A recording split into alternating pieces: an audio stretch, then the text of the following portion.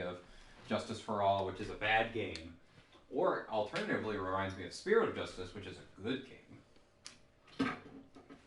Okay. Your perspective. I only have the bad perspective because I have not played the other one you talked about. Yep. Had me. I don't know. Okay, fine. Okay, fine. No, take fuck it. you. No, fuck you. Cops. How do you trial went this morning? What the fuck are you doing? Jesus. How do you think it went? Got a bit crazy in there. I'm gonna fucking choke out a lawyer. Yick! Yick! Yick! Stop it! Yeah, I guess it didn't get out of hand. Mr. Kuno's testimony did nothing to help us. Absolutely nothing. Plus, now we don't know the identity of the waitress who laced the coffee. All we know is what... Oh, sorry, I thought that was Phoenix that time. I'm gonna take Mr. Godot's mug and bash you over the head with it. All we know is what old Mr. Kudo saw, the apron straps and the ribbon. And that the victim was wearing an earpiece when his eardrum was ruptured. Talk about a terrifying case of contradictionitis. Time to play doctor and find ourselves a cure then, huh? Alright. Yeah! We gotta find one for Maggie or she's gonna have a terminal case of guilty.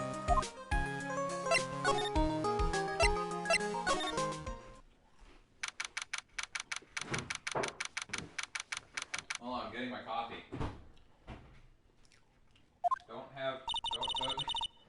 Don't make a person that I voice come on screen.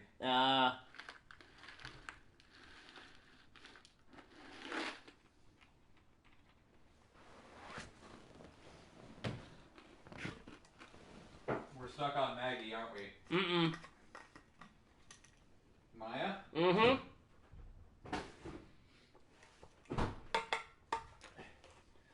Looks like Gumshoe's not... You could have skipped this. Last time I did, you nearly choked me out, so... No, that was for voicing her. Never mind that. What's going on? It feels different in here somehow. You think? Yeah, everyone seems to be on edge. How's you? That's not Gumshoe. No, that's you.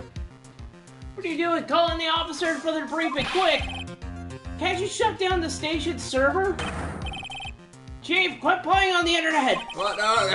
But my email pen pal Lead Anne's princess! The what that says?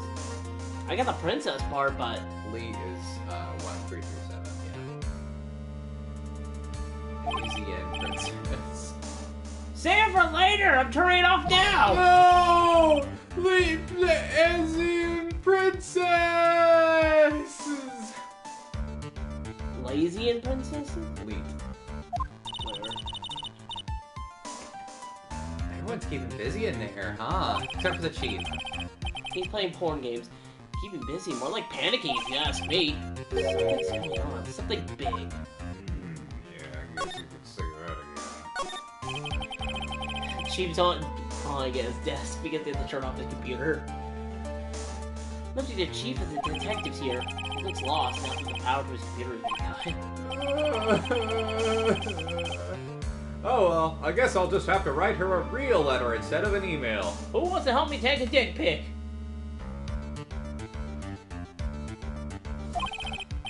Not now, Chief. You can write her reports. Just a suggestion. Dear Asian princess, how are you? I'm okay. How was the show last night? Speaking of show, here are my nuts. Wow, what an awesome job. Maybe I should send in my resume and become chief. That's why Maya isn't in Ace Attorney 4 and 5. What? Hey, that's the police mascot, isn't it? It's so cute. That's a blue badger. It was my idea. I made it, and now it's the national symbol of the police.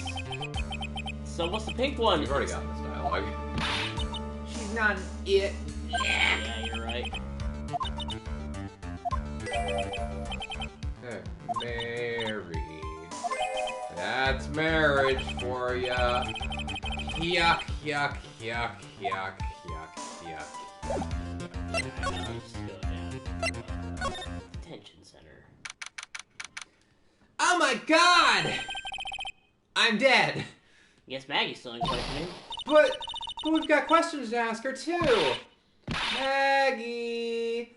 Maggie!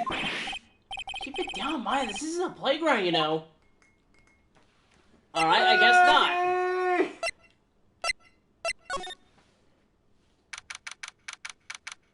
How good's your French accent? Absolutely terrible. We saw it last time. Alright, that's fine. Did you want me to try it? I was gonna... Because I do like the stereotypical like scrunching of the voice whenever I do it. Don't worry about it then. Empty as usual. Yeah, it's lunchtime too. I don't want to know what the context is for this. That's it. Come on, come on, come on. Hey, that sounds like... That's not the... No. How'd you like my French accent, pal? No, just call it 8, pal. Come on, I know you can. He's getting really worked up about something. No! That's the wrong number! Looks like an 8 would have only netted me $5 anyway. What a rip-off! What's the problem? You? Oh, it's you. Yeah. Detective Dick? Yeah, I was just listening to the radio, pal. To the radio?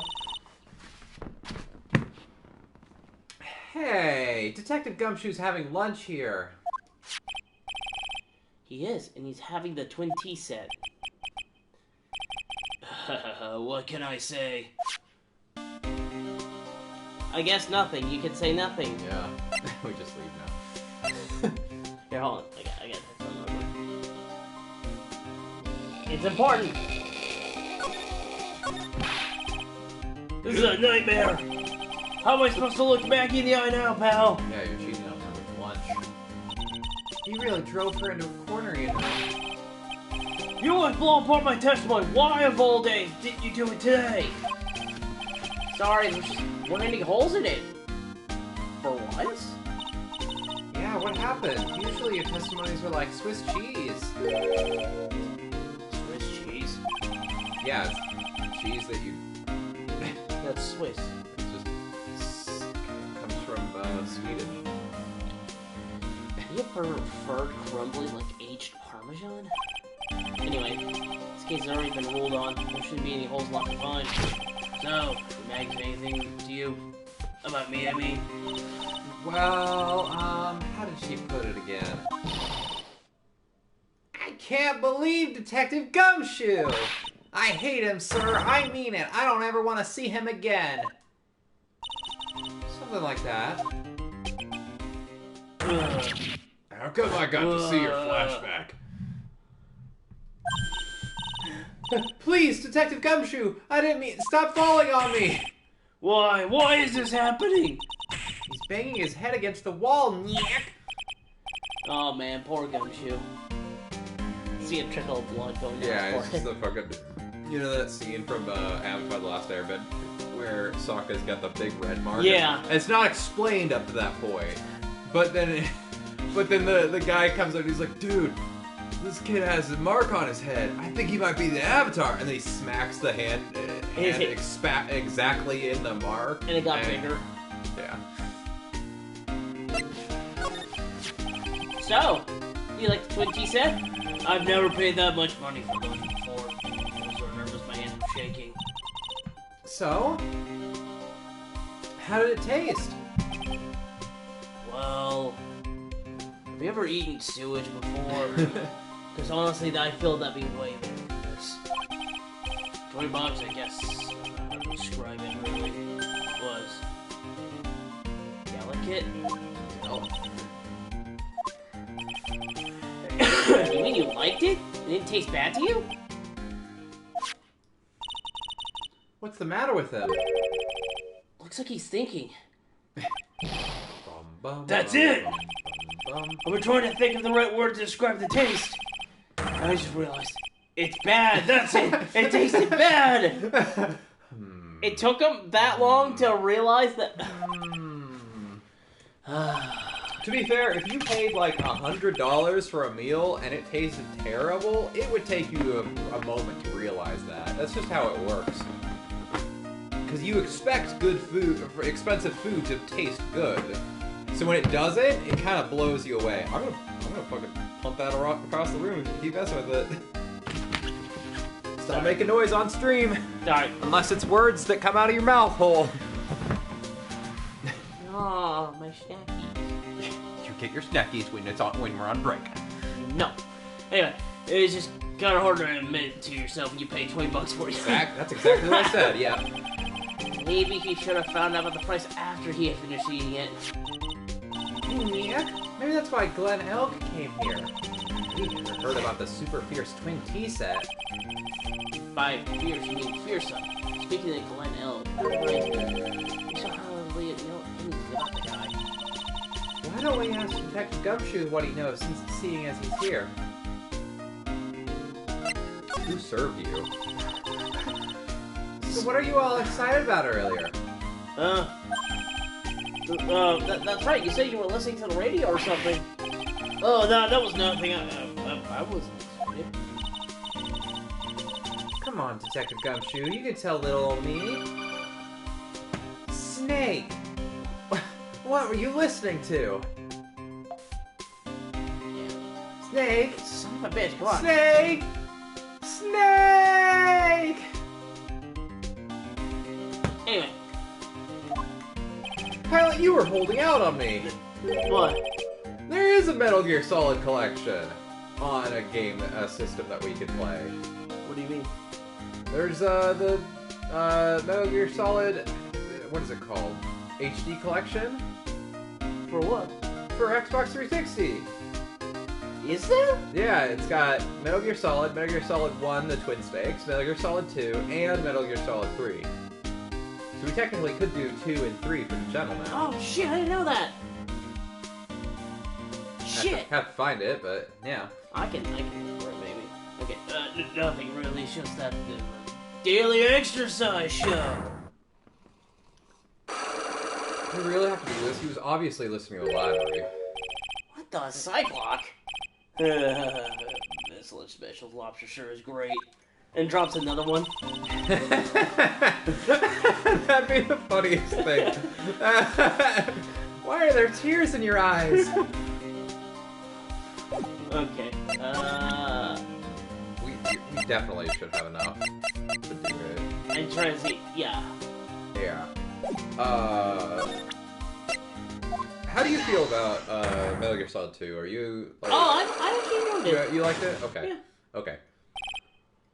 I think of the Solid games, 5 is definitely my least favorite. I'm just kidding. 2 is definitely, like they all looked good gameplay wise. Like I understand. Yeah, but like I haven't played a single one except for Twin Snakes, and that was for the channel. I have yet to play 5 and 3, but I'm more willing to play 3. Like I haven't finished 5, and I have not played 3, but I'm more willing to finish 3 than 5. Yeah, because 3 is the one that everybody says is the best. Yeah. Anyway, alright, Detective Gumshoe, tell me the truth. What were you listening to? No way, pal. Not that you made a big thing out of it. I'm not gonna tell you. Well, now that you care so much, I'm gonna be difficult. We'll see about that, pal. Considering all the noise you were making while we were listening. Look here, what kind of radio program was that? It's related to... Take that! Are bad. I'm right, aren't I? You were listening to the lottery results, weren't you? Thought you tried to win big, just like Glen Elk did. It's like you can see right through me! Huh? I cracked him already? See, pal, that's why I said it was nothing. Cool, very cool, very cool. Lobster now. You don't. Yes, I do. I enjoy lobster. No, you don't. You can't tell my taste buds how to feel.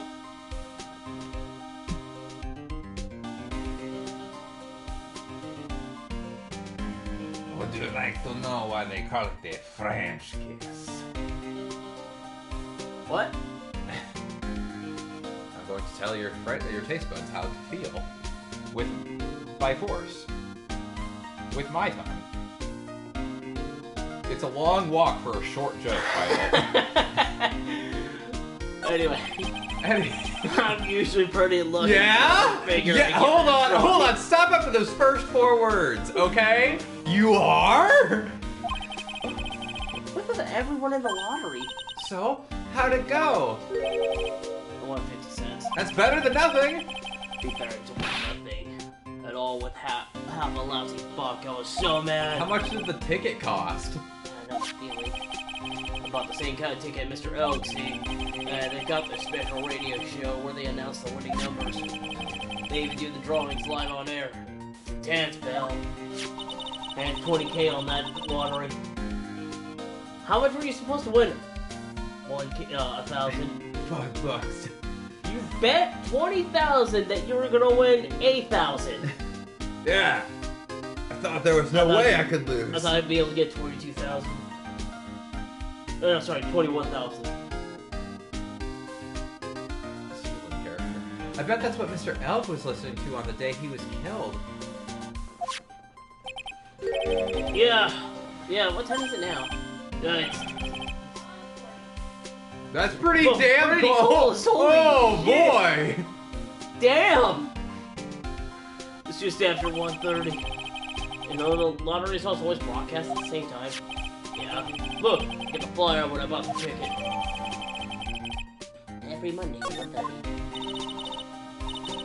Millionaire radio? That sounds cool. I want to try it, Nick. Then buy a ticket, Maya, with your own money. But Nick, I'm jobless and homeless. Sort of. I don't know. My aunt's in prison now, and the only one taking care of the house is my 8-year-old cousin. I don't think I have a home, Nick. Did you just say your 8-year-old cousin is taking care of a whole house? I mean, who else would be? It's not like anybody else lives there. Mom left. Dad left. My sister, my other cousins left. All that's left is Pearl. Just go back there. You just see her fucking losing her mind, talking to people that aren't there.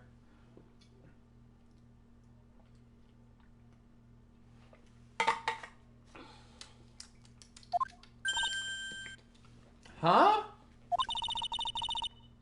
Mr. Armstrong's talking to someone. No, you can do her. I'll be back next month. Oui, naturellement, I'll be waiting for you. If you haven't got it by then,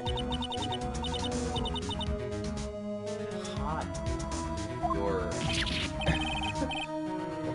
No, I will have everything ready, I promise. I love firing now. I love the way it crackles. No, stop it, I beg you. Then don't let me down. I'll be watching you. No, this is not necessary. You can trust me, mademoiselle. Talk to anyone, and I'll drive a knife right through their heart. Oh no, you do not have to worry. You know, you way too far too much. This is the oil of sandalwood. I do love raw meat from time to time. What? Ah! I'm sorry. I think essential oils are nothing but bullshit. I'll be taking my leave. Goodbye. For now. I'm out ski, pussy boy. I love la shivers. I must rub some of my oil all over my body before I become the nervous wreck. What? There. Oh, oui. Just starts rubbing his nipples Ah! furiously. Oh, that feels so good! Shut the fuck up! Ah, God, my eyes! Where's the bleach? Maya, we should leave now. Why? What's in there? Oh la la! Excusez-moi, monsieur. He just like slowly keeps going. My eyes! My eyes! Your eyes, if you have trouble with your eyes, you need this, the oil of sandalwood. Kid, I am not rubbing my eyes with the same shit you rubbed on your body. Don't worry, I will rub you for you. Isn't this just the leftovers of what you were using?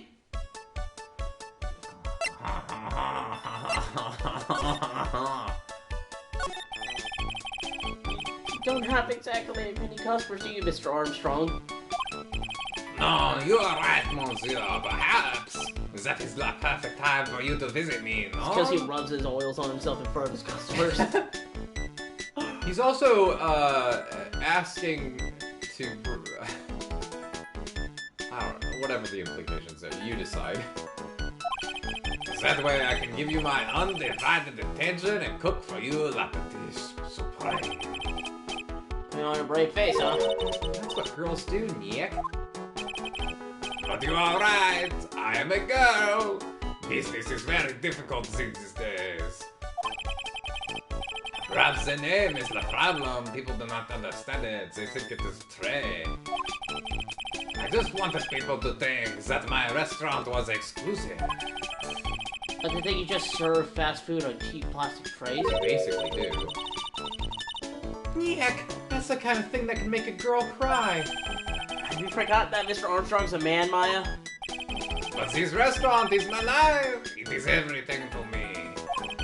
I will defend it to life and life. Well, no one will take it from me. Except for that woman who's planning on either setting it on fire or ripping out your heart with a knife and eating it. She just likes raw She's meat. very hard to get. Yikes.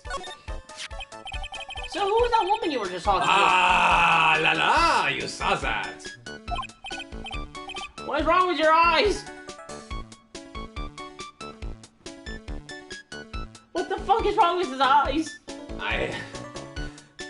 I got the, how you say, Sharingan from Naruto, and I like How it. you say the rabies? I don't know enough about rabies to tell you're wrong. I like the Sharingan, and I liked it so much that I got the second one.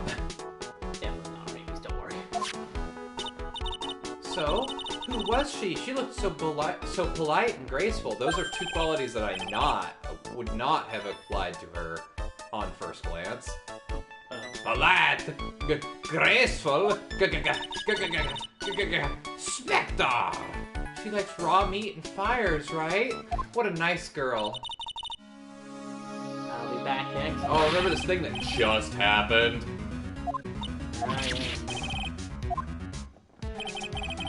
I think about it. Hey, Maya, I think it's very clear what kind of conversation they were having.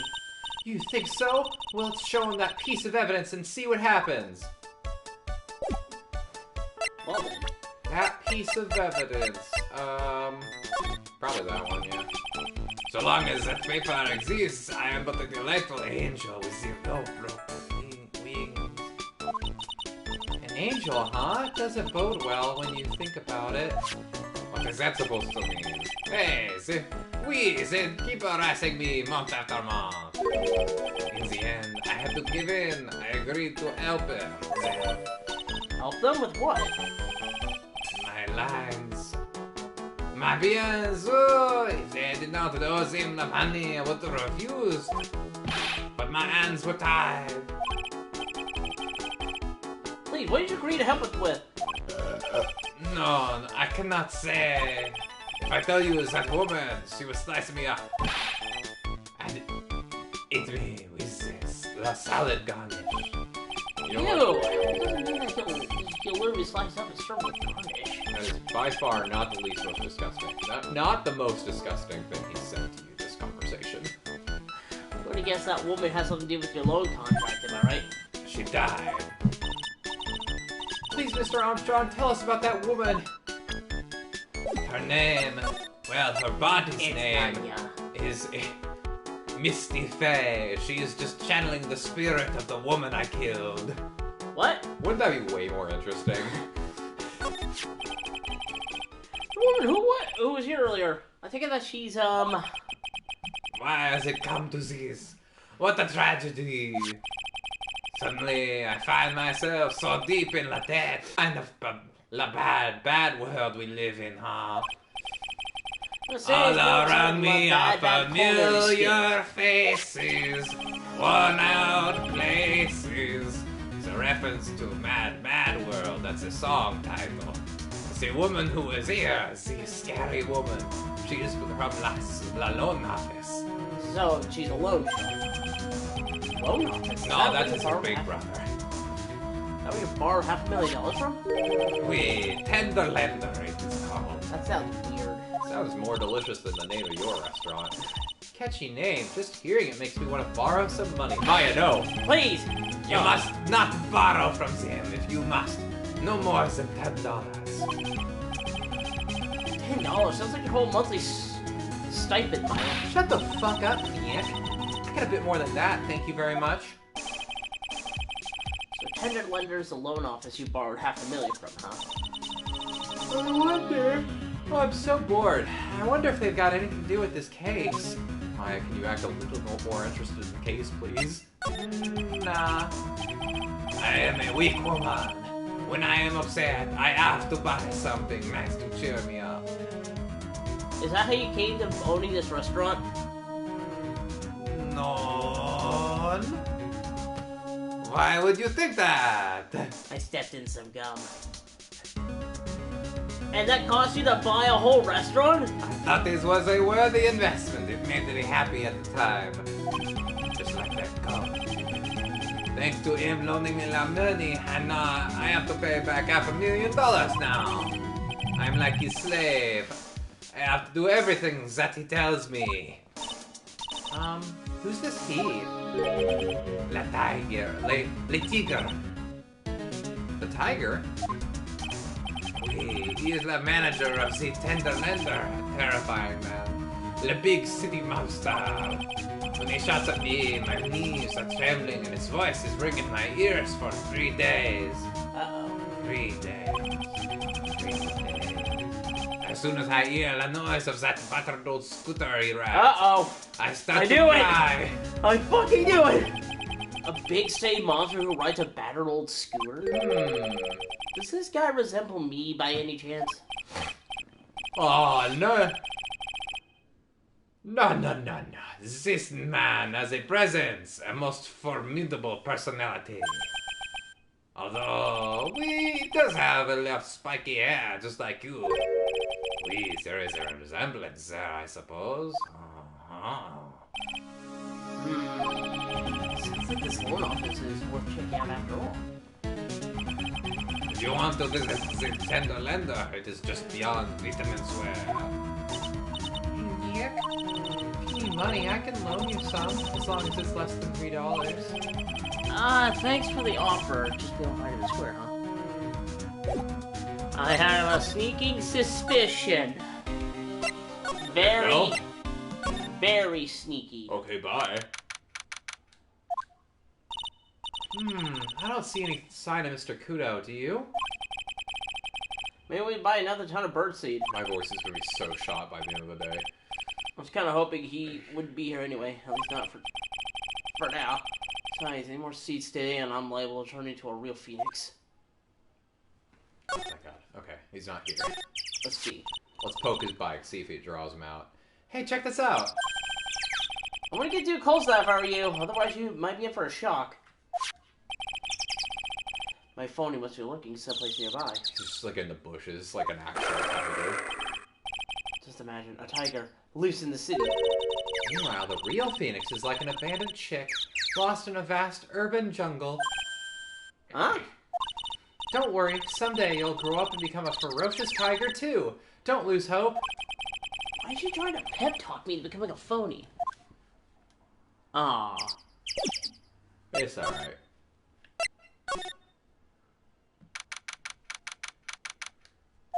B. This place gives off really strange vibe, doesn't it? Looks like the tiger is in his lair. And that is, as they say, a very good thing. That's you. Welcome. Well, talk about a creepy voice that makes your soul want to shrivel up and die. A very creepy voice. Oh. Good job, Tyler. You're here to discuss alone? No, not exactly. So, is that the opposite of Maya, then? Oh, God. She doesn't channel dead people. She is dead, and she channels living people. The manager is always at the moment. Yeah, always at the moment. Is away at the moment. Wait quietly. Please. Or else... She's gone. Just like that. I am. I guess we'll just have to come back another time. This is the perfect opportunity, Nick. This place reeks of suspicion. Come on, Nick. Let's take a look around, okay? And take everything that isn't nailed down. Do you think it'd be okay? Of course. No one will ever... Coffee.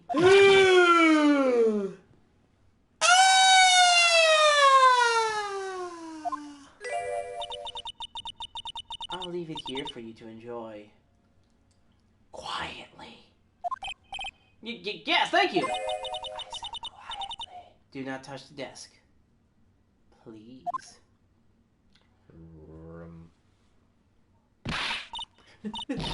Nick, let's get out of here! Ah, she wants to get out of here? Oh, what do you want to get out of here now? Did you see that bitch? She phased through the wall. There's a CD player on the desk, but the desk is so loud.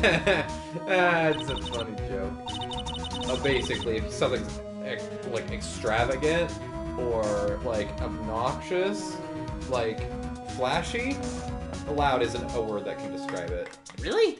Yeah. That's weird. Yeah, you never heard that? Mm-mm. The lid's open. I wonder what kind of music the tiger's into. Maybe it's Morse code. No, I can think of one. That's stupid. I can think of one. Bam, bam, bam, down. You get Eye of the Tiger? Oh, you should have gone like bam, bam, bam, bam. Oh, sorry. Have you finished the coffee? Ah!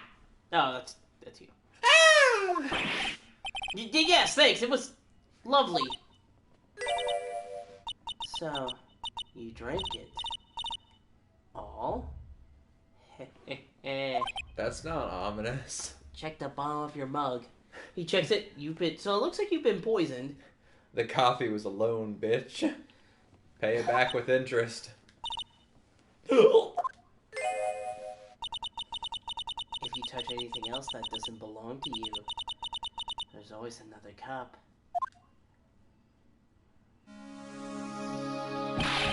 It was like something. I'm almost sure of it. My stomach, it's killing me. Oh wait, maybe it was just the burger I ate for breakfast. Maybe it was the 12 burgers I ate for breakfast. You know, a baker's dozen. No, that's 13. Ah, shit, I knew I was forgetting something. She just pulls out another burger from, like, behind her ear. Did you know the French word for bread is pain?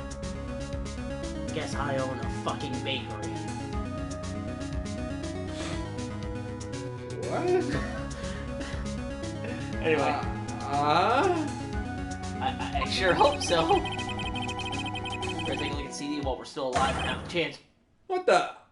What the? What the? What? It's not the Rocco soundtrack, is it? Rocco? Claw of the Tiger. Rocco. It's a play on the band that does Eye of the Tiger. What's the band? Well, shouldn't it be obvious? No. No? No? I can't remember. It's Queen, isn't it? No, it's not Queen. Oh, that was Queen. What the fuck? And this is curious now. This has piqued my curiosity. I'll continue with the game then. Oh, Survivor? Yeah, Rocco. Oh. Don't worry about it. Okay. It's a demo CD. Oh, that's weird. The artist's name has been handwritten on the disc in pen. MC Bomber. What? This must be the CD Maggie told us about. This is definitely one of those cases where it feels like they were limited by it having to be stretched out. This feels like a case that you could have done in one day, but they had to stretch it out. Let's listen to it. I bet it's heavy metal. Oh. I bet it's heavy metal. No way, that woman will make us drink more coffee if we do. Oh no, what a fucking problem. I mean, coffee tastes like ass. Let me get more coffee. Sample disc. Oh, wait, whoops. Oh god, I gotta do all this again.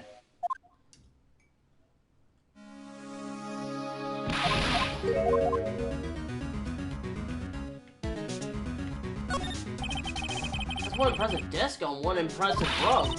It's solid gold, Nick. Gold. Just look at that shine. Only real gold shines like that. Would you really want such a shiny disc though? Yeah. I don't know. What he said because I can't read it. Well, it's always like to sit at a solid gold desk. Wow, I'm completely dazzled. That's because it's completely dazzling. I can see up my nose in a reflection. That's gotta be really distracting. So the desk isn't practical. No surprise there.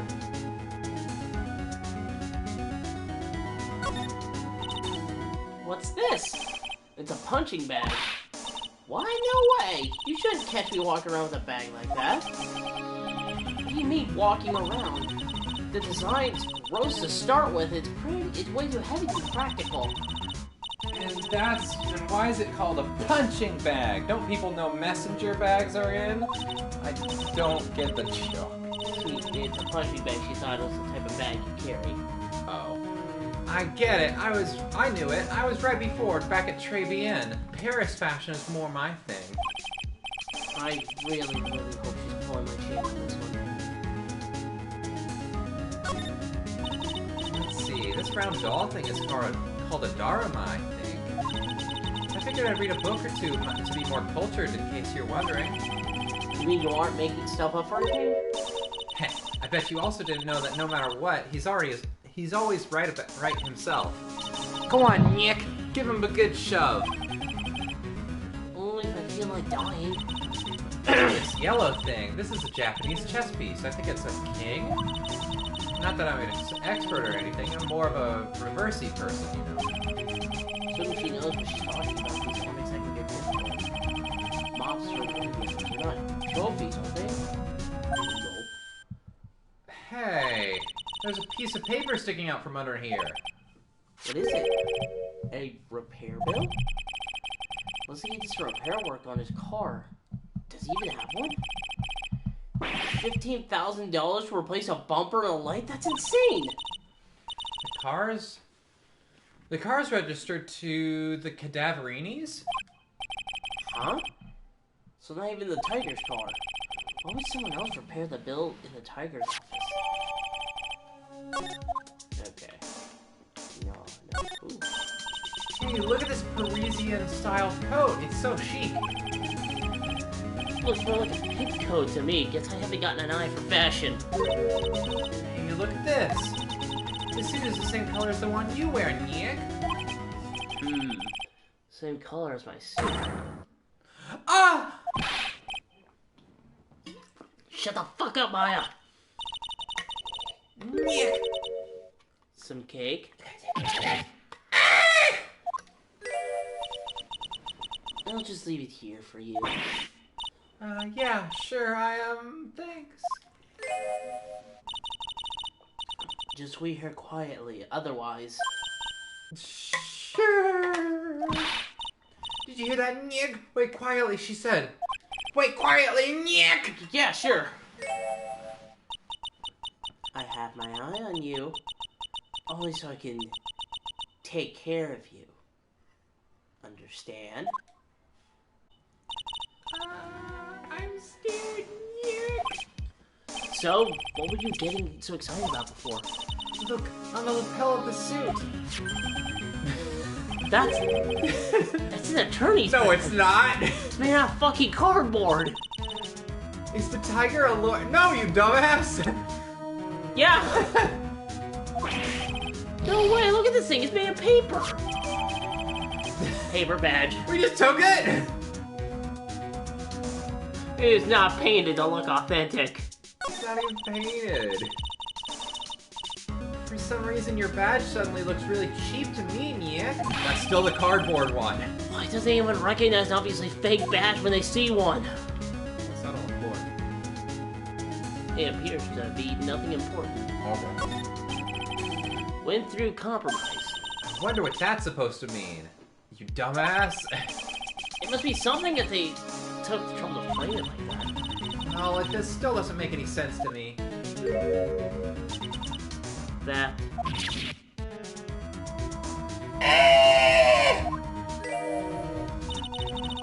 That's Tender Lender's guiding principle. Oh? Compromise the customer to win. Oh, I see. How about you, Nick? Yeah, well, as long as we don't have to compromise my hair, I'd say we're okay. Once slowly no business owner should ever explain to the customers.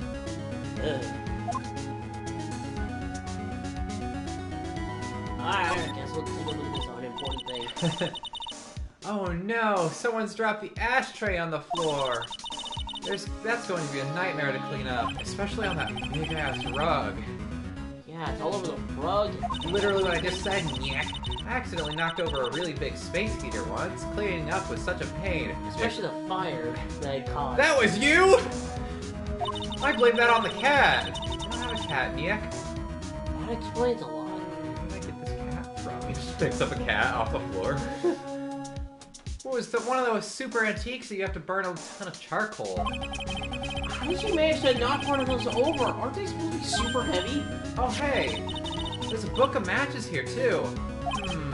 Matches, huh? Please don't give those out much nowadays. Hey, wait a second! Hey, wait a second, what Shut is the it? fuck up! Sorry, I just thought I would have some fun by doing your lines for once, Nick. Look, what's printed on the cover that It says Trey Bien.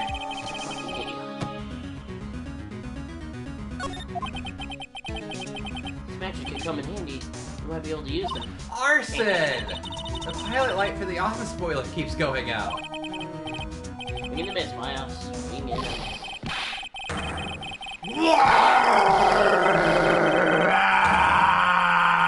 Still going. Ah! R. Ah! Come out from under the desk, Maya. What are you two snooping around my snooping as usual, eh, Sonic the Hedgehog? Around in my office for? Nothing, we're just... Ah, my precious carpet. You's got ass on my rug. You's gonna wish your ugly feet never came through my door. It wasn't us, it was only like... You's wanna argue with me? Is that what you wanna do? You think yous can take me on? I'm gonna flatten yous two into pancakes and turn yous into my new rugs. Ah! Again! Oh? Don't Tiger. No. Don Tiger, sorry. Don Tigre. Don Tigre.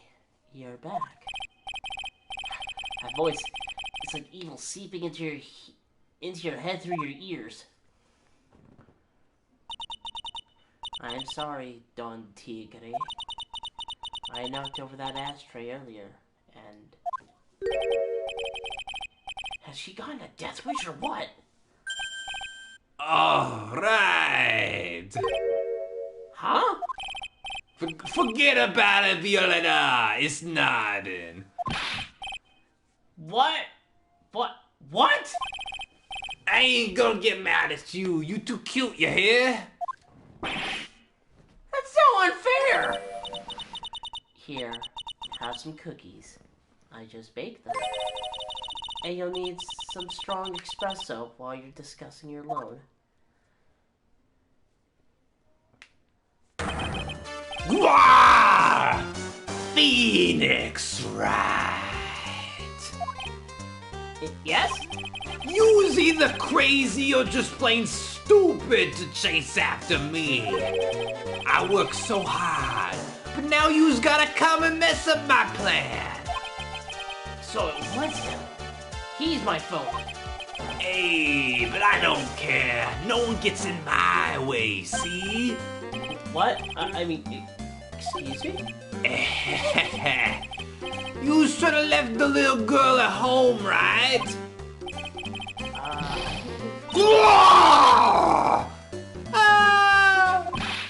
No questions. This is the last time we meet, eh?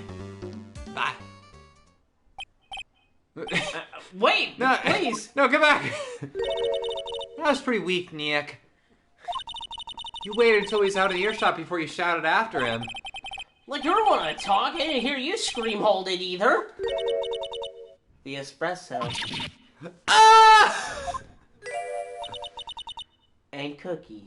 I don't mind if I do. So it's definitely not good for my heart.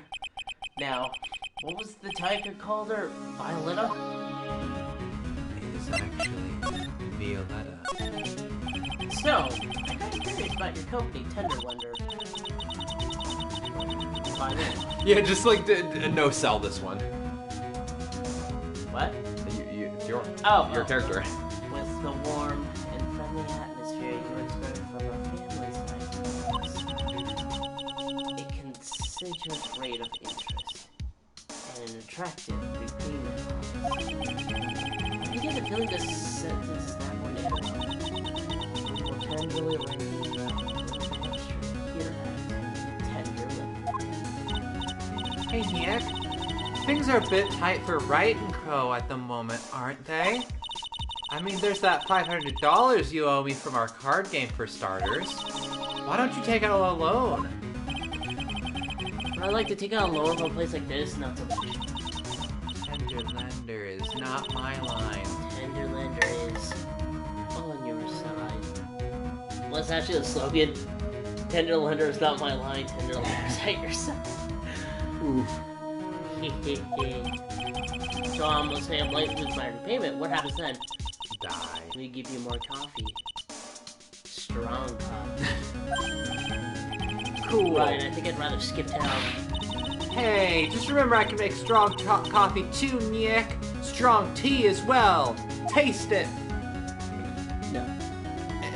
Really work so hard on it. So, do you know about the incident we're investigating? What incident? Well, a man was poisoned in a restaurant just near here. That incident. Let me see. I was here that day. The manager. The manager being the tiger. Furio Tigre. Furio? Tigre? So that's where the tiger thing comes from. Ginny Hop's got a real name! Nick! Hurry up and find more about him! I'm dying! Maya, stop. Can I ask you about the tiger? I mean, Mr. Tigre. Cookie? Sure? How do you like my cookies? I make them myself.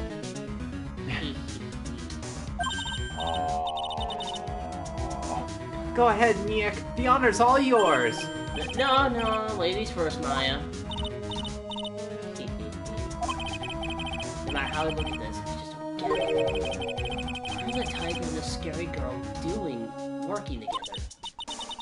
We are lovers.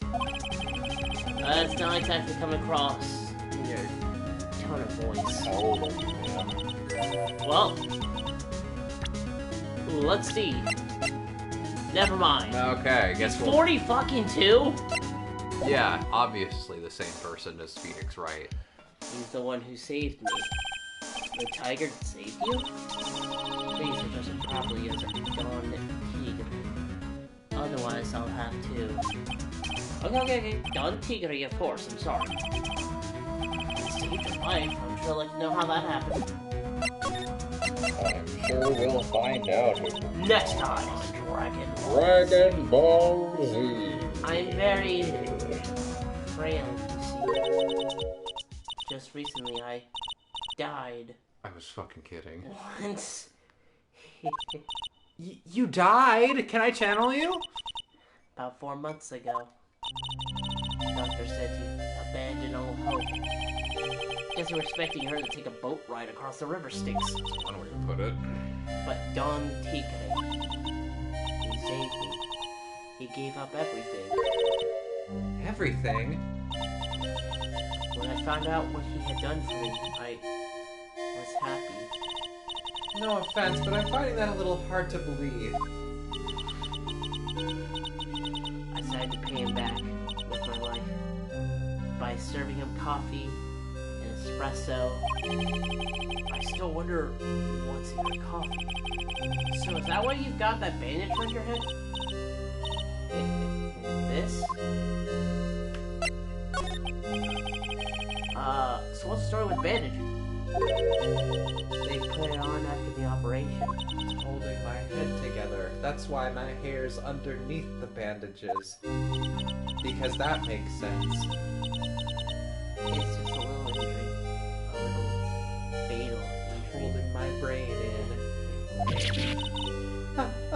A fatal energy. What the fuck? Injury? Are you okay? Maya stonk! Maya suffered a stonk! Maya just suffered one herself at the sound of it. Fia May has suffered a stonk! So, what's this injury you were talking about before when you say you had died once? Uh-oh. She's lying about nothing. Oh, Holy God. shit. Oh, God. Not again. She really creeps me out, Nick. Same here, but we gotta find out the truth. Alright, let's... Well, I'm sure there's nothing down here. Fuck you. Why? Fuck me yourself, coward. Okay. You said the bandage around your head was from an operation? You also said you suffered a fatal injury to the head, correct? Yes. The operation was very...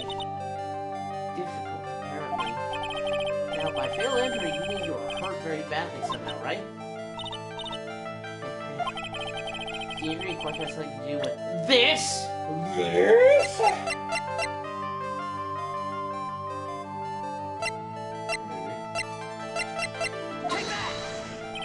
Scooter. Donuts? Huh? I'm baking myself homemade donuts. Have one. What's inside? Jam and... sorry, I didn't quite catch that. Thanks or no thanks, jam. How did you get the semen, Viola?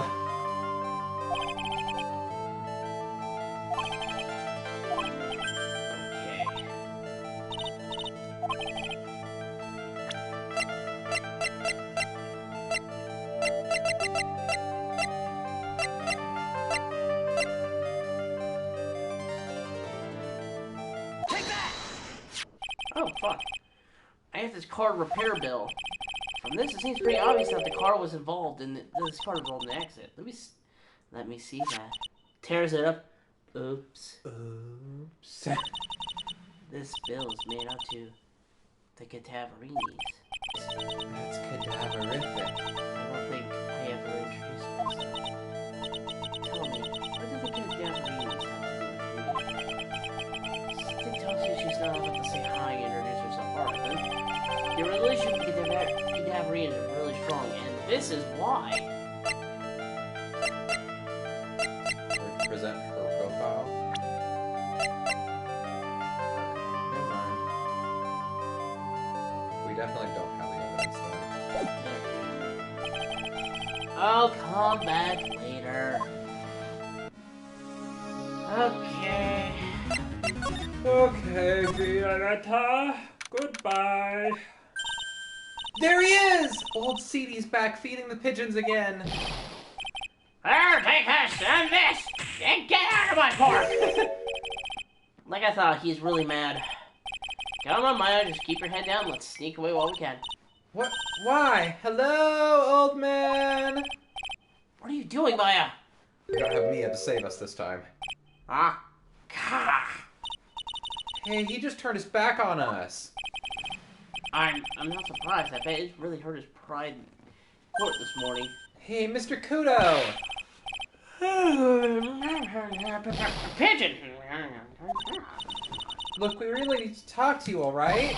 Out with a demon! Out with a demon! Ow, ow, ow, ow, ow, ow! Seeds, shell splitters, painful. Pocket seeds! Yeah. I always knew you were a demon, Maya.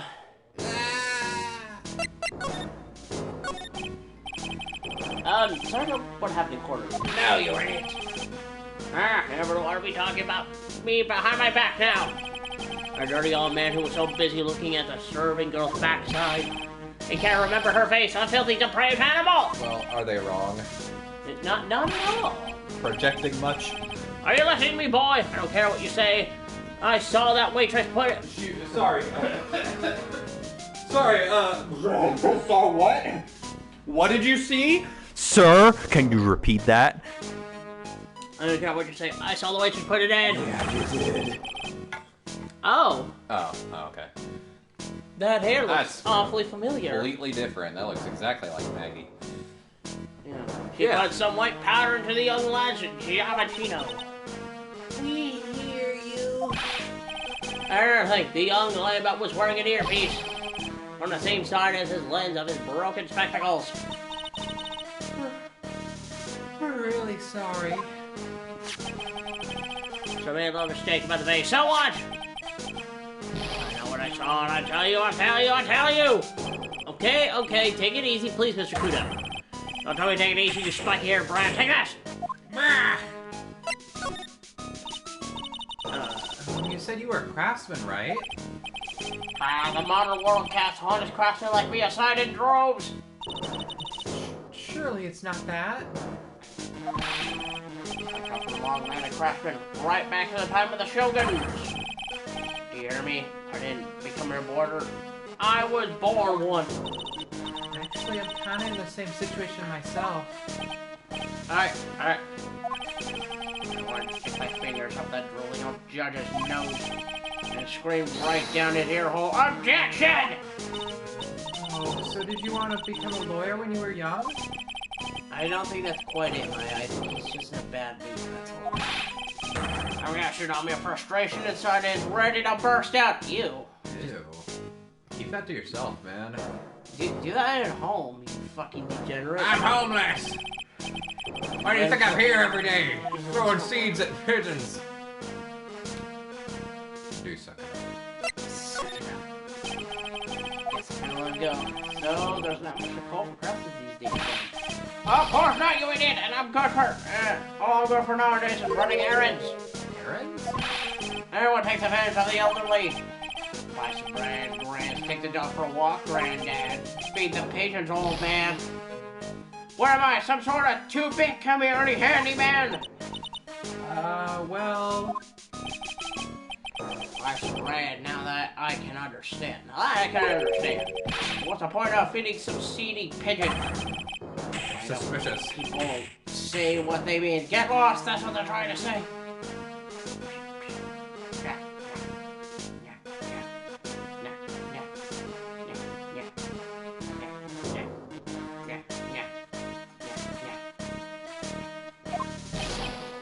Ah, yes, just an incubator. At home, at that restaurant. I'm just getting away, don't I? I'm sure you don't. Wait a minute. What did you just say? At home at that restaurant? Hold up. By restaurant, you're talking about Tribulations? Did you get asked to run an errand there too? Yes, I did. That very day that young brat was poisoned. What? So on the day of the incident that you were... What were you asked to do? Well, you asked, boy, because I'll tell you what I was asked to do. All of a sudden, that young lad slipped over his table. The server go collapsed. I broke that vase. It all happened so fast, I was in a bit of a daze. Then the owner chattered over to me. Excusez-moi, you, call up, please. Call them yourself, I should have said back. But I didn't think of it at the time. So did you end up calling the police? No, I kind of went back over here, so I throwing more seeds and pigeons. Like I said, I was in a bit of a daze. Did you call them on your cell phone? What's a cell phone? I don't like I have one of those newfangled thingamajigs. No, we're not looking for a payphone, of course. Took me a while because it's 2021. You been looking for one? I couldn't phone right away, you know. Wandered around for 5 minutes. 5 minutes? That's like 5 times as long as a minute. Like holding his temple. My, So for 5 minutes after the incident happened, yes sir, no one will have to pass me out on his own. Why didn't you mention this in the court this morning? I tried to. Oh, I wonder if he had given me the chance. But you bullied me out of the courtroom. Yeah.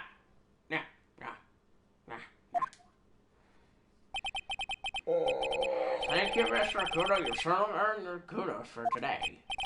Wait a minute. That's good. There's more. I've got more to say. Okay, yes, I remember something else.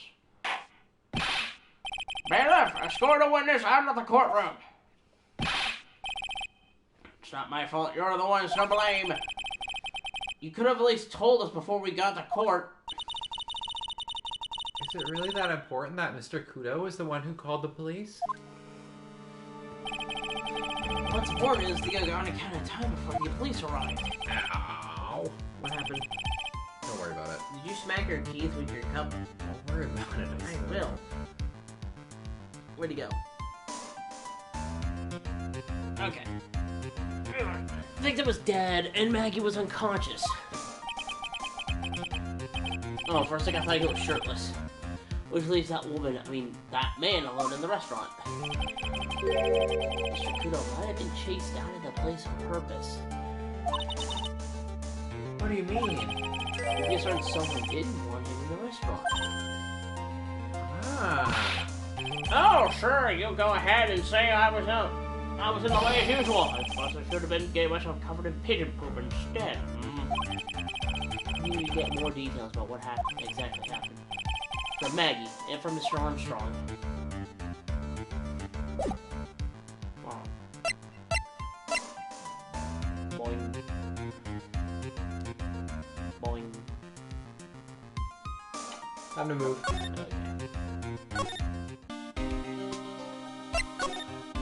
I think I work here now, pal. Somehow I'm getting paid more than my job as a cop. Looks like Mr. Armstrong's out again. But the place is open for business. You can't have an open restaurant without a chef. Hey, I've been waiting for a meal for like 2 hours. Can I get one? Oh, hey, pal. What are you doing in the kitchen? You work here? I do, Mr. Gumshoe. Well, that explains a lot. It's not my fault, Nick. Don't take it out on me. Only a couple of minutes after the incident happened, Mr. Kudo left the scene, leaving Mr. Armstrong here alone. Ugh, missing what we need to take him. Missing when we need to talk to him the most. Wow. Maybe he's trying to avoid us on purpose? He did steal our Magatama. Hey, pal. Nice seeing you get... Oh, okay, bye.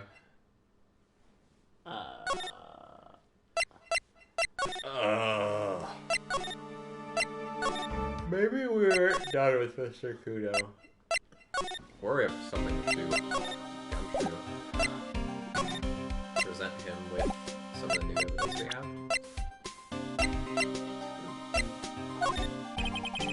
What do you think about this? I don't think at all, pal.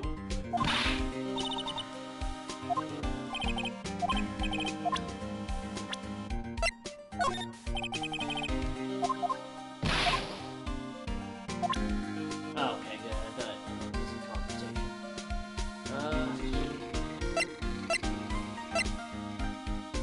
Wait a minute. Oh, fuck, wrong one.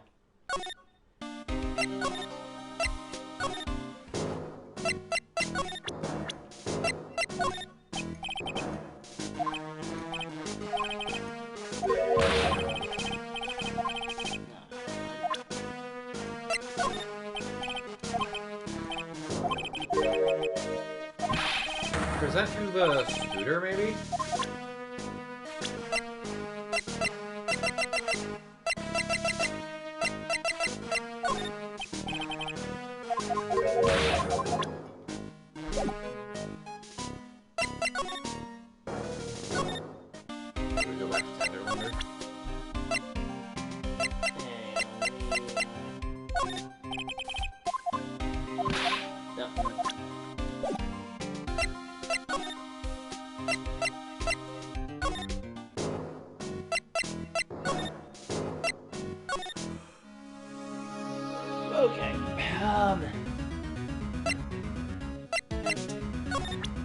I guess we weren't done with it then.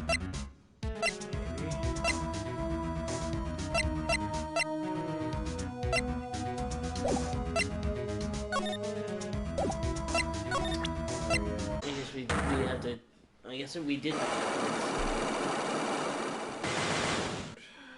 We don't? We should not. I'm struggling to think what to do. We probably have to show someone's profile. Or some of the mountain of evidence. I'll show a profile to Gumshoe, maybe he'll know.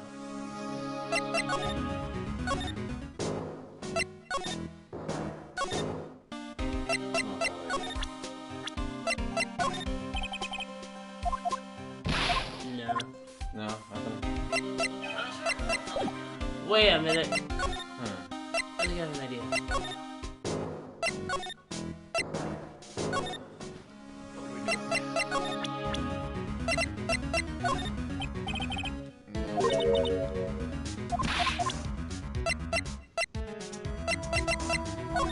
Oh, hold on. Maybe... Oh, wait a minute.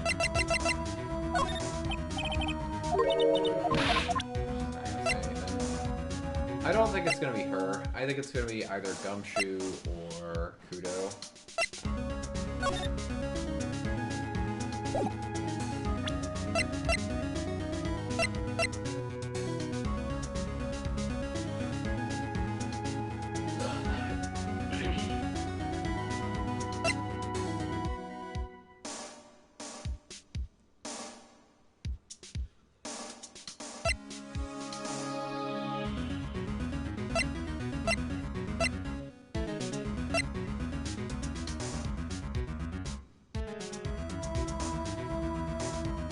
Go back to Gumshoe. Present the victim's profile to him. Yeah, I think I got stuck on this part too. This guy was a real programming genius. They called him the walking computer at the place where he worked. What happens when he crashes though? Does he just stop moving all of a sudden? Well, he died, so... He wasn't literally a computer, Maya. I'm an idiot. Anyway, there's nothing between Maggie and the victim. Yeah, that's what we found out yesterday, too. Hey, Detective Gumshoe, don't you have any information that's a bit more fun? This is a murder investigation. Yeah, what the fuck is wrong with you? Oh, I know. So, have you paid a visit to where Mr. L. worked yet? You might as well. His workplace? Where's that? A computer firm called Blue Screens Inc. or something like that. This was made like a console generation later. It'd probably be Red Ring Studios. Blue Screens? Blue screen is when your computer crashes. Red Ring is a reference to the 360 crashing. Yeah, no, I got the Red Ring of Death, yeah. Are you sure? Yeah. Yeah, positive. Yeah. Sounds like a real stable company. This should be fun. Nyek. Let's go. Computers aren't really my thing, Maya. We'll be fine. I know all about that high-tech stuff. I wonder about that. Just around the corner from this joint, you should take a look. Oh man, we passed it like 5 times. A computer firm called Blue Screens Inc. Well, I'm gonna head back to the precinct now. Got a big meeting starting in a minute. About Maggie's case, you mean? No, it's pretty much wrapped up now. There's another big case going on at the moment, so she's been pushed aside. Oh, okay. Well, see you later then. Bye.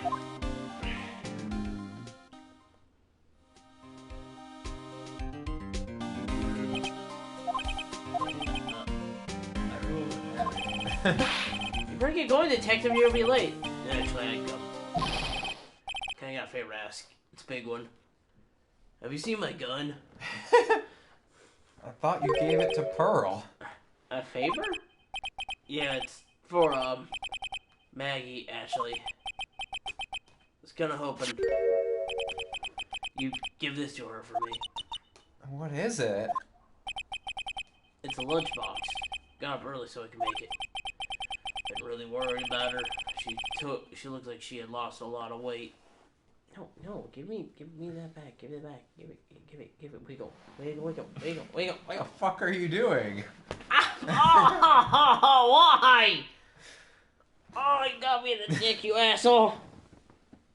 Oh, that hurts. I'm sorry for hitting you in the dick.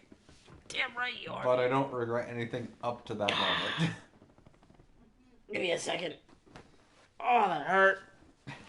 Oh, that was a cool moment. Let's see that on the instant replay. Whoopee!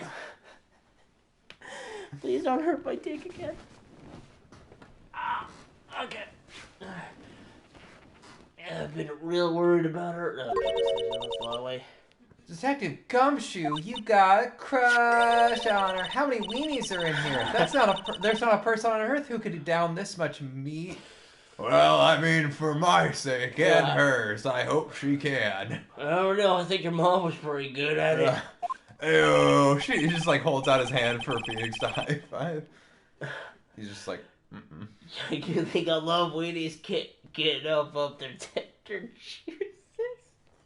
Say it again, pilot. Do it one more time. I can't get enough of their tender juices. Good.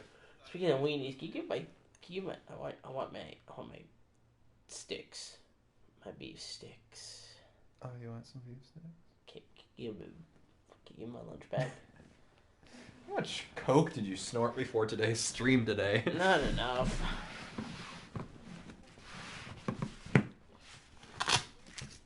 Unlocking. How the fuck does this thing open? You're pulling the thing. There you go. Fanta. And airheads. Beef sticks. I love the meat. Give me a blue raspberry or watermelon. Or both. I don't care. I'm not picky. No, don't put it in there. I need it. Candy. Have some Tic Tacs, pilot. Is this hot sauce? Uh-huh. Why do you have a bottle of sriracha? What are you gonna put it on? Anything I fucking want. What do you do? What do you do that requires you to carry around a bottle of sriracha with you to use when you need it? Let's ask questions we don't want answers to. I guess I don't want the answer to that question. Anyway, Gumshoe likes their tender juiciness. So we give it to her. Took me ages to make, so please say you will, pal. Meanies aren't that hard to make. Can't exactly say no, can It I? only takes like 9 months. Giving them Mary. And some RNG manipulation. Maybe I'll eat it myself if I get hungry. Just like fucking smacks her. If you do that, I will fucking shoot you. I swear to God. Where the hell is my gun again? Don't forget to get count on you to give that to Maggie. It's gonna come back. He's finally gone. Nope.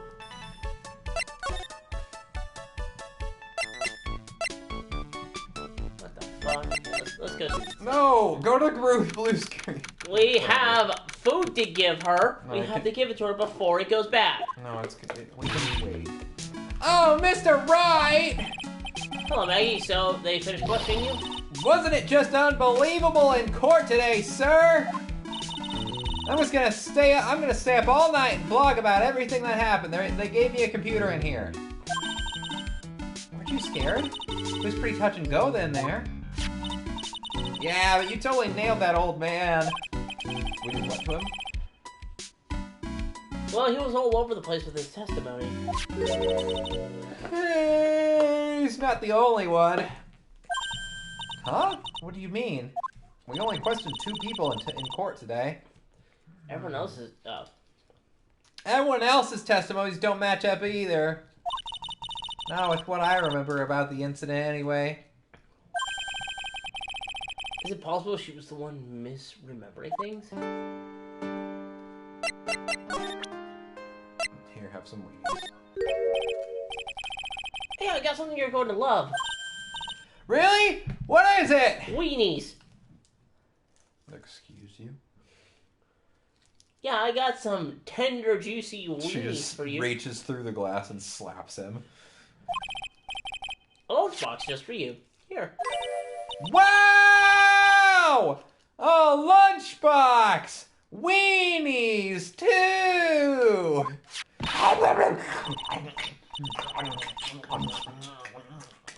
Oh, fuck yeah. God, I love wieners. What? I can't believe it. Thank you, sir. Did you make this just for me, Mr. Wright? Nah, it was Detective Gumshoe. Who else would make such a nice lunchbox for you? Detective Gumshoe? I stole his gun so I could shoot him with it the next time I see him. It's looping the joke around. He's really worried about you. Looks like he put a lot of effort in making this, too. I don't want it anymore. I can't accept it. Detention center rules. No gifts allowed, sir. Actually, we're kind of okay with that. We let her use the internet for it. She just vomits the weenies up on the floor. Hey, come on, Maggie. Don't be like that. Come on, I just... Oh, fucking come on, man. The rules are the rules. They'll lock you up if you break them.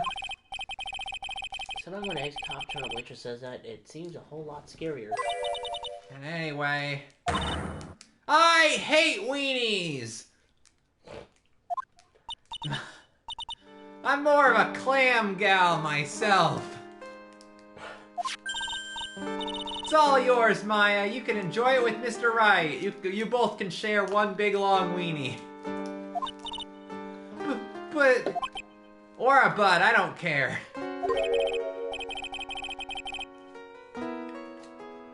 She's right. It's better than letting it go to waste.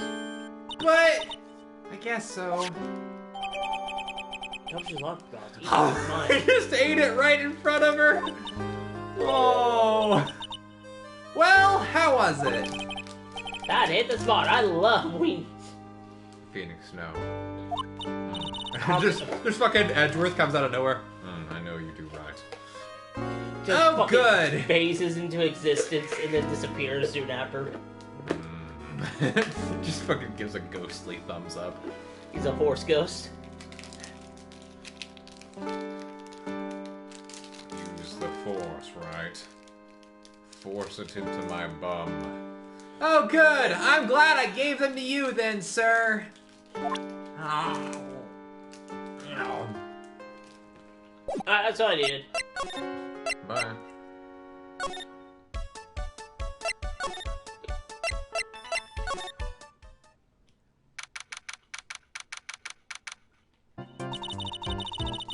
Wow.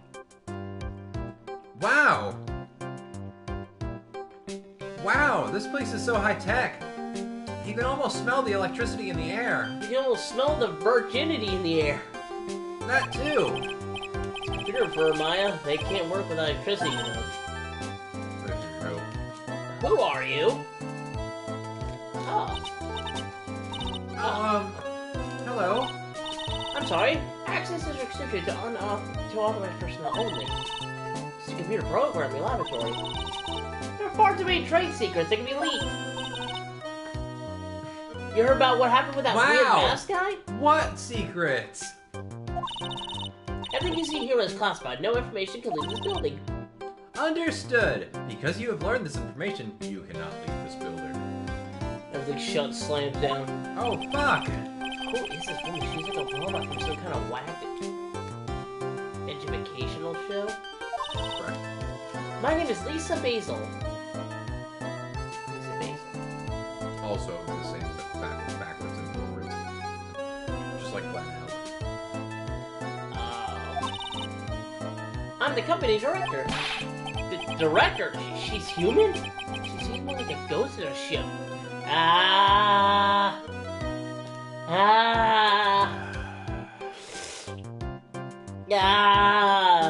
I get it. You card, you Capcom, you fucking card.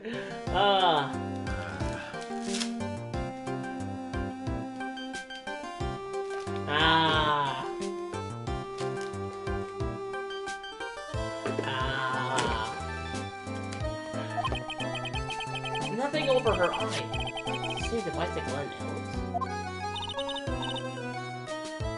That's a DMH, right? I know that for some reason. Nice try, but it's the other way around. It's HMD. All my programmers here at Blue Springs Inc. are supplied with HMDs. No, wait. Hold on. You need to make her more customer servicey. Okay? Alright then. Alright. Then do you write programs too? Nope. I just enjoy wearing this. Is that better? Perfect. They are pretty cool. I wouldn't mind one. Well, too bad! So what exactly is this bird business? I will try to simplify it so you can understand. We analyze the data management systems required by certain branches of industry, and then deliver an optimal operating system and source-level components to them. I'm from 2003. I don't know what any of that means. You lost me at the quarter of analyze and management. It doesn't matter, they'll analyze stuff. You got that much right. The software we produce is distributed on CDs. This is the Steam libraries. They produce software. Or actually, they don't produce software, they just sell it.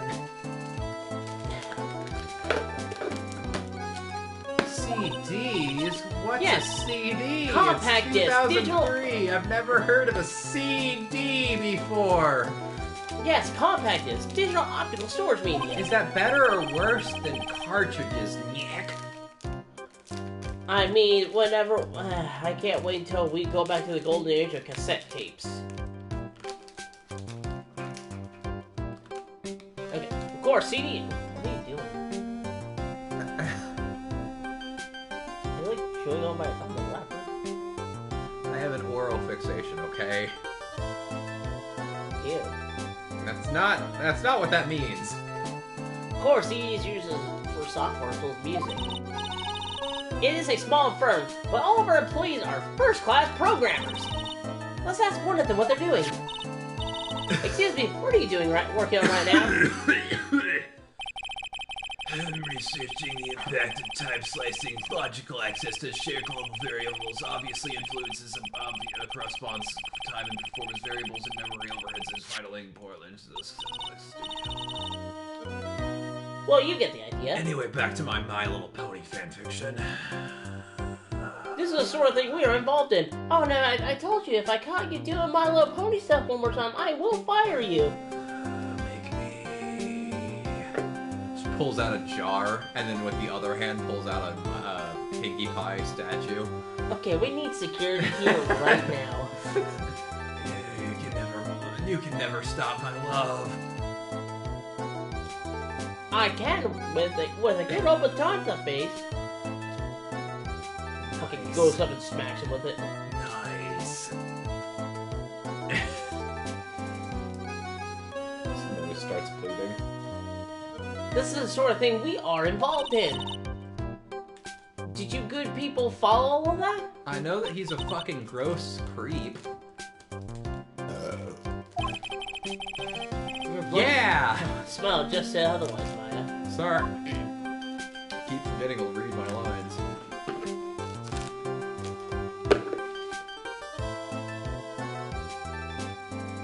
Why, thank you!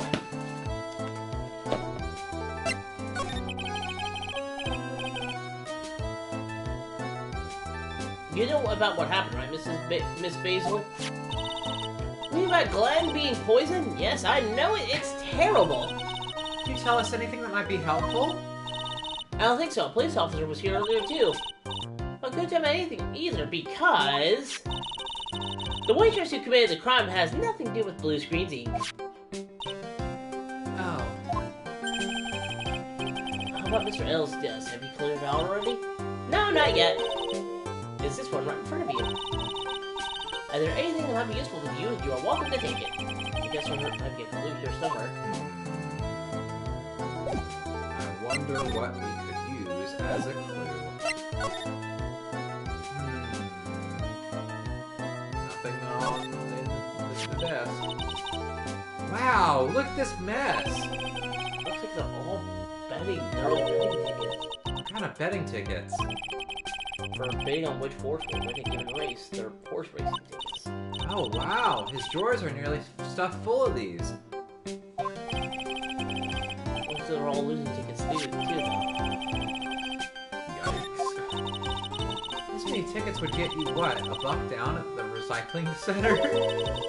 But I didn't know you were so hard up that you try to profit from the dead, Nick. Just taking them as evidence, Maya. We'll sell them later.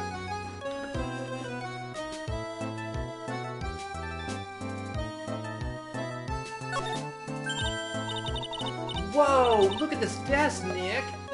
What a mess! Looks pretty average to me. But you can't get any work done with everything all over the place like this. I think real whiz kids can work under any condition, you know.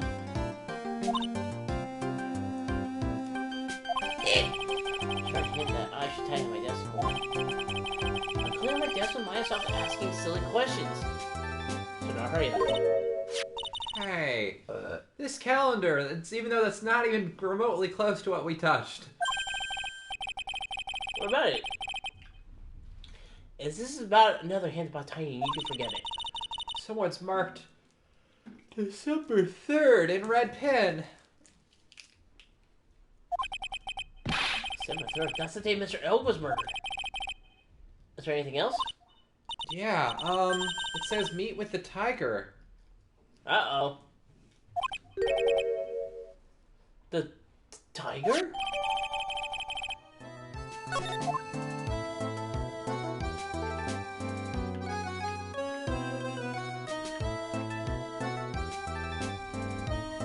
Before we leave, present the victim's profile. He's really pounding that keyboard, isn't he? Pinkie Pie! Pinkie Pie! Wow, I bet that's where the pro and programmer comes from, huh? Guess I shouldn't be resting on my laurels. Gotta expand my skill set and all that. Yeah, that's a good idea. Maybe I could become old Seedy's apprentice. And what about your speed medium training? What about it, Nick? You both know I'm no good at that. Hey, look, Nick! It's a supercomputer! This is to go even further beyond a supercomputer. Ah! She just like starts glowing and has golden hair. Looks like it's really smart and wise, doesn't it? Computers are only as smart as a human who uses them, Maya. That explains why we don't use the computer in our office. You work there too, Maya. Yeah, but at least I'm... Please don't argue about something that's so trivial. Dude. Otherwise, the company will laugh at you. She said she'd laugh at us, Nick. She's a human, Maya, not a computer.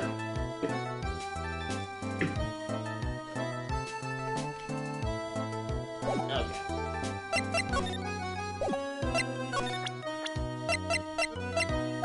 I present this guy's profile to everybody. What about Mr. L? Bing! He was a top programmer. I can't even say he was a genius. You could. But he did suffer from 1 or 2 bugs in his personality.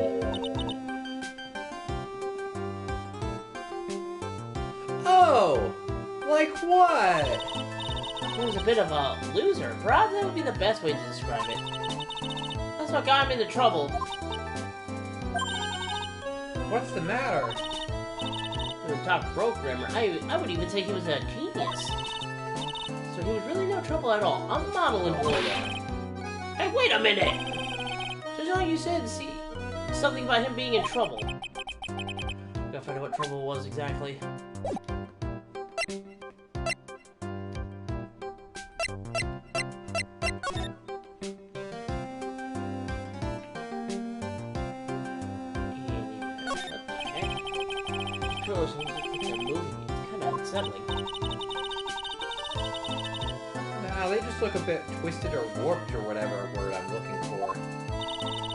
Besides, office was designed with a futuristic feel in mind.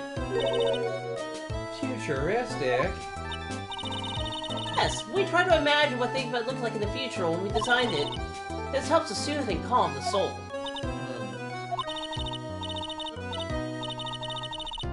On second thought, I agree with you, Nick. This place is really unsettling.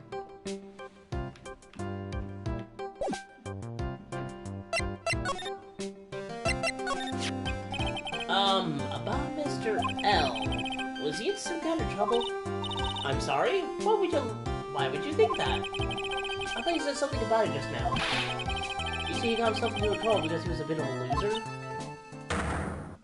Uh-oh.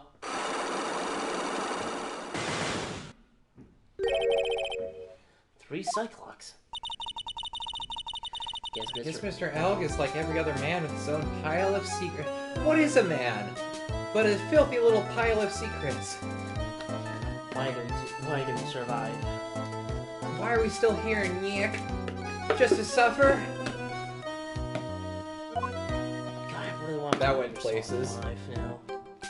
Don't worry, when we're done with this game, which actually shouldn't be too long, we're going right back to Persona 5. I said Metal Gear Solid 5. Oh, Metal Gear Solid 5. Never mind. Shut up, Nick. Take that! We don't have enough evidence. Oh, we don't.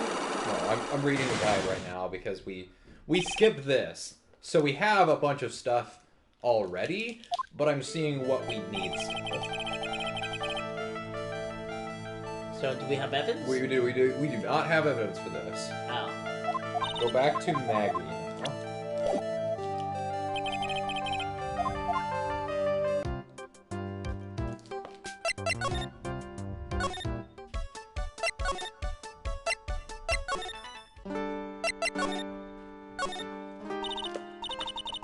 Maggie, you know how you said that everyone else provided testimony that doesn't match up with what you remember? Yep, there are just so many things that don't seem to add up. The biggest contradiction is the other guy I saw at the victim's table. He was the one who slipped something in the victim's coffee. I'm sure it was him. But didn't Mr. Kudo testify earlier today that it was the waitress who put some white powder into the coffee cup? So you really think it was this disappearing man that did it? Well, he's not the only thing that disappeared. The CD vanished as well. You know, the CD with the writing on it? You mean this thing? Oh yeah, the MC Screwdriver album, right? It was MC Bomberman, the name was scrawled into the sports paper. You I know. have it already. They never did find that CD at the crime scene, sir. I wonder how it ended up in El Tigre's place. Or Don Tigre's, whatever. You know what I mean. Or the victim's medication, that's gone missing too. I drank that. Oh, my head. This is getting way too complicated for me. Because I'm stupid. You said you...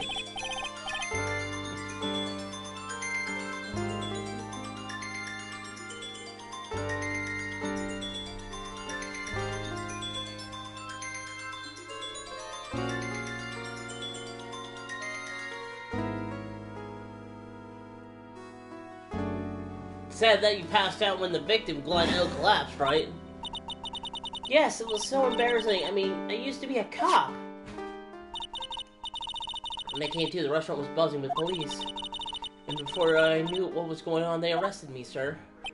So between the time the victim collapsed and the time the police arrived on the crime scene, you have no idea what went on at Tresbia. No idea at all. Why? Is it important, Mr. Wright? The other witness, the old man from the park, was pretty much chased out of the picture. Chased out of the picture? What do you mean? What? That's wild. Oh, CD wasn't inside the restaurant because he was told to go call the police. Get back up. What are you... Oh, I'm not gonna get back up just so you can bite me again. Bite his arm. Bit his ass. She bit my ass, yes. Nice. Exactly, and you, Maggie, were unconscious. That means that Mr. Armstrong was alone in the restaurant for a brief period of time. No! You don't think Mr. Armstrong set me up, do you? When you consider the facts... I'm going to make fish. Whenever you feel like it. Hmm? Whenever you feel like it. I'll wait for you to do when I'm not hungry. I don't care. You can start it now if you want.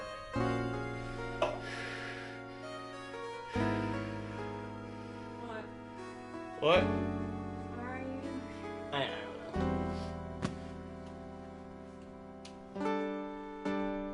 It's your line, know. dude. PG, when you consider the facts, it's hard to imagine that Mr. Armstrong wasn't involved in this at all.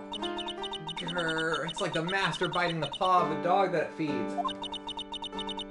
Wait, what? I don't know. Are you sure about this, Mr. Wright? No. Well, the old man said as much when we spoke with him earlier. I don't know. Those things that man says don't add up for some reason, sir. It looks like she's trying to figure something out. Maybe we should ask Mackie exactly what she knows about old Seedy. Okay, these need to thaw. So it's gonna be some time. Okay.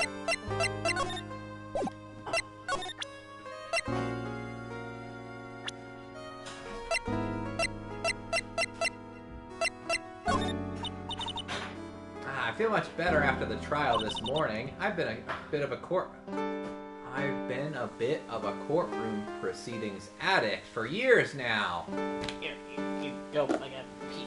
Okay. Feels like forever since I saw a witness as slippery as that old man. He's not really that bad of an old man, though. Still, I feel a bit uneasy.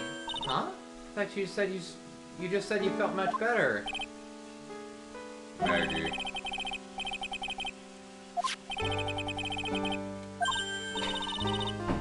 I'll spill it all and see what you make of it.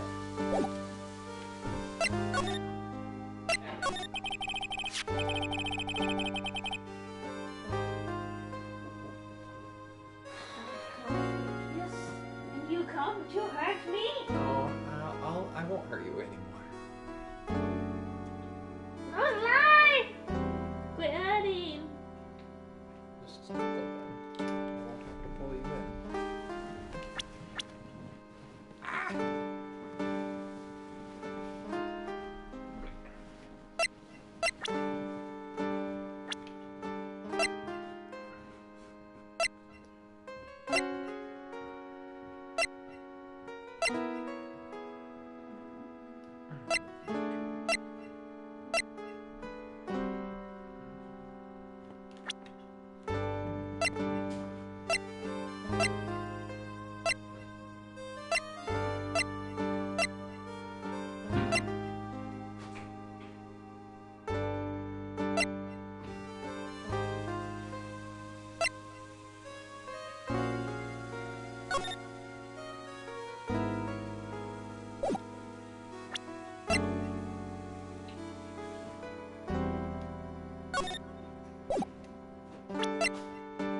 Okay. Ooh, airheads. Give that back. That's mine. Nah, you finders keepers. I'll kill you. I'll suck your dick. Well, then. Give it back. Okay, what were you trying to do? Suck your dick, apparently.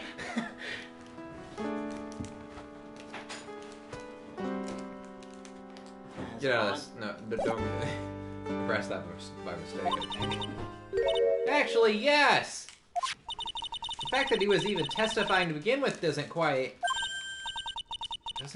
what? Well, when I took the coffee over to the victim's table, it's true there was another customer in the restaurant, Yeah, we know that already. It was Victor Kudo. but I can't really say it was an old man. Okay, then how about calling him a really old, middle-aged man? No, agent isn't the issue. The other customer was a woman. Huh? A woman? You sure, Maggie? Well, I'm not 100% sure, but I think so. So what did this woman look like? She was sort of creepy. Uh-oh. She had kind of a cackling laugh. Uh-oh. Creepy? Cackling laugh? She also had bandages with her hair in them, which seemed kind of stupid. It must be pearls! I get the feeling I've came across a woman like that recently.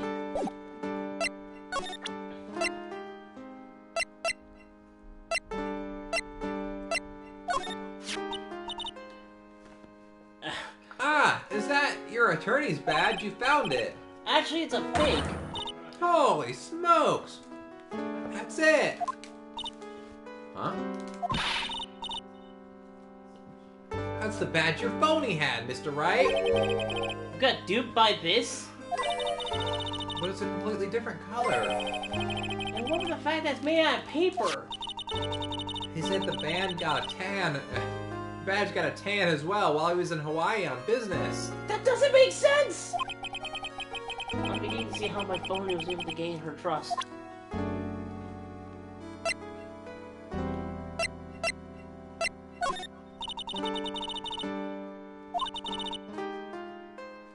But I'm incarcerated now. I didn't pick up much information in here. All I can help you out with is now is the menu at Tribulations. Hey, come on, Maggie. Don't let your spirits fall. We're done here, by the way. Oh. To the precinct.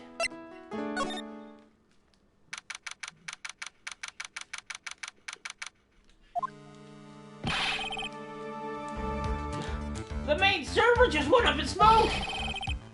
Why the heck isn't the press conference up yet? The superintendent's here already! Yeah, there's a problem with the internet, too.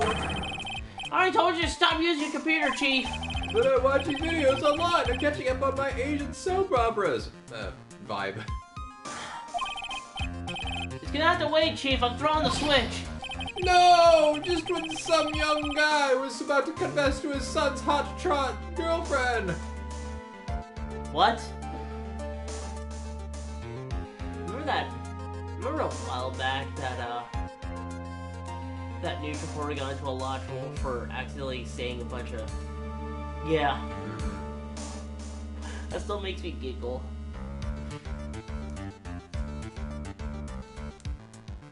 You think I should tell in case people didn't know about it?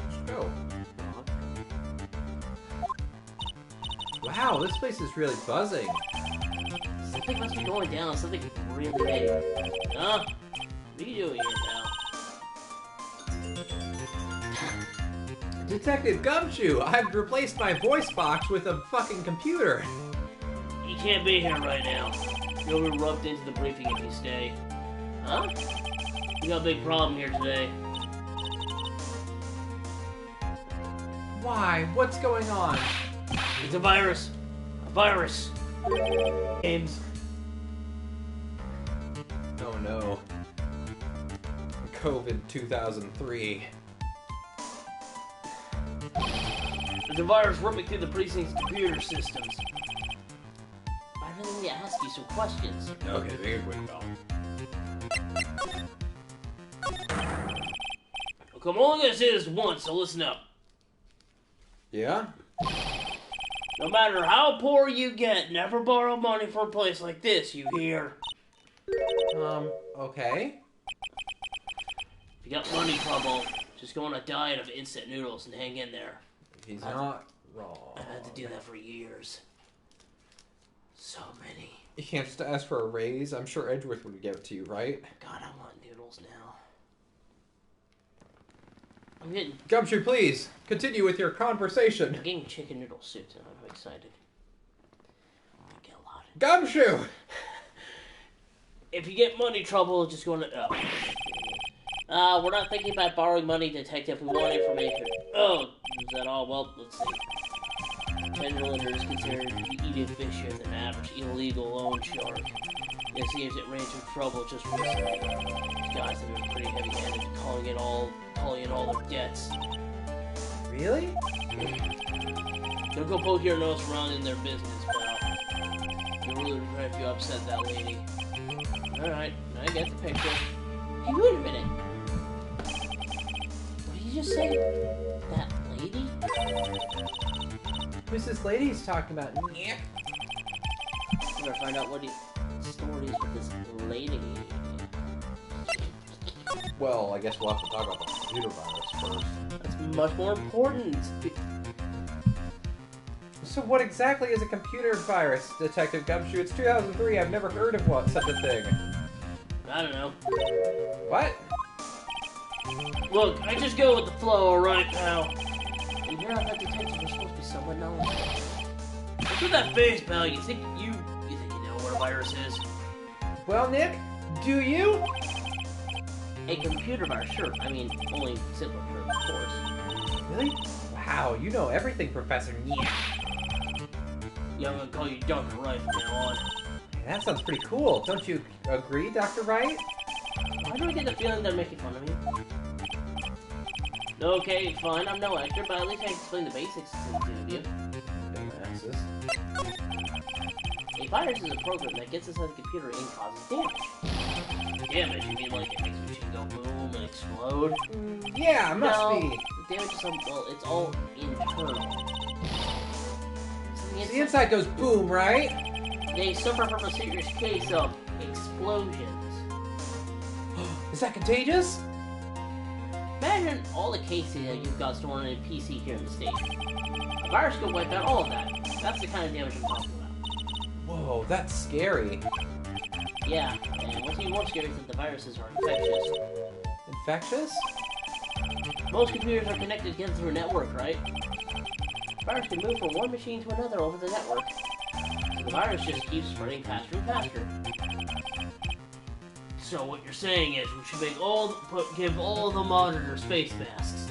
Yeah, of course. That'll work. Just like a real virus, huh? We have to give them vaccines. But Nick, why would anyone want to make a program like that? People are dicks. Yeah, it takes ages to type in all that data. Why would you want to destroy it, pal? No, people don't infect their own machines. They send the virus to someone else's. What? That's horrible. Oh, I get it. It's like when you're sneezing on Mr. Cadeau so he catches a cold. Yeah, right. Then he wouldn't be able to turn up in court because he'd be too sick. You really shouldn't do stuff like that, Nick. It's wrong. It's biological warfare. Why did the conversation jump to talking about me? Anyway, that's what a computer virus is. A bad program that causes damage. And all the different viruses have names, right? I feel like I've heard the name of the virus we're taught somewhere before. The name of the virus, huh? I feel like I've heard it somewhere before too. What's the name of the virus?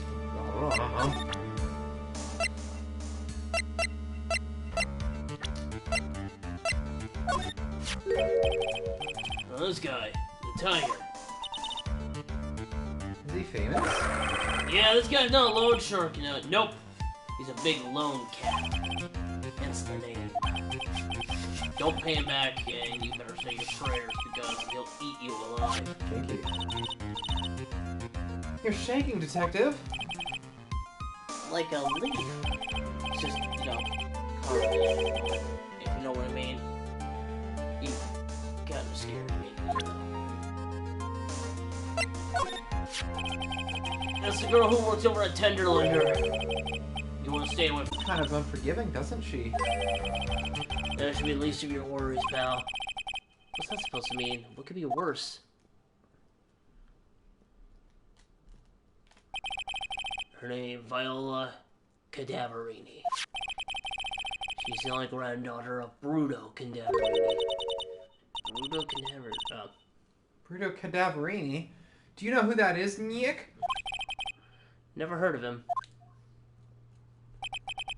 Bruto Cadaverini is the boss of the Cadaverini family.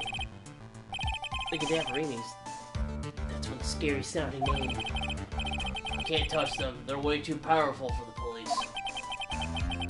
But you're thinking of taking them on, aren't you? No, I don't remember ever saying I was going to. I think it's more fun to go show about this family. I'm not sure if I really want to get involved in this, but who are the Cadaverinis? Are they? It's a good bunch of people, that's who. You're a cop and you're scared? What's that? Trust me, it doesn't matter if you're a kid or a cop. These guys are scary. Got some serious clout in the criminal underworld. Can't touch them. They're got too much moolah. Moolah? As in... Money, obviously. They pretty much control all the cash on the city's black market. Black market, huh? And that includes Tenderlander, I take it? Sure, no one stands up to Deverini. And I mean no one. Interesting. So Viola's the granddaughter of some mafia boss, then? Yeah, and everyone knows how much Runa loves this little girl. She means everything to him. So... how did she end up at Tenderlander? I don't know. But her, she and the boss at Tenderlander are pretty tight. Tight? That's what it says in the file I read related to Maggie's case. Pretty important clue.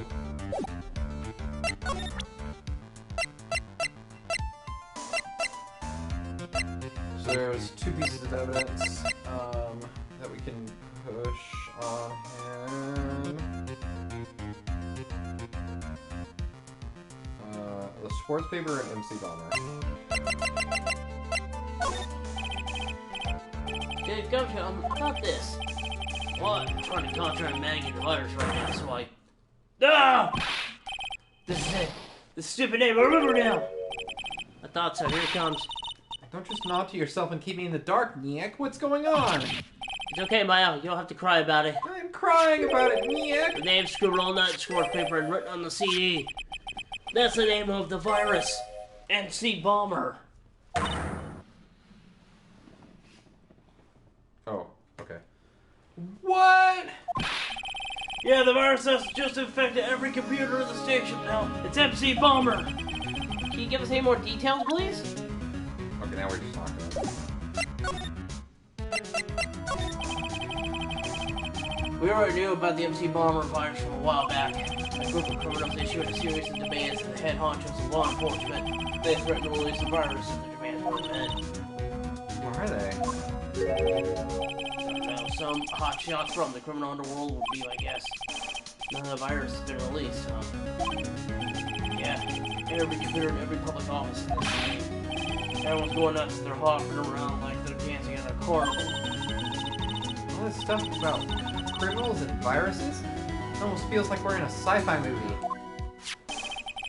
Apparently the programmer who made the virus was a real genius or something. Focus right now is on tracing a route of this virus on the black market. You can tell if this virus on for sale?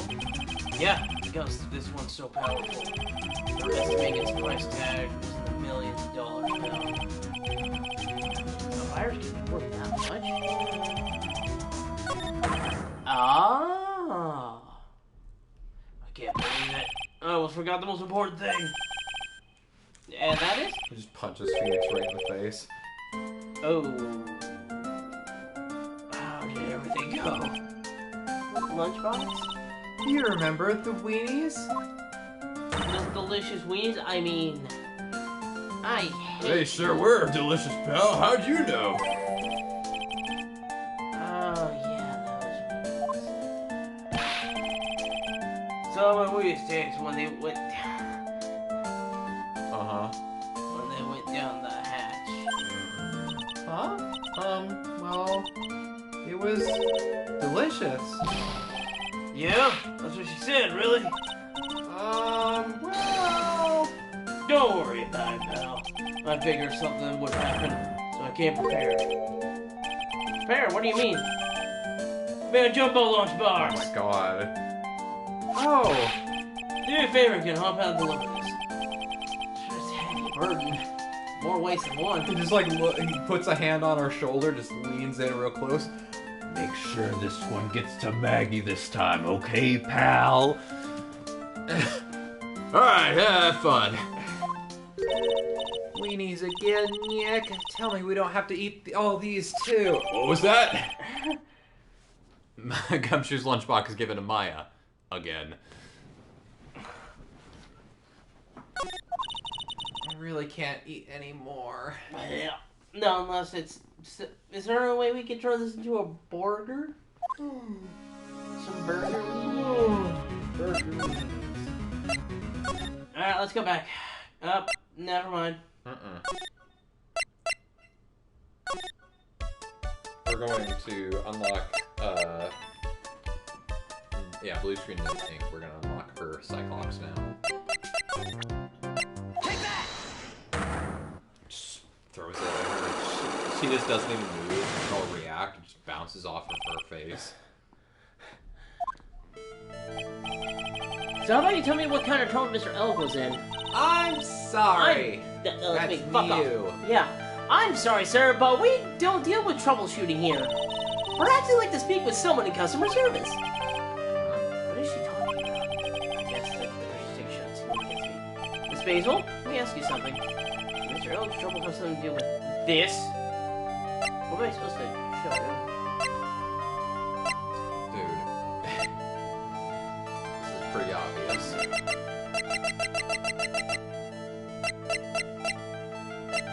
The lunchbox. Take that! Okay, good. He was a loser. What's that? A bunch of horse racing tickets, all losing ones. If they made tickets, I could get $1 at the recycling center. You good people are very, very bad. Cashing in on others' misfortunes is immoral. Is that with hypocrisy a smell? What was the relevance of these tickets? The victim, Mr. Glenn Elk, he had a gambling habit, didn't he? I don't think that's a logical conclusion based on the facts. Everyone likes to go to the races from time to time. Yeah, but not everyone buys as many tickets. Anyway, I don't believe that proves anything on its own. You're right, but I'm not through yet. Mr. Elk's gambling wasn't restricted to horse races, was it?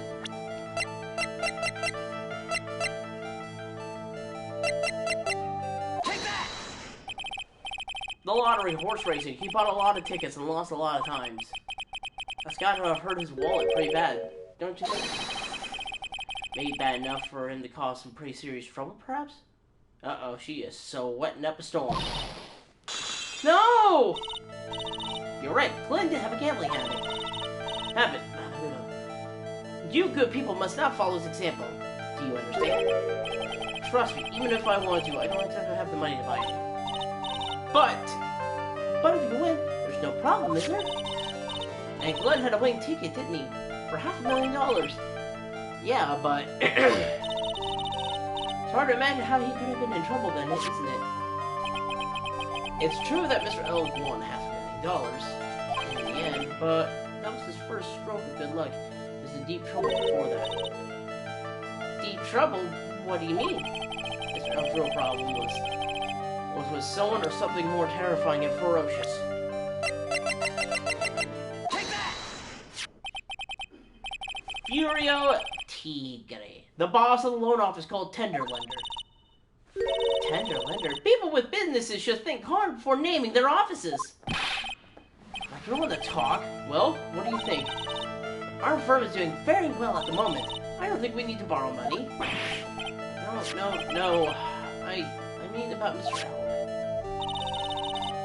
You think Glenn had something to do with this Furio Tigre? Yes. I'm sorry, I do not know any connection between the two of them. Really? Because I've got proof that Mr. Elk and Tigre knew each other. They clock? Take that! Calendar, but yeah. Oh, calendar, yeah. Furio Tigre, aka the Tiger, is the boss of a loan office called Tender Lender. This is who Mr. Elk met on the day of his murder. And the only thing a loan shark would talk about with him would be his debt.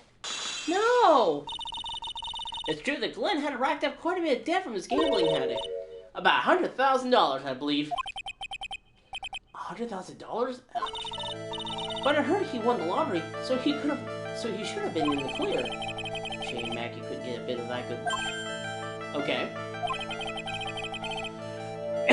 So the guy got a lucky and won the lottery. But what if he hadn't won? What was his plan then? Well, this is easy to say, but he said he would use his talents to repay the money. His talents? I suspect he was talking about programming. Well, computer programs worth $100,000. Perhaps you good people should leave so I can get back to my work. I'm so close to cracking her. The program in question, was it by any chance this? This? Take that! Well, this is it, isn't it? You're wrong. This is the virus that infected computers worldwide as we speak. Don't go that far. MC Bomber. No! Her spirit's been fucking broken, baby. And I'm at full health. Glenn's had more processing power than any computer. But it had been infected with a gambling virus. Glenn was in too deep. You mean he was in debt? Yes, $100 in debt. Not an easy amount to repay. So, he said he was taking on some extra work, something a bit risky. Risky? How? He was going to become a waitress at Tribulations. Where'd you going with that idea? Risky, extra work. What? You just selected that, and then it's already bringing you to a different conversation. So it's safe to say Mr. Elk was the creator of this virus, huh? The MC Bomber virus, yes. It was a work of genius. In a bad sort of way, of course. But still genius. Something like that would probably fetch several $1 million in the black market. Inconceivable. Gumshoe was right for a change. This date, December 3rd, this was marked on his calendar. That was his deadline for repaying his debts. Went out potentially worth millions of dollars. I guess we'll be needing these horse racing tickets anymore. Someone else losing horse racing tickets thrown back on the floor. Wow! Fucking dick. Use the trash can, Nick.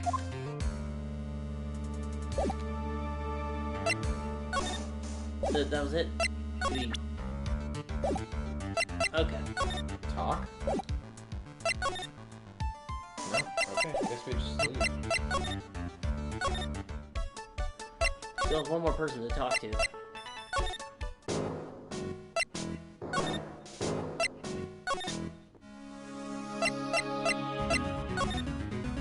Yep, we're ready. Take that!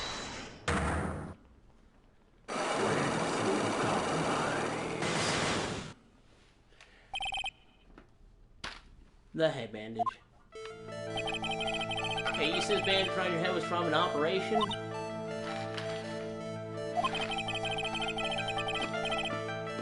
You also said you suffered a fatal injury to the head, correct? Yes, the operation was very difficult, apparently. Now, by fatal injury, you mean you were hurt. Very badly somehow, right?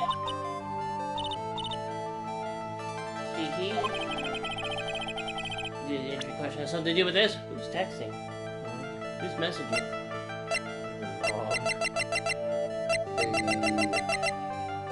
Take that! Maybe your car repair bill. That seems pretty. This car was involved in an accident. We see that. Let's get the release.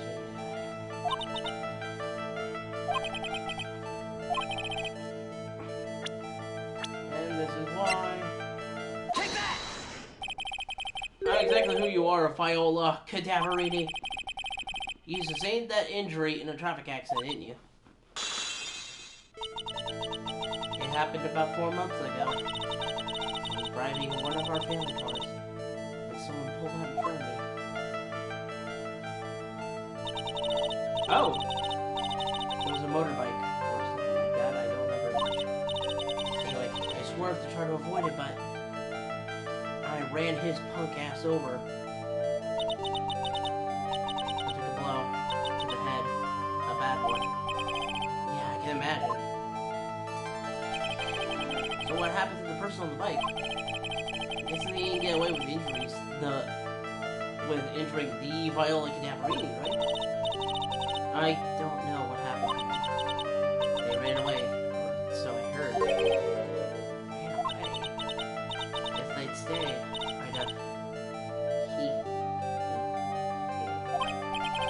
Is it possible that the person who committed the hit and run have been...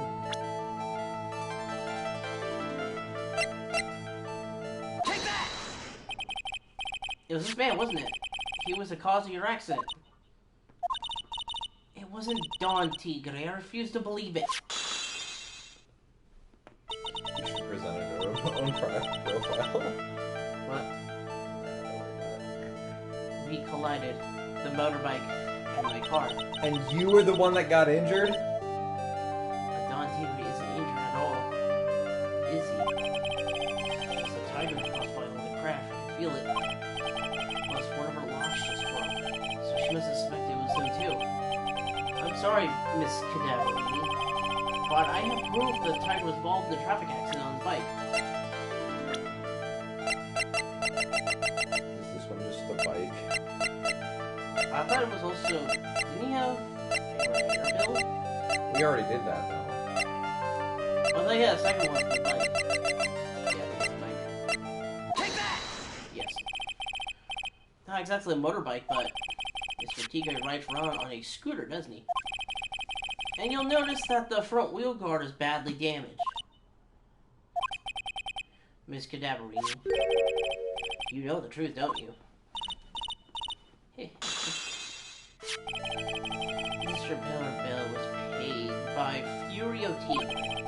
The Cadaverini who are known for agents who caused the accident happening. It's possible, perhaps. Someone inside me had built that in the truth. I knew it. But Don Tigre still saved my life.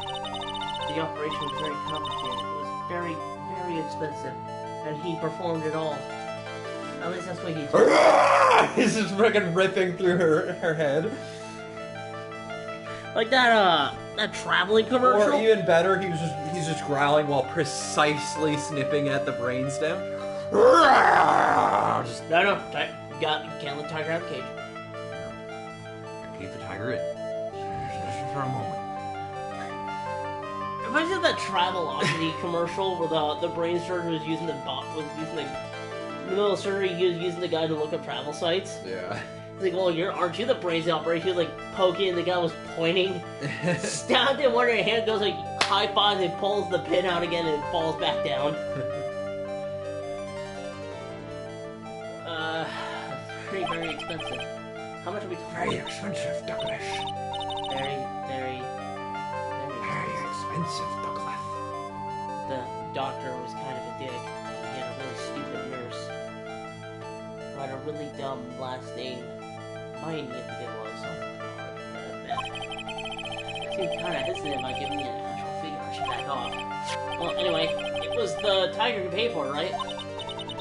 After I recovered, Don Tigre told me he saved me from the operation because he cared about me. I believe him.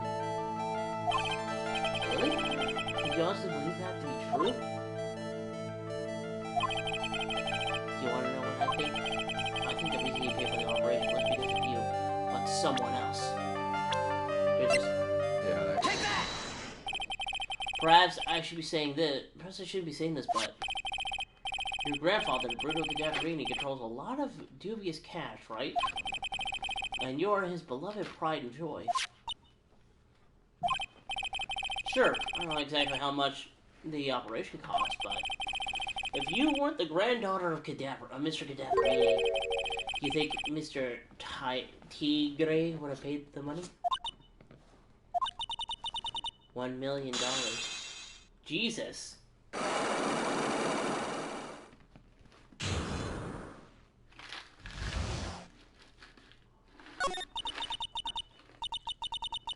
Four months ago, I was in a traffic accident. That's why I needed the operation. When I woke up, they told me it was nothing serious. A simple procedure. Oh, really? I guess if she recovered in 4 months, it couldn't have been too long. They said the operation cost $1 million. We're gonna have to find a talent show. And proms tomorrow! $1 million?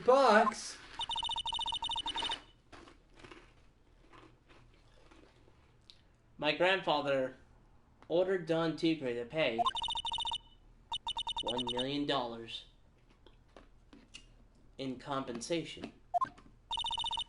Compensation, huh? It's underworld lingo for paying money to settle a score. Basically, pay or get into some serious trouble. But $1 million?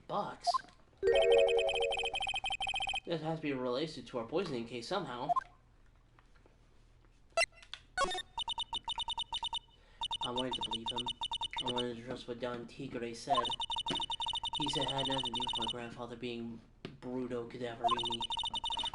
I wanted to believe he helped me because he cared about me. Shit, hang on.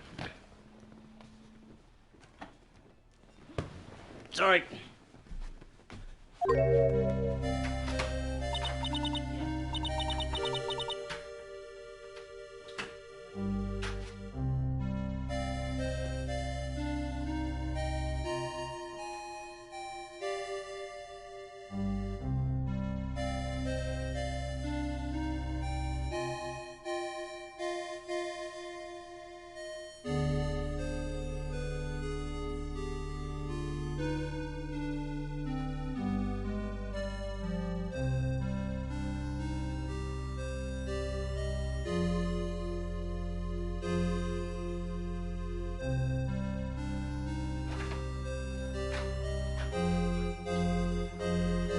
But I knew that wasn't really true. Aw, sad music.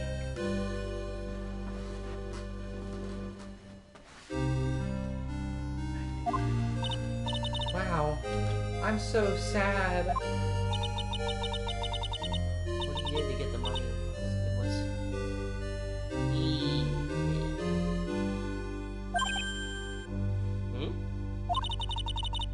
He said it was all for me, so I helped him. You helped him? In what way? In the evil way.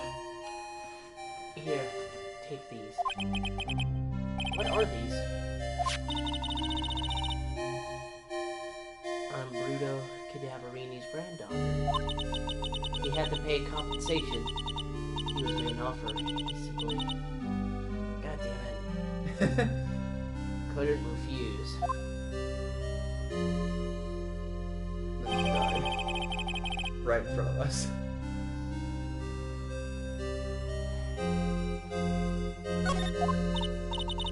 Wow, I feel so bad for Viola. It's inexcusable. Huh? There are two things I consider inexcusable. Poisoning and betrayal. Only a coward would hurt people using either of these tactics. Is everything alright, Nick? We should get going. Right after we finish our espresso. Yeah. I won't need to convince Viola of anything else, so I guess I can get rid of this. Hold on. Alright, where do we just go back?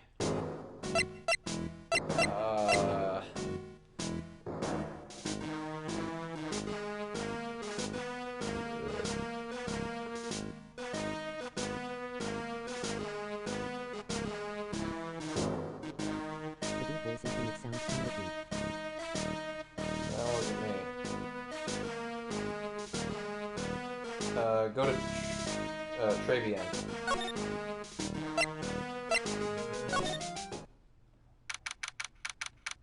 Oh, for fuck's sake.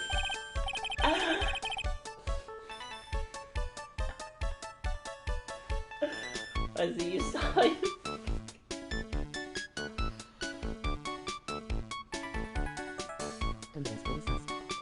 Bonjour! I have been waiting for you to return! Mr. Armstrong? Oh, good timing. I was hoping to find you here. We'd like to ask you a few questions. Well, well, well. He hasn't got anything to say to you fellas. I was standing 2 steps to the left over here. Ah, it's Shin here. Who you calling Zinny Oop? Come in front of the table already, Maya.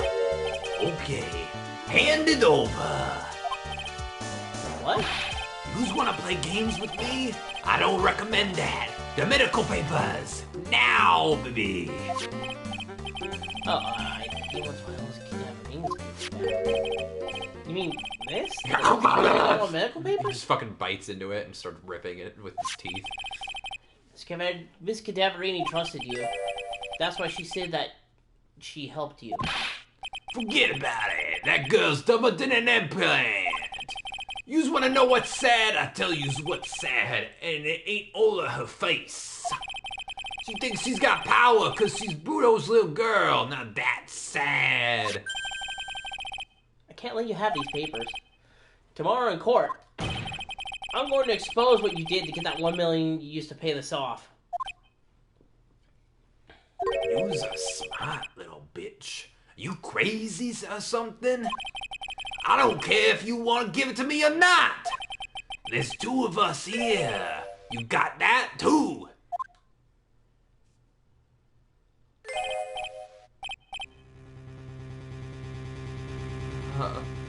Oui.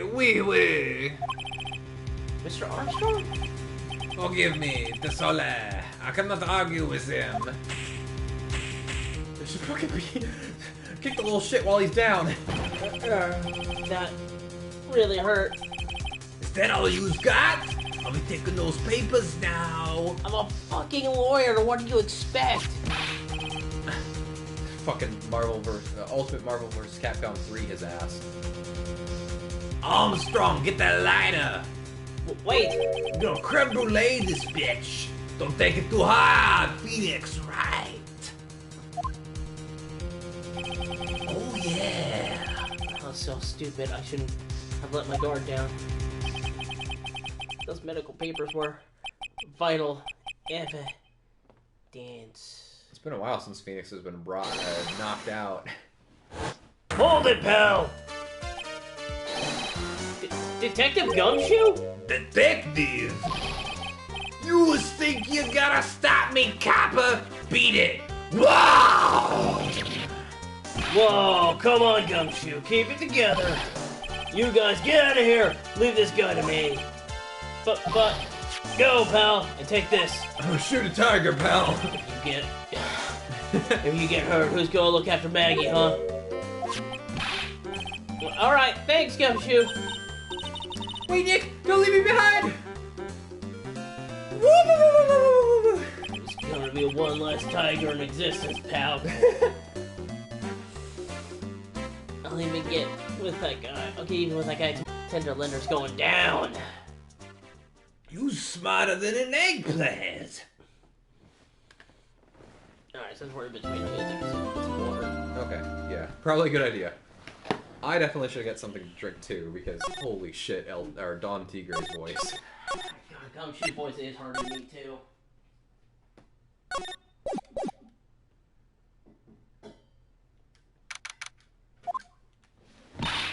Good morning, Vietnam!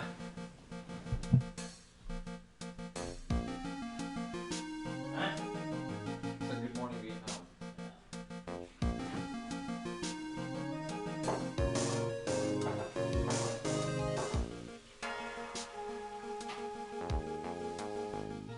Where'd my choppy milk go? You got chonky milk? Oh, we get coffee, sorry. You chonky bitch.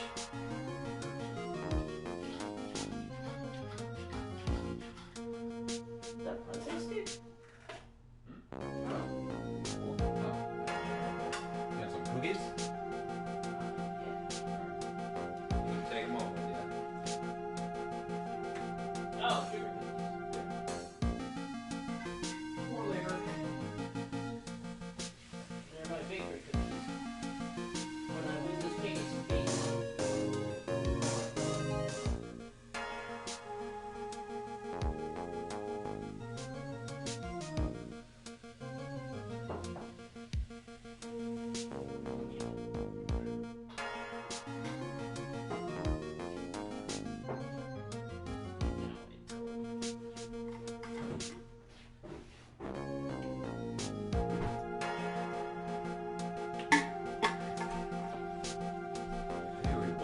I'm feeling right today.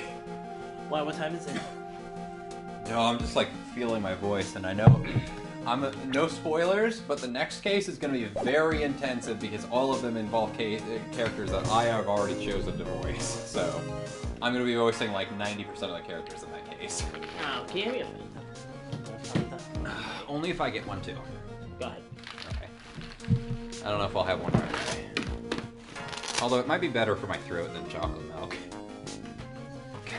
Why am I so stupid?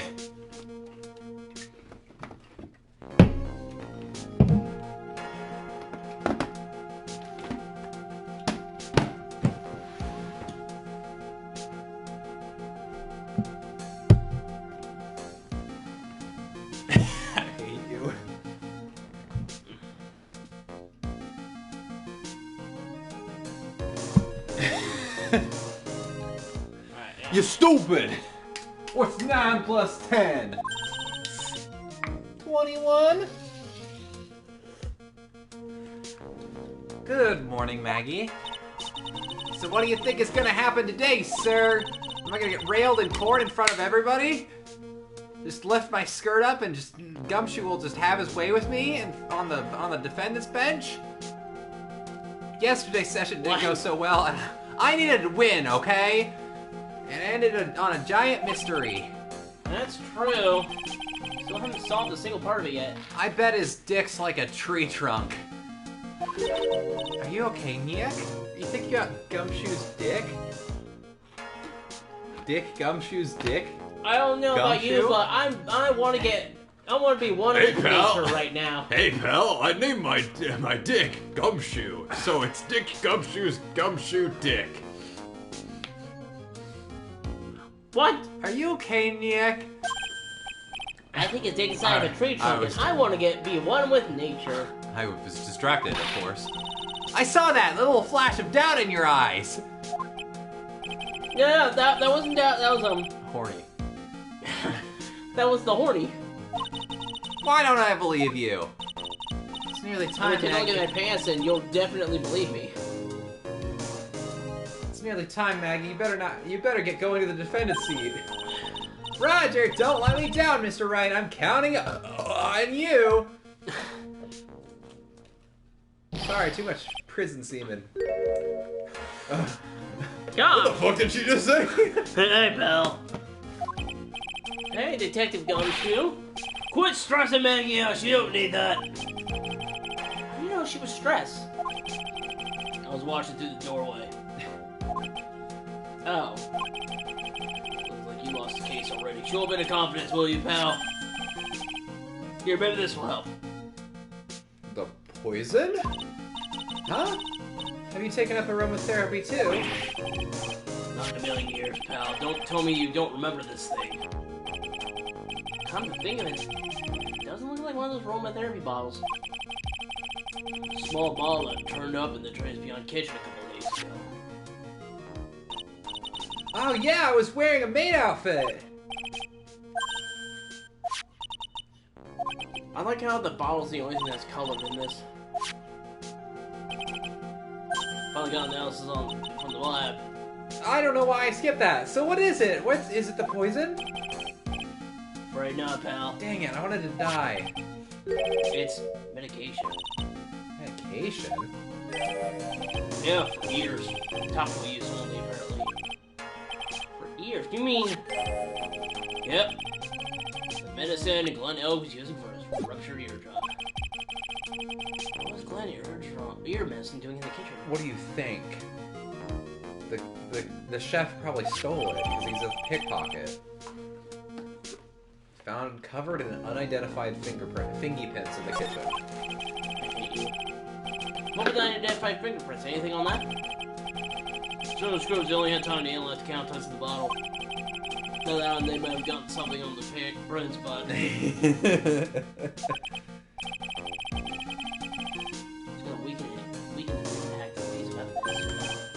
Okay, pal, this is it. Make sure your defense is impregnable today, got it? Don't think about Gumshoe impregnating you. Don't think about Gumshoe impregnating you. Don't think about Gumshoe impregnating you. Okay, I'm ready. Spells like I've always done. Or my name isn't Don Tigger. I mean, Oh, Phoenix fuck! Wright. Looks like me and her got to switch personalities, I guess.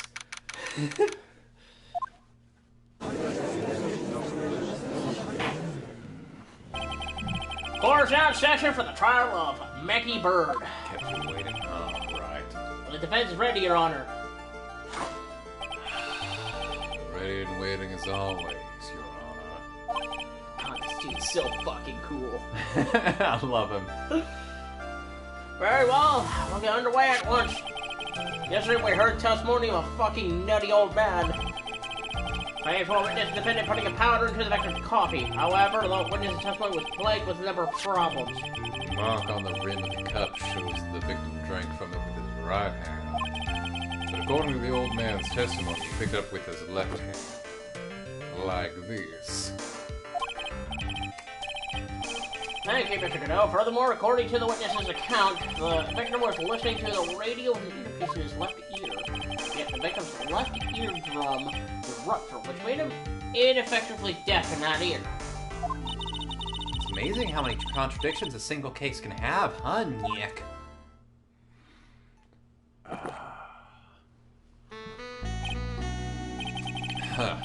Allow me to enlighten you, Your Honor.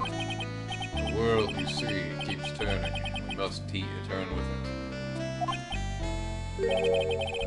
You've lost me already, Mr. Don't let the mysteries of yourself... Sorry. Had some coffee stuck in my throat. My actually swallowed the coffee bean. Don't let the mysteries of yesterday mystify you today. Only losers think like that. You gotta change with the times. That's one of my rules. Are you implying that you've resolved these contradictions? That's you. Do you know the answers to these riddles? The old guy wasn't just throwing seed in here. He was throwing us off the scent.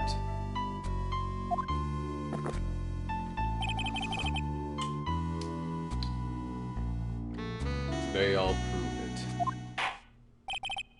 Very well. Let the first witness take the stand. My voice is gonna be so shot. And you are... Oh, bonjour, everyone! I am Sean Armstrong, the owner and head chef of La Tribulations restaurant. Enchanté. Forgive me if you're asking witness, but are you a woman? Oh la la, monsieur. As you can see, I'm a pert and perky gentleman, no? I'm uncomfy. On the day of the incident, you were in Tribulations' kitchen. Isn't that right? With you, monsieur? Everything feels right. Well, well, well. Huh. Wow, he's totally unfazed. Doesn't anything intimidate this guy? Very well, your testimony, please, witness. Please tell the court what happened today at Trays Beyond. Oui, volunteers! I don't think that's what that word was. But oh well. Très bien. When it all happened... Fucking, I hit the remote. Nick. Postpone them. What?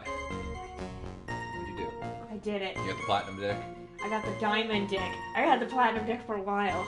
I got the diamond. I was pretty excited about that. I got the diamond dick. I'm proud of you, baby. Thank you. What?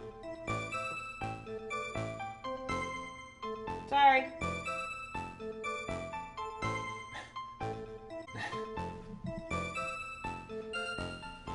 Kristen, can you plug my phone in? Oh, sure. The fuck is this about?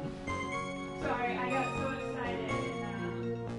When it all happened, there were 2 customers in my restaurant.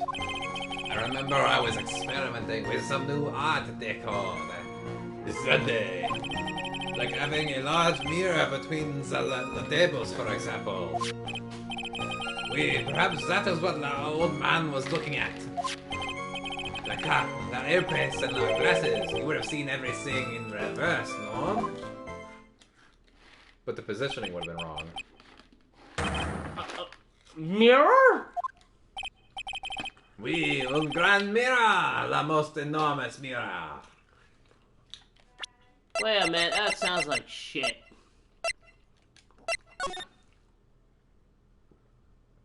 There were no mirrors, you're a fucking liar. Yeah, I don't know.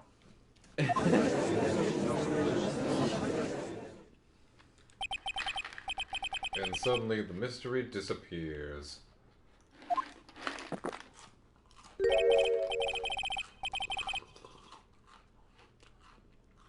Like I say, the world keeps turning, so roll with it. I'll explain the coffee cup and earpiece conundrum. Mirror would have made everything appear back to front. What the heck? It's way too early in the morning for this to be happening to me. Mr. Wright, again, you're whatever. Fucking, I don't know. I'm Fuck it, I'm out of here. I'm on He Facebook. just gets up and leaves. Everyone just like slowly turns their head, watching him go. The footsteps receding.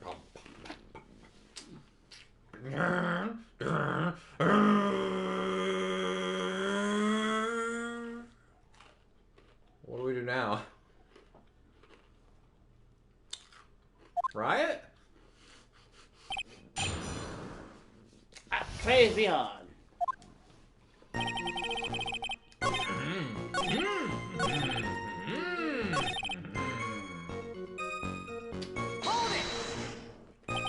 You can't be fucking serious. What? Boff. Boff? Boff. Something about 4 meters wide and, wee, but 2 meters high. One bag. Holy glass and a frame that's huge. I was intending to install it on the ceiling eventually. Is there a mirror on the ceiling? I don't remember. Manon, but I decided not to go through with it in the end. Let's press.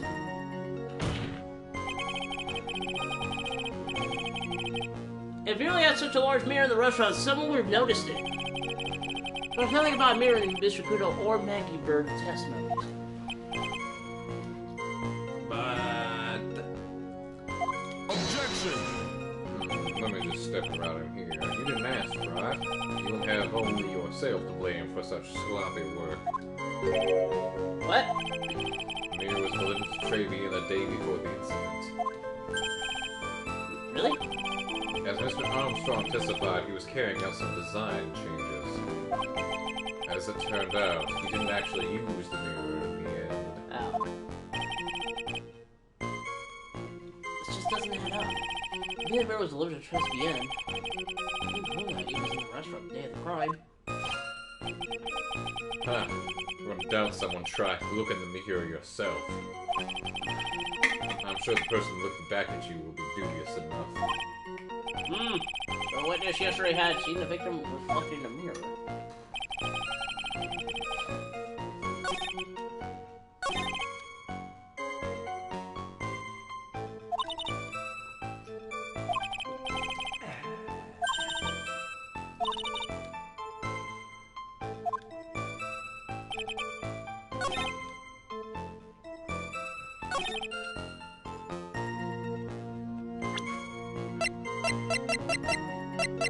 I think you're right. I think it was that picture.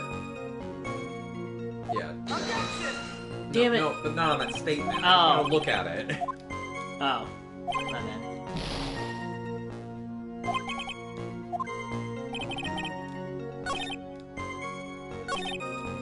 Yes, that one. I'm pretty sure. Like, look at the picture. Yeah, there's no mirror.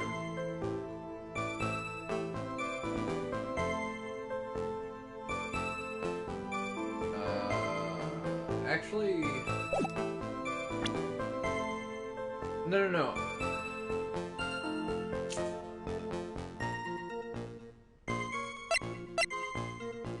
Ugh.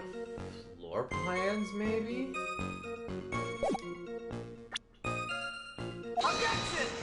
No. No.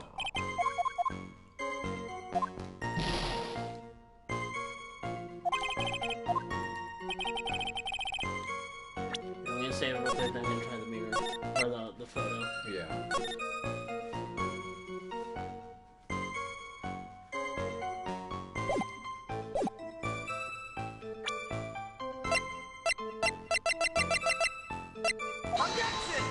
No. No.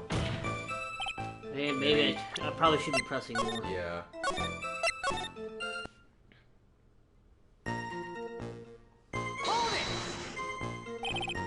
Everything? You can see everything in reverse.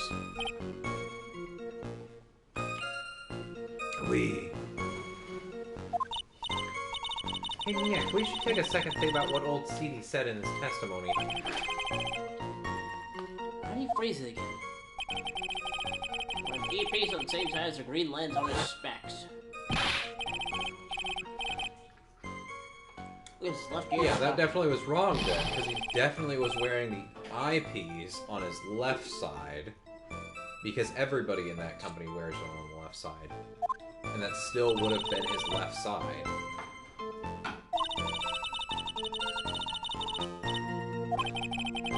Oh, maybe we would present his profile, because we can see in the photo that it's on the left side. How hard to believe everything's the fault of your butt. Do you think old CD blah blah blah blah blah blah blah blah blah?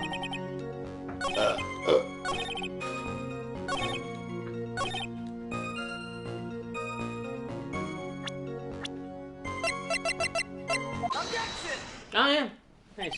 There we go. The coffee cup, the earpiece, and the HMD. Let's think back over Mr. Kudo's testimony for a second, shall we? Yeah, boy was right, the earpiece on the same side as the green lines on his specs. Now, question, you can lock me up if I'm wrong. It was his left ear without a doubt. So, to summarize, we were told both the HMD and the earpiece were on the victim's left side. Now, if Mr. Kudo saw all that as a reflection in the mirror, it means both the HMD and the earpiece were actually on the victim's right side. Exactly, man. You see, Mother, now that you think about it, it's not so odd, no? Unfortunately... What? That you want for your fish. I don't really want anything necessarily. No spices on it? Just... I guess Would I'll... you like lemon salt? Want fish?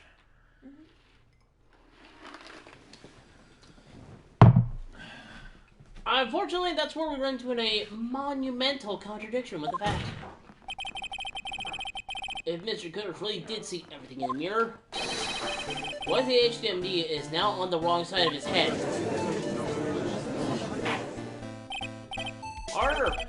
Or Mr. Wright is correct. If the witness has genuinely observed the victim's reflection in the mirror, then we should expect the victim's eyepiece to have been on his right side. Objection!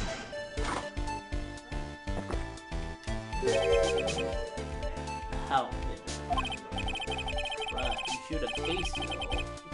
Tasted bitterness to calm you down. Are we talking about your coffee or something completely different? You don't understand the way the witness thinks. How he thinks? You remember this, I presume? You might be the bigger person, but I eat more than you. The I broke the vase sorry apology, I mean Mr. Kudo's sworn testimony? Exactly. The old man has one very grievous habit, other than throwing seeds.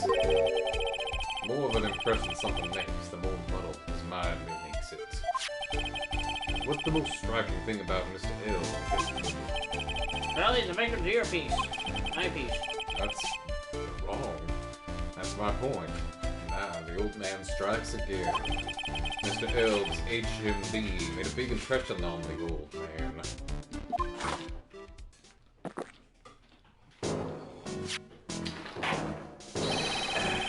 Saw the earpiece and the newfangled spectacles he was wearing. Oh yes, they were both on his left ear. Did you hear? His left ear. Whoa. Well tried. Yeah, that's the worst, but best impression of Kudo ever. Oh, I'm sorry. I didn't know I was supposed to be doing an impression. Hold on. do your Kudo voice. Take some bird seeds, damn it! Take some bird seeds, damn it. Yeah, it's okay. Okay. It's hard to do an impression of someone doing an impression of somebody else. I really thought he was Old City for a minute there. Godot's good. Is he? Enough! Must agree that yesterday's witness was irresponsibly rash in much of his testimony, and that Godot has a very spot-on imitation of an old man. Bad luck, Nick. Looks like the boil of a contradiction you found is just a rash. What the fuck does that mean? A mirror can't be beaten by a handful of seeds, nor can it lie. So, what exactly was the old man looking at? Fill us in, Mr. Armstrong. Go on, tell the court we're all ears. Oui, I can explain. Please, if you would look at the La Planza La Restaurant.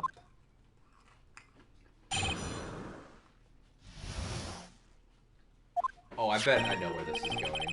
Hello, is everyone sitting comfortably? The mirror was in the middle of the restaurant, dividing the two halves. There's only one seat from which you could have seen an image of La Victime. That was the seat at the table next to the victims. That was where the old man was sitting. After that terrible instant occurred, the loop moved the mirror, so it was not in the way. But naturally, I did not touch anything else. You didn't. Would you like some more goldfish?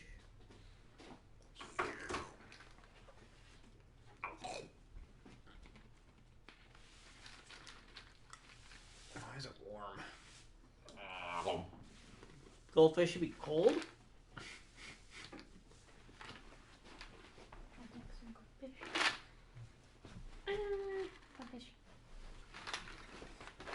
I see no problem with the explanation we've just heard, except for the fact that it's fucking stupid. On the table next to the victim, Mr. Kudo could have seen the victim in the mirror.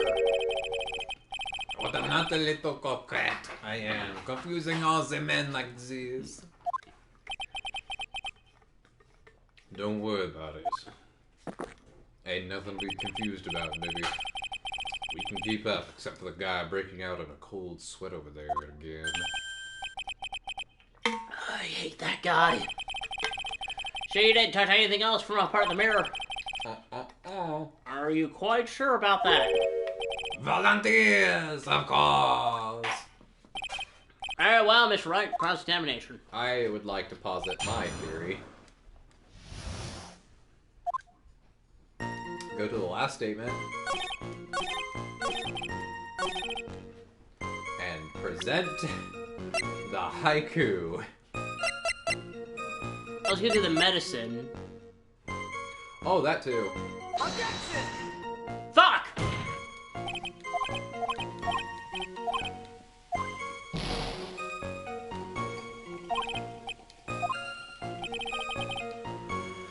You sure you'll be willing to try?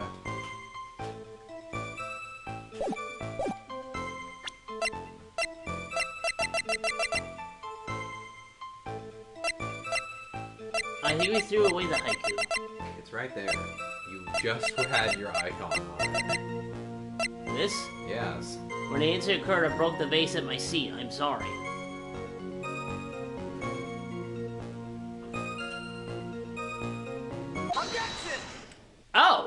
nailed it.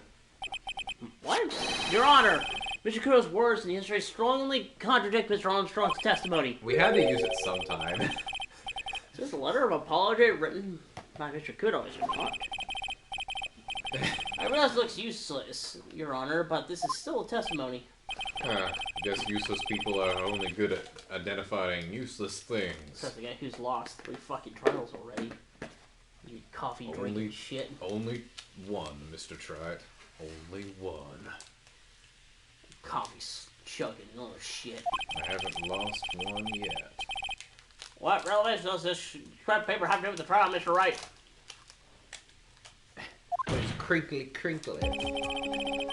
Kuro's testimony is actually quite relevant to the question at hand, Your Honor. Contradicts with this piece of evidence.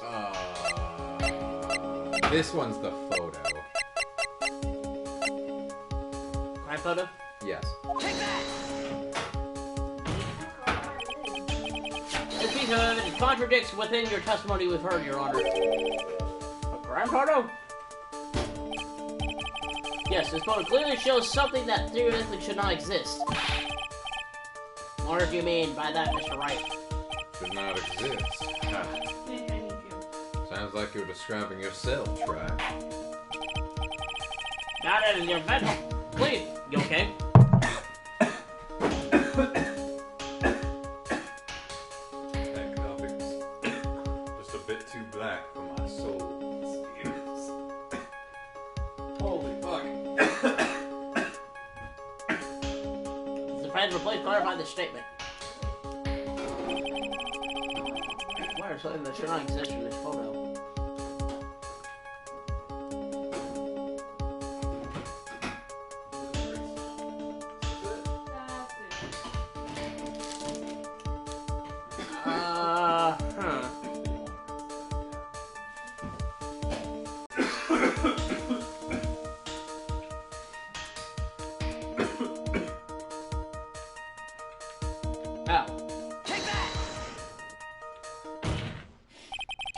There's one thing that was clearly demonstrated by yesterday's testimony.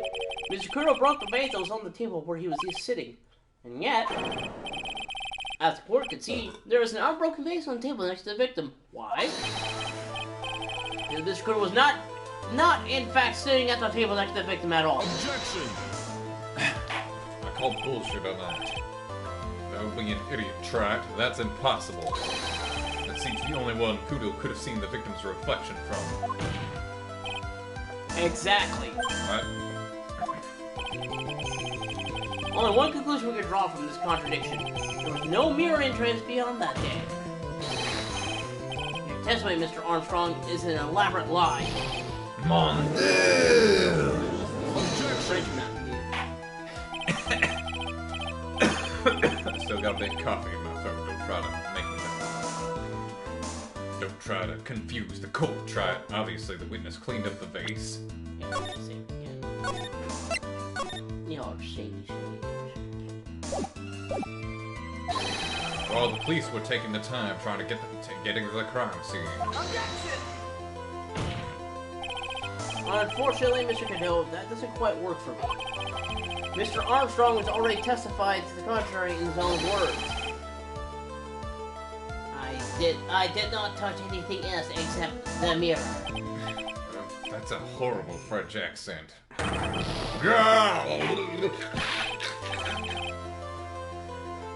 Well, nurse, what do you have to say for yourself? That's right. There was no mirror in the restaurant that day. By the translation, we returned back to the original problem. Why did the victim have an earpiece in his ear which he couldn't hear? You only get one shot in life. There's no turning back. You want to claim that the mirror wasn't there, try it. And this problem is all yours. How to explain what the old man saw?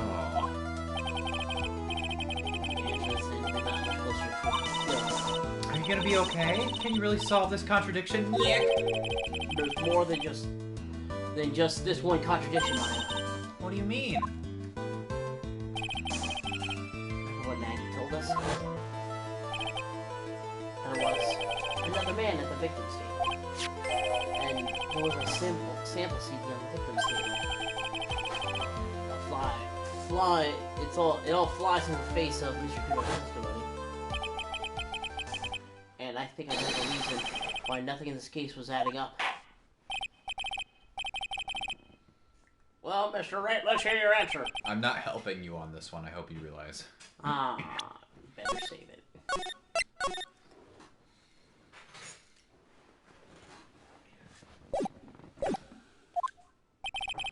The reason behind all the contradiction in Mr. Kudo's testimony is simple.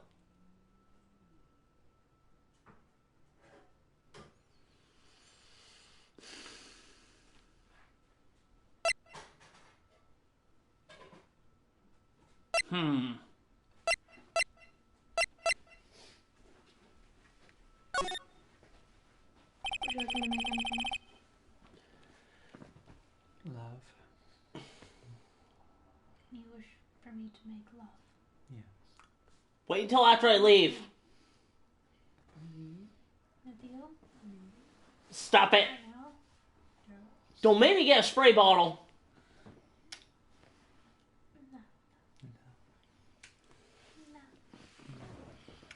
I'm gonna just get this. You make me sick.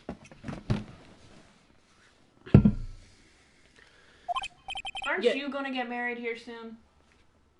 Yeah, but I'm not smooching my woman in front of you now, aren't I? I mean, you could be. She was at work. Say the line. Yet there's one very simple answer that clears them all up. And what is that? The incident Mr. Kudo witnessed and the incident the victim experienced were two completely different events. What the fuck? Yes, the victim that Mr. Kudo saw wasn't Glenn Elg at all. It was an imposter. A phony pretending to be Mr. Elg. Obviously, unlike the victim, there was nothing wrong with the imposter's left eardrum. That's why he ended up wearing the earpiece in his left ear by mistake.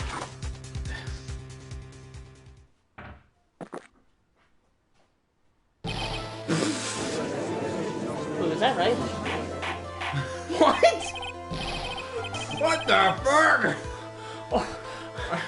What? I just took a fucking shot in the dark, holy shit! Can someone please tell me what the fuck is going on here? Sit down or I'll clear the courtroom! Quiet, Gramps, why don't you clear out of here, huh? What did you say? I don't know, man.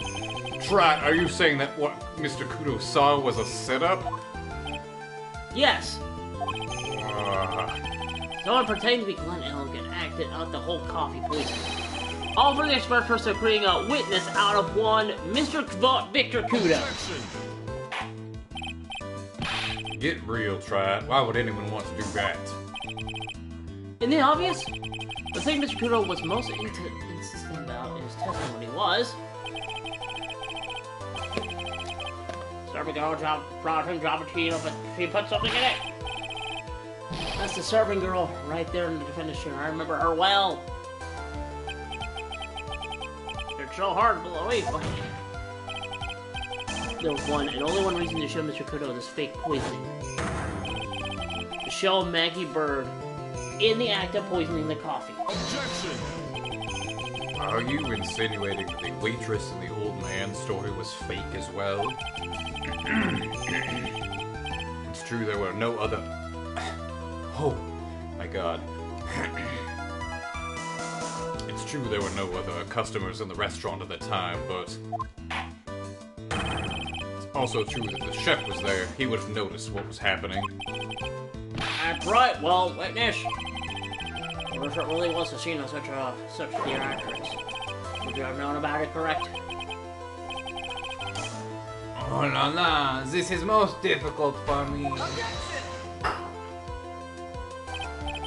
No, it's quite simple. All you have to do is testify. You're under oath, after all. Was there, in fact, a phony at Trespion that day? The defendant demands Mr. Orser told the whole truth about what happened. This is a very small point, but when we first meet Armstrong, Phoenix points out the fact that he's the only one that doesn't call Phoenix phony, even though he probably would have met him. So he obviously knows the difference in our first meeting.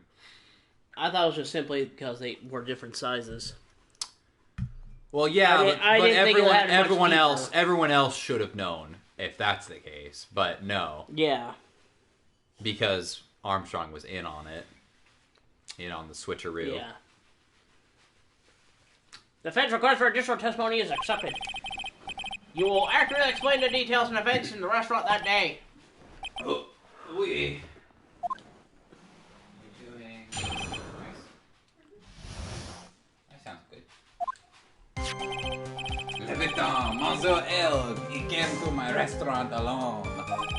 I remember the old man arrived not long after him. There were no other customers. When he got word he won the lottery, Elg became very excited. It was approximately 5 minutes later that the poisoning incident occurred. No, there was no time for a phony to do the acting. So we're clear there were no beer in the restaurant after all. God damn it. Je vous demande pardon. Forgive me, Your Honor. I lied because I wanted this mess to be cleared up quickly. What? What you just done is commit perjury, Mr. Armstrong. Yeah, you and every other witness in this whole fucking series. I'll decide how to punish you later. I'm gonna make you a Jesus at the end of this. If you keep that up. Stop it. Oui. Well, now we will hear your cross-examination, Mr. Wright, if you please. Looks like that procurity charge is a bit too well. Can you want to try that one more time? He took that perjury charge a bit too well. Okay, thank you. Sorry. I'm guessing he'll be in more serious trouble after this cross-examination. I feel like we're gonna need a break after we finish this trial. Yeah. The victim. I read this already.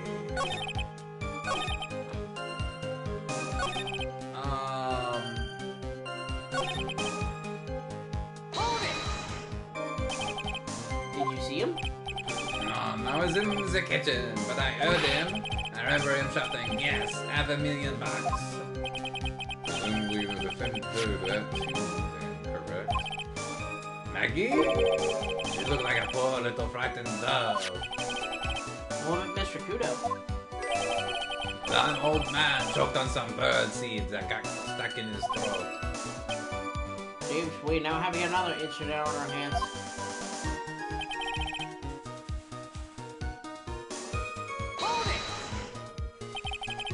And what were you doing at that point? Without any customers, you may have had time to kill.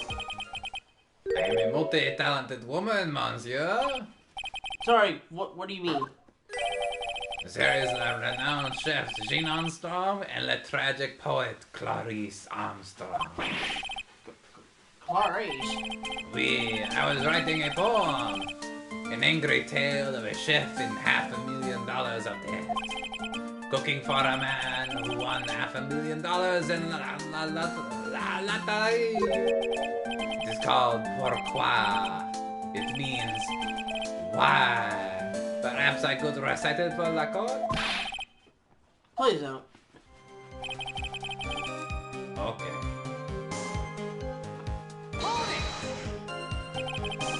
You contacted the police as soon as the incident occurred? I asked the old man to call from the payphone. By your own argument, Drive. The purpose of this phone victim's performance was so the old man would see it. In other words, once the incident occurred, this opportunity would completely disappear. Indeed.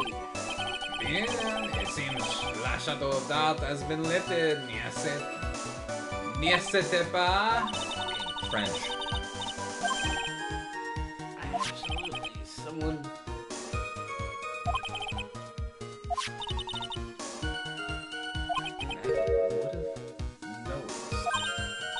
Ah, you mean that's when the phony staged his act? So I do want to point something out, because we learned that, Viola was a customer in the restaurant, according to the Maggie. Yeah. So maybe we can press on the, his statement that refers to the other customer. We'll do this. By all men, you mean Victor Kudo, correct? Oui, he comes out for my special coffee. I drank your coffee once, Mr. Armstrong. It's special, I'll give you that. It's worth a sip just for the experience. Oh, you make me so happy, monsieur. You are most welcome anytime. I said it was worth one sip, and nothing more.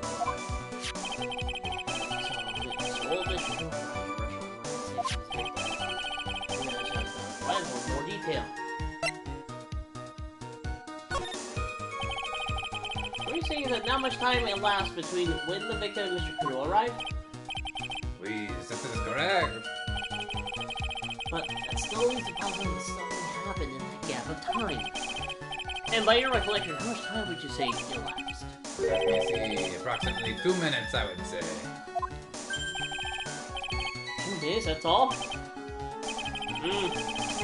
Seems unlikely that anything untoward could have happened in such a short time. You know, I should have pursued the versus line of questioning. Okay, I think that was it. But we need to have a different option.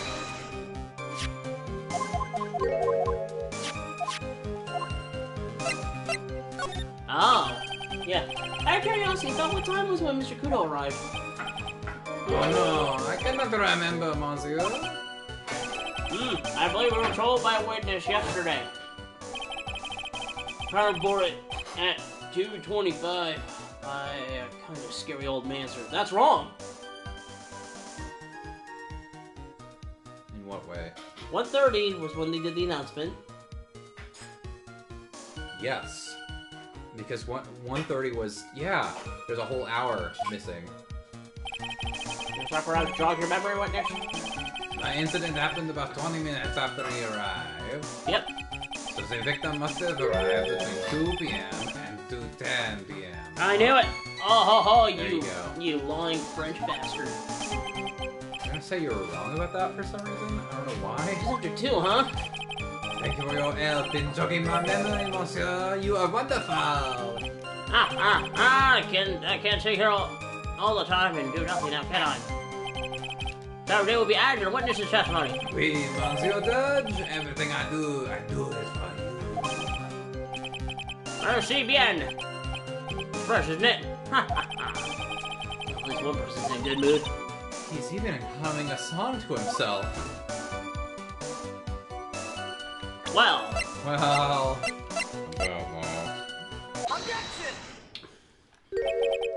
I'm afraid I finally got you, Mr. Armstrong. Wow? What do you mean? At the time in question, the victim was listening to the radio in his earpiece. The show he was listening to was Millionaire Radio. Each week, they announced the winning numbers for the $500,000 lottery ticket. Oui, that must be la show, Mom. Elle was listening to. Can't see any problems with this trust money, Mr. Wright. I wonder, are you a gambling man? You say the victim arrived at your restaurant around after 2 p.m., correct? Oui, I am sure of it. I remember perfectly now. I know it was that time, because I had finished serving la men's lunch menu. Good point, Try. You have one. That show is broadcast live at 1:30 p.m. And it claims to be the most thrilling 10 minutes of your life. Maybe it was a rerun. It's on the air at 1:30? Maybe you're listening to it like a Twitch stream, perhaps. Wink, wink, nudge. Now, supposedly the victim had made some noise when it was announced that he had won. And yet, I don't believe his cry of joy could have occurred after 2 p.m. Because his show had already finished more than 30 minutes earlier by that point in time. No! Victim, you've been told about has done nothing but the impossible. Listening to the radio with a ruptured eardrum, listening to catching a show that was already over, There's only one conclusion you can draw from these facts. This victim is an imposter, acting out the poisoning 30 minutes after the real murder.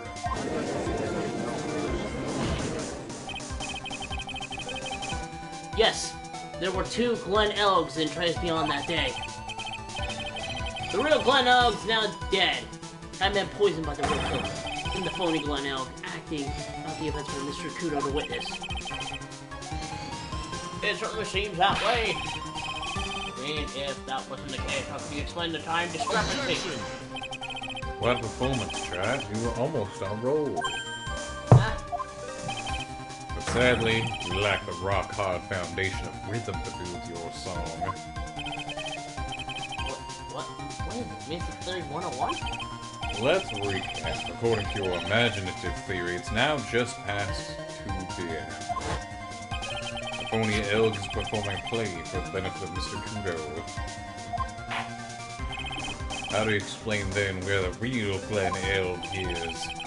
I don't believe I had to spell that out for the court. However, at that time, the real Glen Elg was already dead. That's certainly the obvious conclusion. Thank you, Trat. That's exactly what I was hoping you'd say. What?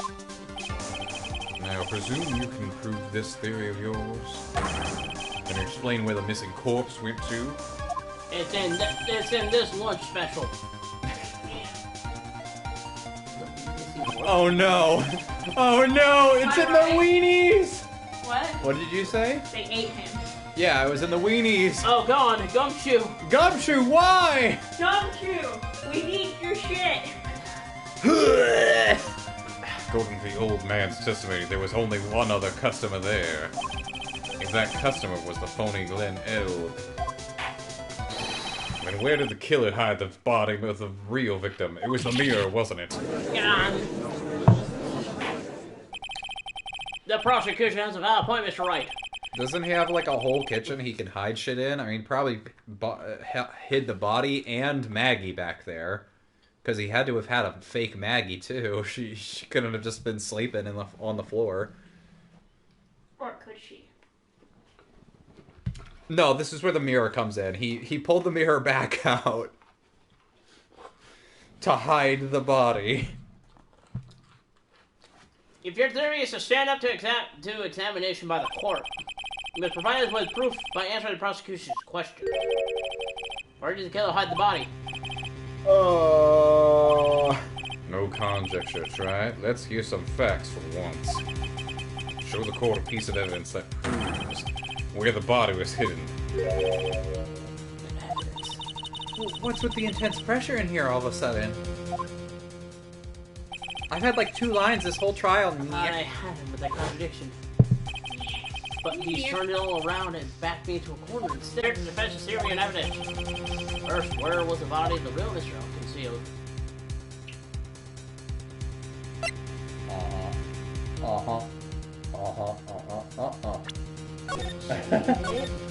They dumped him in the park.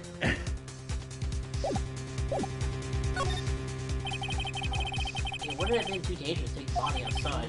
Obviously, the body must be hidden somewhere inside Tribulations. Interesting. Where could a body have been hidden inside a restaurant? Would you care to show the court on these plans, Mr. Wright? Yes, Your Honor.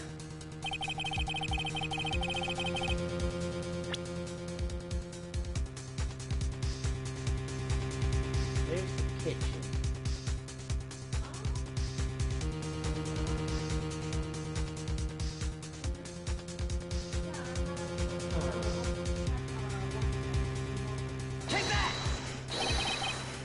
I was in here. I see. Nice supposition. The real question is, can you back it up? Where's the evidence that proves the body was hidden in that location? In other words, you're wrong.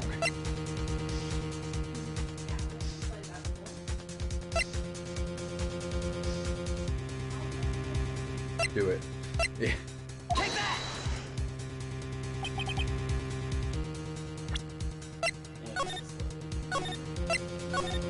Wait, no, what? Inside Tribulations. Wait, hold on. I feel like I've already done this before. Did you go back in time, you fool? Did you mess with the laws of time? This is why everybody hates you, Mr. Tratt.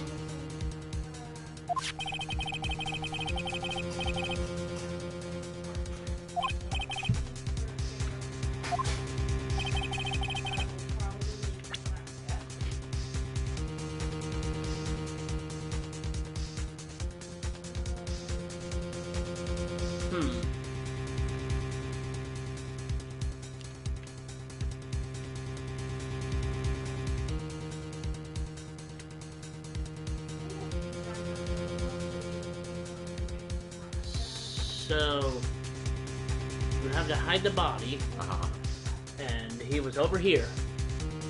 He died there, yeah. No, I'm talking about Kudo. Yeah, he was most likely there. Guessing here, maybe?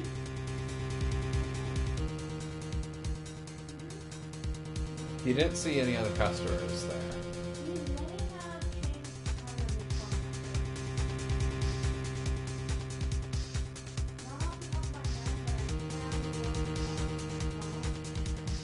Okay. They put him in the seat upholstery. Wouldn't that be a twist? That would be a twist. Not a good twist. Wrong. The only choice is the kitchen, right?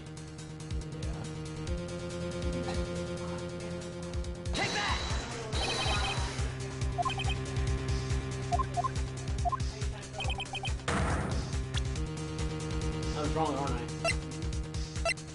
Nope.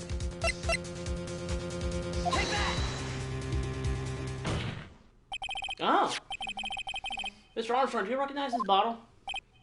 No. I have never seen that ugly bottle before in my life. I only use the very best bottles, monsieur. The highest quality, but only for me. Where was that bottle found, Mr. Wright? You'll never fucking believe this. Interestingly enough, Your Honor, it was found in the kitchen at Trace Beyond. Okay. Quoi? But I only ever use these bottles for my aromatherapy oils. He Who was that? He juiced them into oils. Your what? That was my aunt. Oh. She wanted to invite us to a Christmas Eve kind of dinner party. What you got on your butt? I don't know. What do I have on my butt? It feels dirty. Might need to throw those on a wash. Yeah, probably. Hey, don't you realize he juiced the body and they're in his oils? Oh no! He was rubbing them on his nipples. I only ever use these bottles. I already read this. No. But this bottle doesn't contain aromatherapy oil, Mr. Armstrong. No, it contains medication. What kind of medication? So everyone remembers, don't they? That Mr. L is visiting Yeah, huh? Ordo Larry Gallological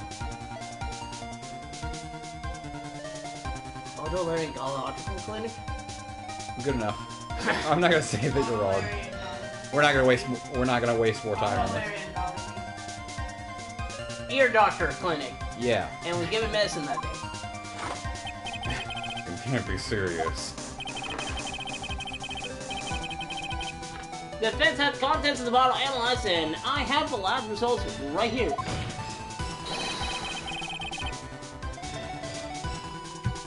Contents of match the prescription that was given to Mr. L. Swallow, please.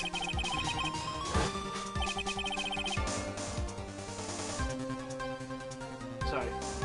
Mr. L's murderer hid the bottle in the restaurant kitchen. At which time this bottle fell out of the victim's pocket. And it fell conveniently inside the bottle container with the other aromatherapy container bottles. Mr. Armstrong, when the incident occurred, didn't you say you were in the kitchen? Mon Dieu! There was a body in the kitchen? I had no idea! Yes, you know what It was only my body! He starts rubbing his nipples again. Yes, you know what I'm talking about. It was you who hit the victim's body. Oh, mon Dieu. You get a fine. Rub my body in essential oils. Please don't make me do that again. You did a fine job of getting to defend my client Maggie Bird, however. You were setting out to take the fall behind the poor girl's back. No! Order is an extraordinary development. Witness, did you murder Mr. Glidell? Never! I can never do such an horrible thing! What the fuck?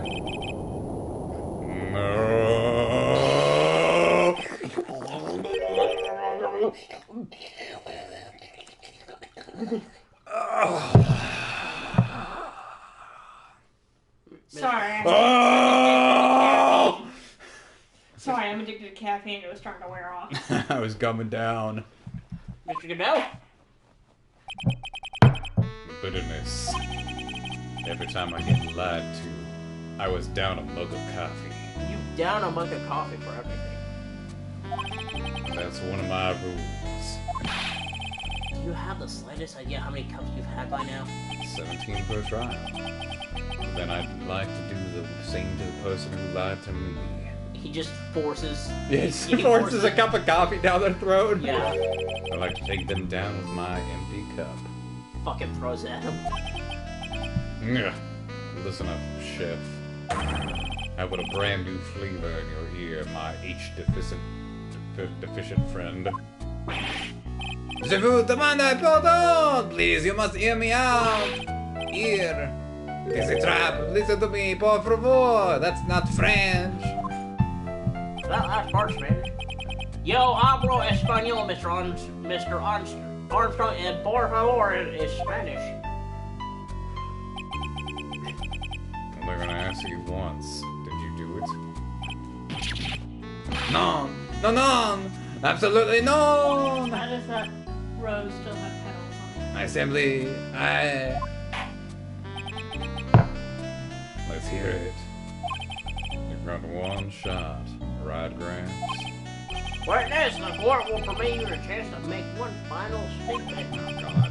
Lie under oath again. Mr. Godot's coffee mug awaits you. Mm-hmm. I will personally approve of him decking you in the face with one of them. I'll smash it against his fucking cheek. Do it. That'd be fucking awesome. As does my gavel. I gotta beat his ass. This is a hate crime, guys. It is clear. They always say in the movies, I got a bad feeling about this. Specifically Star Wars, yeah. Very well, begin your final testimony, Mr. Armstrong. That confession. It is true. I hid la pate in the kitchen.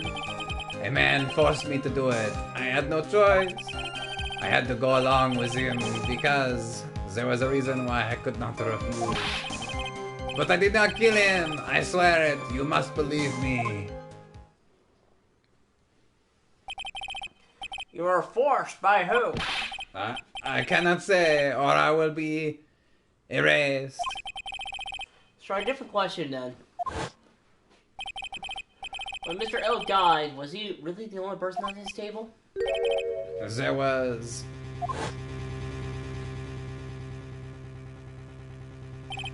There was another man.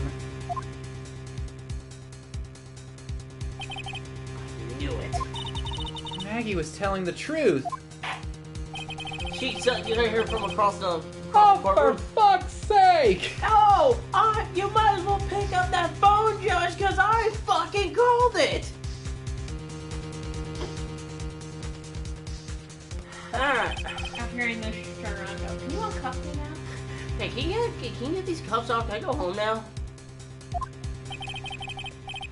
I gotta break this guy. Tell the real name of the killer. I hope you break me, monsieur. Don't ever say that. I hope you do.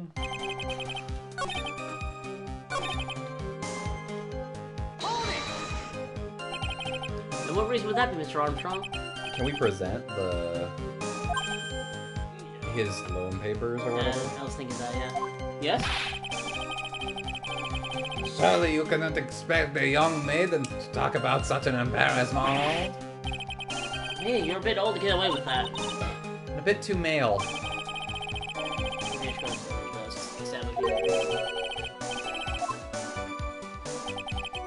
Evidence time. Evidence time. Evidence time. Saving Saving time. time. Saving time.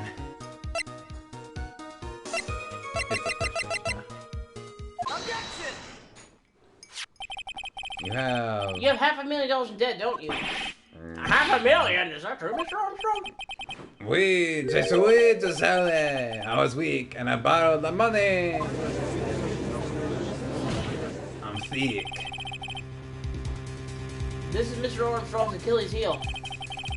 That's why you couldn't refuse anything asked of you by this man. Stu Gumshoe. $500,000 loan from the black market loan shark. And you had no way of paying it back, did you? That's why you were forced to do anything this man told you. No? Oui, it is as you say. Mr. Armstrong. La Tiger. He told me he was going to use my restaurant for a business rendezvous. On the day in question, he was meeting the victim to demand that he repay his loan. I don't know why it happened like that. I just did what he told me to do. I had no choice.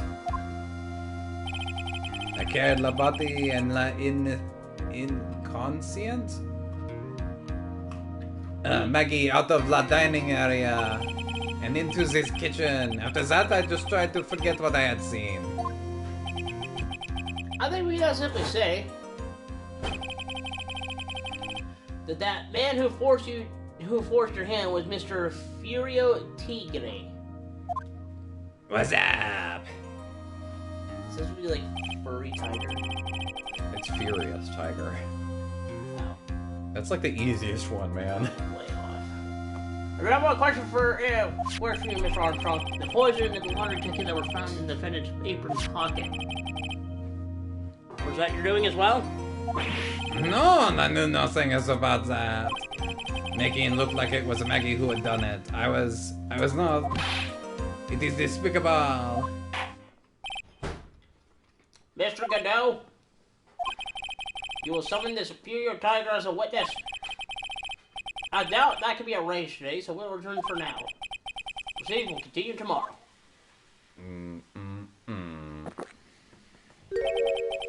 30 minutes. What? Trial will go on. I'll see to it myself. I need half an hour to get that guy on the stand. Not a minute more. How the... Don't sit back and relax yet, try it. No one knows if that chef is really telling the truth or not. This trial could still go either way. Very well. Your request is granted, Mr. Godot. We'll resume once Mr. Tigre is ready to make the stand. Until then, court adjourned for a 30-minute recess. I guess it's my turn on the swing set. Over my dead fucking body! Thought you wanted the slide. I want both! What? Can't have both. It's so very selfish of you. No, you can't swing and slide at the same time without, like... No, that dude! Probably you don't know of my new playground idea, the swing slide, patent pending. If you want to order food, like now would be a good time to. No, I don't have money for that. Oh fuck, I forgot to eat your gas money. I'll give you that and I can give you 100 next week. Okay. Fine by me. The 60's gonna be for Pokemon. I get that. Alright, just making sure.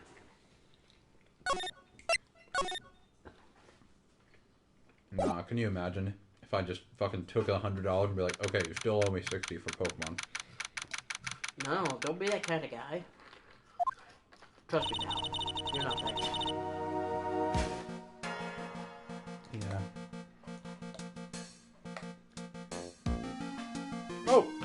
sorry. I was eating burgers. So... We're finally going to see the tiger on the stand.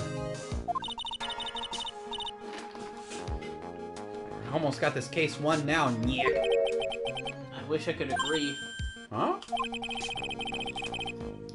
When I cross-examined Mr. Armstrong just now, he said he was just doing what the tiger told him to do. But Godot picked up on it, remember? Turned out that without... Oh. I got it. That's fine. Well, that without proof, we don't know what he testified is the truth.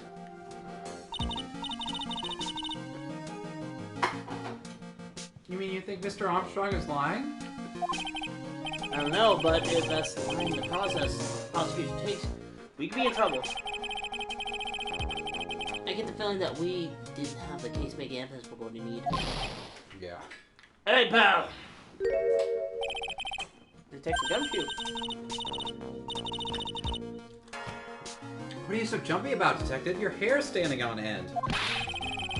Hey, that's a puck on the hill plaque, Little Miss Top Knot. I'm not Top Knot. Am I about the hair? Just calm down, alright? I can't stand still when I don't have a job to do. I gotta get water. Yard!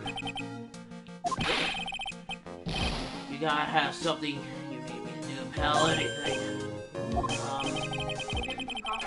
Examine the thingy pins on the thing. I'm gonna take a jog back down to the precinct, get some prints analyzed for you. Now the trial whatever inconvenient I done. Nick. No, sorry. But Nick, we still don't have a really decisive piece of evidence, right? True. Without some kind of trump card to pull out of the bag, we're really stuck. Usually you can get some fingerprint analyzed done in an hour. I did not say that. I said I could get some thingy pins analyzed in an hour. That's completely different. You bet. Okay, would you mind checking the prints on this for me? There's get the small bottle. Oh, actually, what would he say if you didn't give him that? Do the best. What are you doing, Nick? Detective Gumshoe's going to check some prints for us. Shouldn't be checking this? That's that small bottle gave back to you this morning, right? Thanks, Maya. The victim's ear medication that we found in the kitchen. Look, it even says covered in unidentified thingy pins right in the court record. How could you miss that, Nick? You're right, Ashley. That's been gnawing at me, too. So you'll look into it for us? Awesome! But I want to examine the fingerprints on my attorney's badge, too. What do you think I asked you for a check on? That sure up to see what you if I got your spare time. Spare time? It feels so important right now. It's probably how to give him the Detective Gumshoe. Oh, we didn't give him the bag. Okay, I'll get the double lap right That's away. so funny. Make sure you don't lose the case before I get back. Trial's about a showdown, I guess. It's time to separate the phonies from the phoenixes. Yep. That's what I was gonna say. Good fish. It was good. It's a Okay. little cold though. It's a little cold though. I'm gonna go pee real quick. Stick it in the microwave for like a second. Yeah, yours was done way before mine was. Why didn't you bring it out to me then?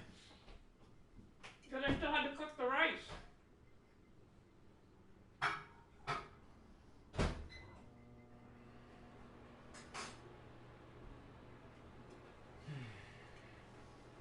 I like your thingy pins. I like your dick pits. What?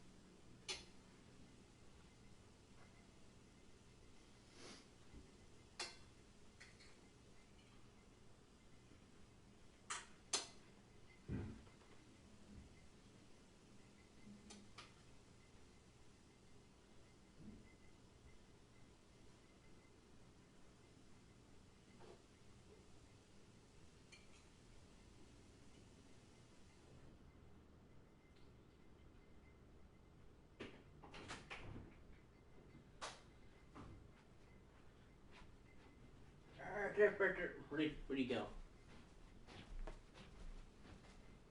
Am I doing this alone now? Do I own this channel by myself now? You have to wait for me to continue. No, I'm just curious where you went.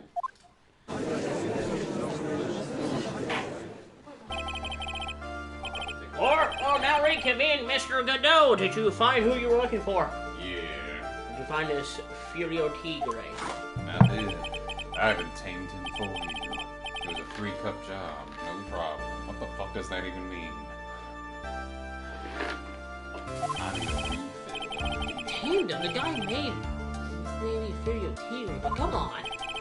He's pretty loud. Be careful, he still bites.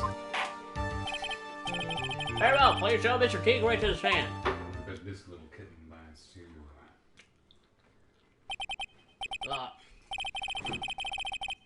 Witness, please stay there. Hey, I got this, okay? I know. I didn't know you were I'm busy. just getting my coffee refilled, okay? I'm gonna need it for this trial. Pretty good. What the fuck is this? Ah! Don't hide it under the table, Maya. Unless there's room for me too down there too. Never mind. What you say to me? No, nothing. I didn't say nothing on it. I really guess that you were being willing to do some bad work on accident with the judge. I got business to take care of, you hear me? Something. Let me just put this away first. Who the hell called me into this hole? Was it you, Spikey? No, of course not. It was. That's a very rare shot of the bench with no judge on it. Your Honor? Oh, yeah. Drop my pen. Where is it? Don't mind me. Just carry all the procedures as normal. That's it. We're done. Maybe you didn't hear me. I said, who the hell was it that called me in here? There's no need to shout. We can all hear you. What do you say? There's no point struggling. You're caught in a snare. The relentless snare of the law.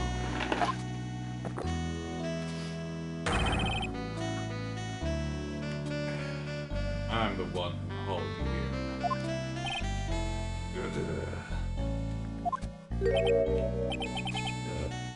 Too cool. Don't let him get the net. Don't let him get the better of you, Nick. Let's start with the basics. You know about the incident in question, correct? Incident?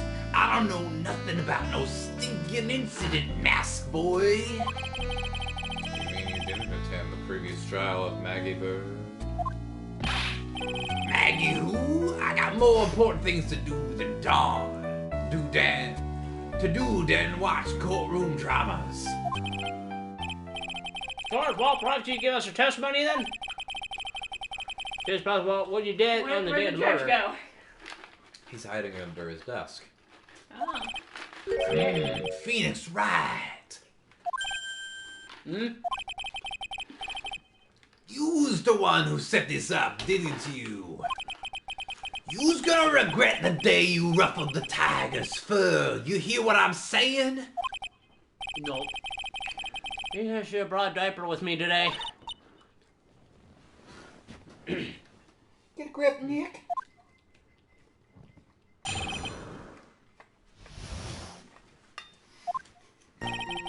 I don't know nothing about no murder. I was tied up with business in December last year, spending all of my time in the office. I got whales lined up to borrow cash from tender lender every single day. You just wanna check my alibi? Just ask Violetta. You want the slide on? Yes, please. I wasn't sure. Ah! Finally found my pen. Very well then, Mr. Wright. Your cross-examination complete. Hey, what you reading? Fanfic. Oh. Ah! Where is it? Please, witness, if you can refrain from shouting at me. It's an old one that just outdated. Which? Not the wrong one. Okay. I saw Makoto and I couldn't be sure. I know the kind of games that the guy in the blue plays. That lowlife ain't no lawyer. He just punches away at stupid details till he wins. Lowlife? Me? Listen up, Smarty. Every time you ask me something that doesn't relate to this case, I'm gonna bill you $50,000 and you's gonna borrow the cash from me. So, wait, what? What? That's one no contract I refuse to sign. And don't think it ain't gonna hurt when you tangle with the tiger.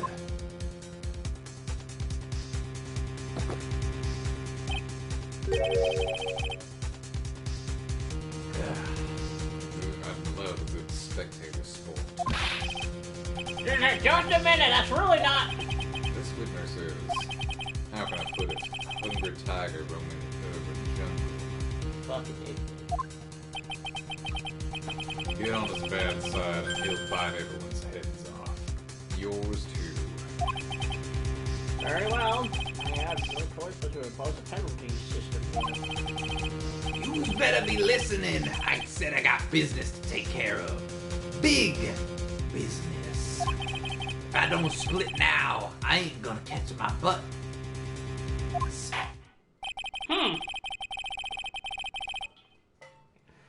Court will impose penalty for any irrelevant pressing of witness testimony. Keep that in mind as you begin your cross-examination, Mr. Wright. Yes, Your Honor. You can do it, Nick.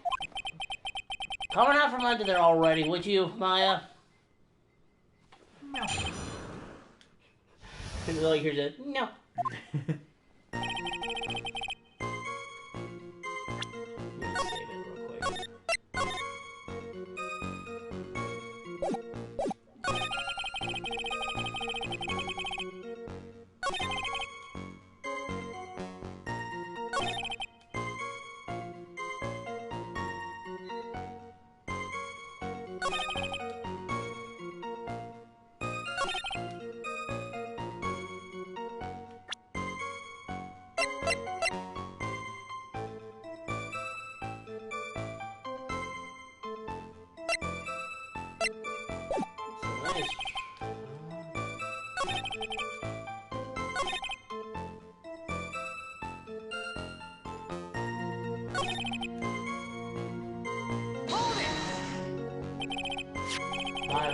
Think about the Cadaverini families. Yeah. You don't want to cross them or you's gonna wind up sleeping with the fishies. Once the Godfather finds out you've been dragging Violetta through the mud, he'll do ya in. Sorry, I couldn't quite put it all together towards the end there. He said that just like Viola, didn't he? This might not be the right type of program without her. No, fuck it. Mr. Tigre. What do yous want? A bit more detail. This is a dead end, try it and you know it. Remember the rules.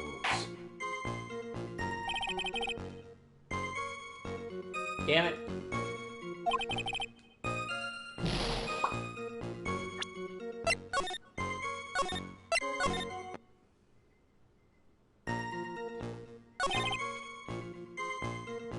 Do the murder one. The very first one. I don't buy that you haven't ever heard of the incident that occurred at Tres Beyond. You's got a big mouth, right? You's trying to say I was in on some mob hit? Is that what you trying to say? Where's your proof then? Evidence, yes, well... For an attorney to make some accusation in court, he must have evidence. That's from Loan Shark to Lawyer, a beginner's guide, yeah? I see you're the studious type. What'd you fucking say to me? Mr. Tigre, very good. Why don't you ask him to represent you sometime, try? What should I do? Let's press it, let's see what happens. What yous want? No. Damn it. This is a dead end. Remember who you are, Trat. Remember Simba.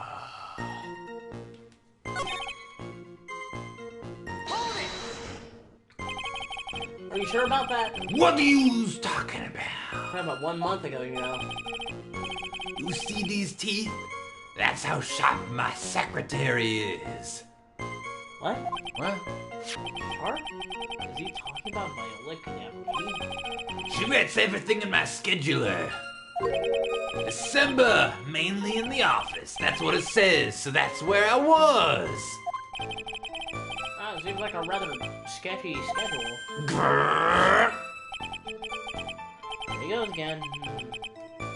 There you go. December isn't the issue. Wait a minute! I got it! What do yous want? What do yous want? Why do you keep pressing me when I tell you not to? I got it! Oh, I got this motherfucker! What are you talking about? You ain't gotten nowhere. to All go. business? Really? Well, what about the third that was marked on this calendar, you fucking shit lips? What? Somehow, that wasn't the correct answer. Actually, that was a pretty good guess. Which statement did you press it on? All outside of business.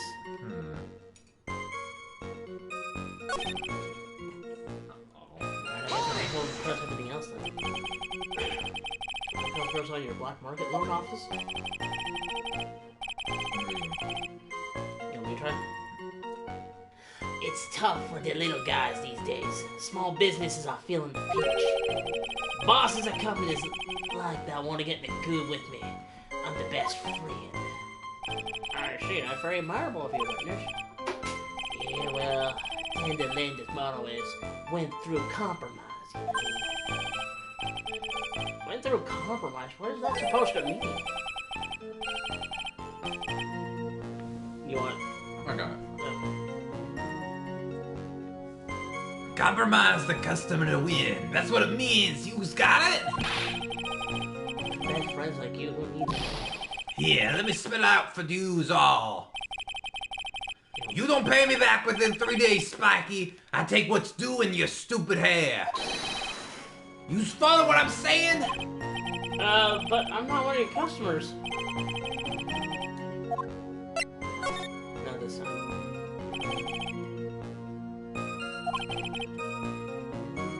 Oh, okay. We're repeating your customer from the beginning, please. My time ain't free, you hear? Yous better remember that. If I miss that bus, someone's gotta pay.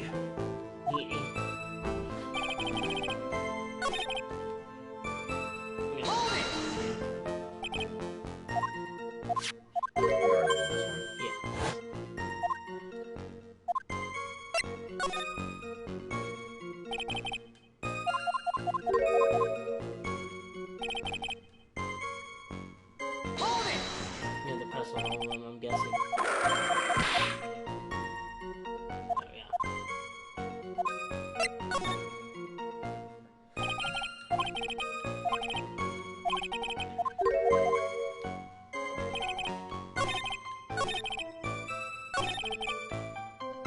Oh, yeah.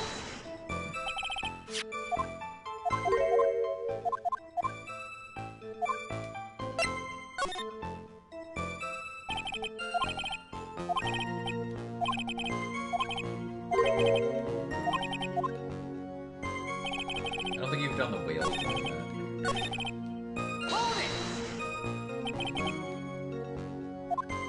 Yeah, I did. Oh, okay.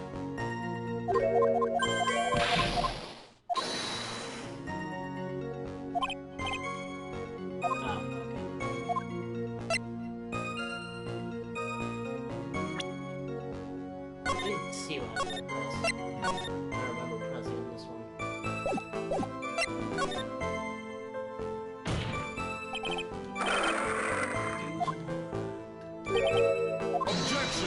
What do yous want? Damn it! Alright, I think it's time for us to present evidence. I'm pretty sure it's gonna have to do with the paper badge.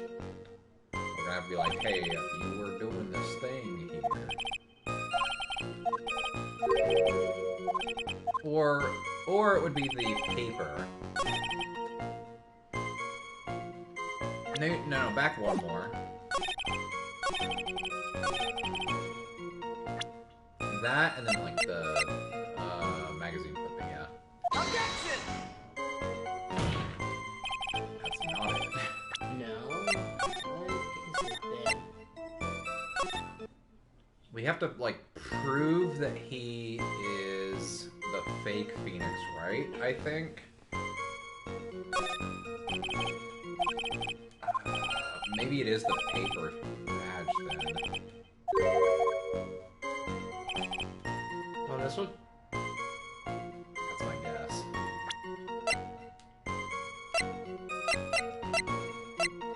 Objection!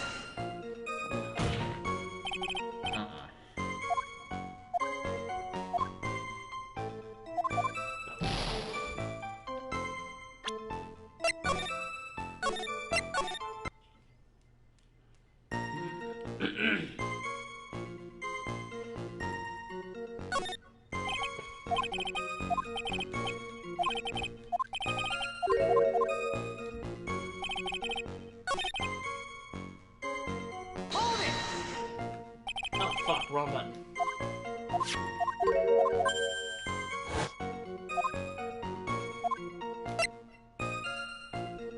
Did you press on this one?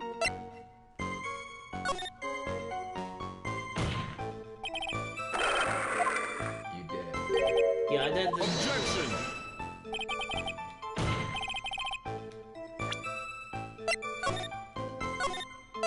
Yeah, I think you've definitely pressed on all of them, but I don't know if it's all in the same save. You've done press harder on all of them; they all come up with the same thing. Yeah. I can try and do that then for all of them and see what happens.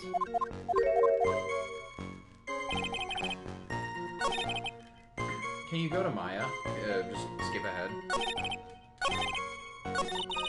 Just think, all you have to do is press him on something irrelevant, and bam! $50,000! Come on, Maya, how about you pay it back to Maya then? Your allowance should cover it. Hey, I'm no idiot, you know. Well, I'm certainly not the one who thought the $50,000 was free money. Anyway, I'm gonna work this guy without pressing the testimony too hard. But his testimony is really solid as it is. I mean, nothing jumps out at me as a contradiction. But I got fine and opening someone who I need to make one. Okay, I think we're jumping ahead. I think it is probably you tried the calendar, right? Yeah.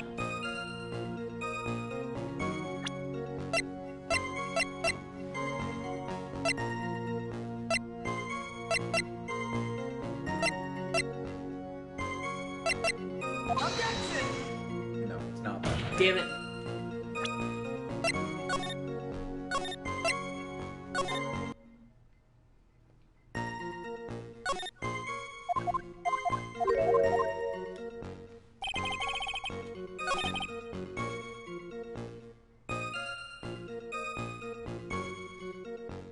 All my time in my office.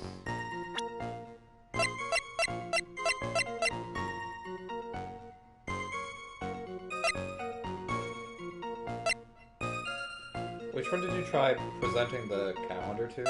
This one. You did? Yeah.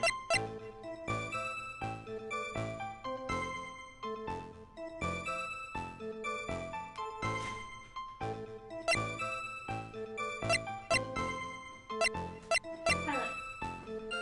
I almost forgot. This way? This way. That way. This way? Yep. Thank you.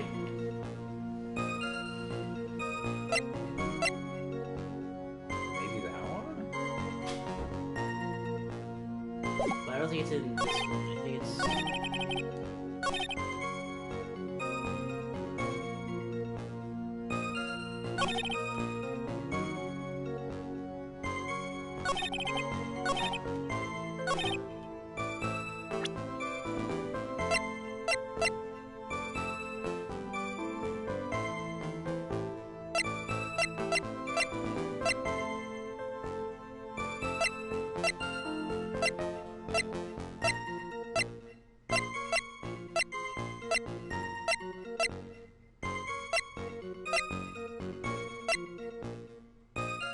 Objection!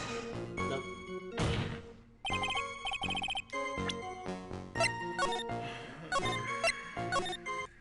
You want to just look up the guide?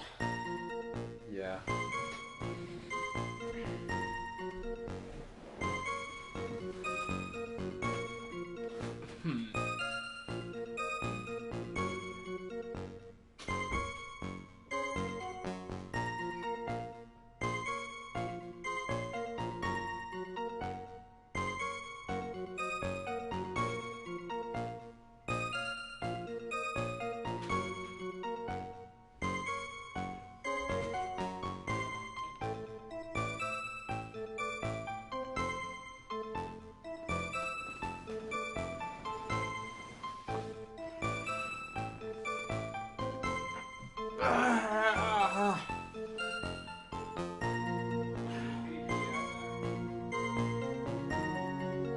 I'm stretching.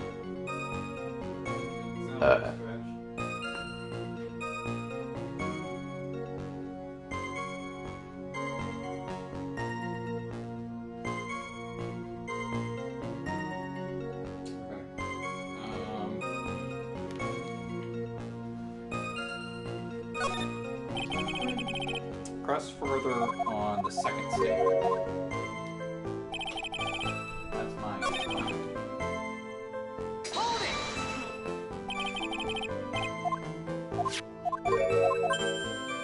Okay. So press harder on it? Yep.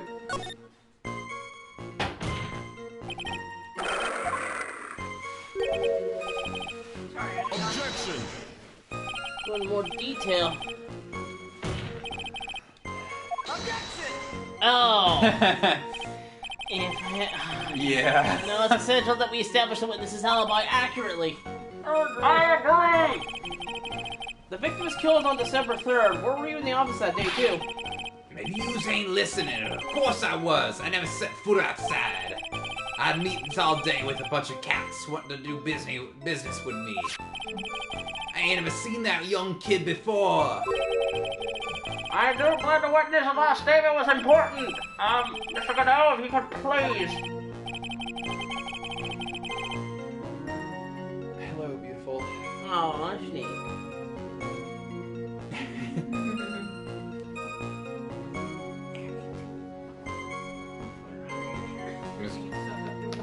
Mr. Tigray, I called and asked you to add that last statement to your testimony.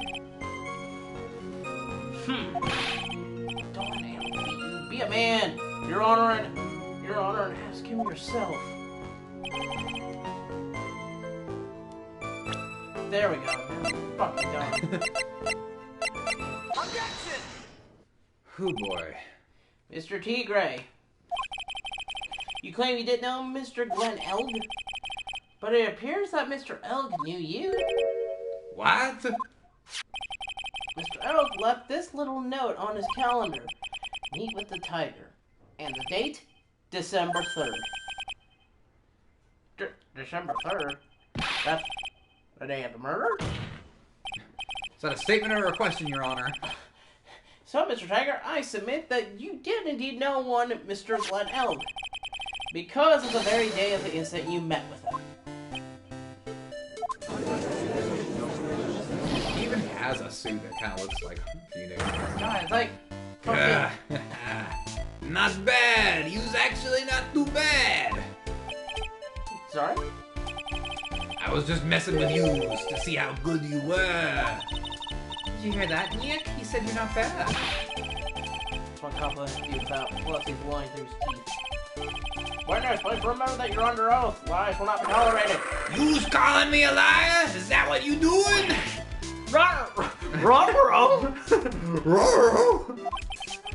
You're saying that your claim to have never seen that kid before is the truth? I said I'm dead serious. You better believe that's the truth. Ah. Then I'd say that gives me some time to enjoy another cup of pure black magic. Where's that coming from? Where that is.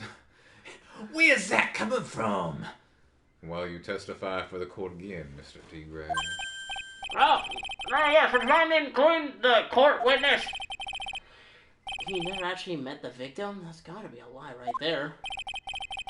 This time I nailed this guy. This time I nailed this guy.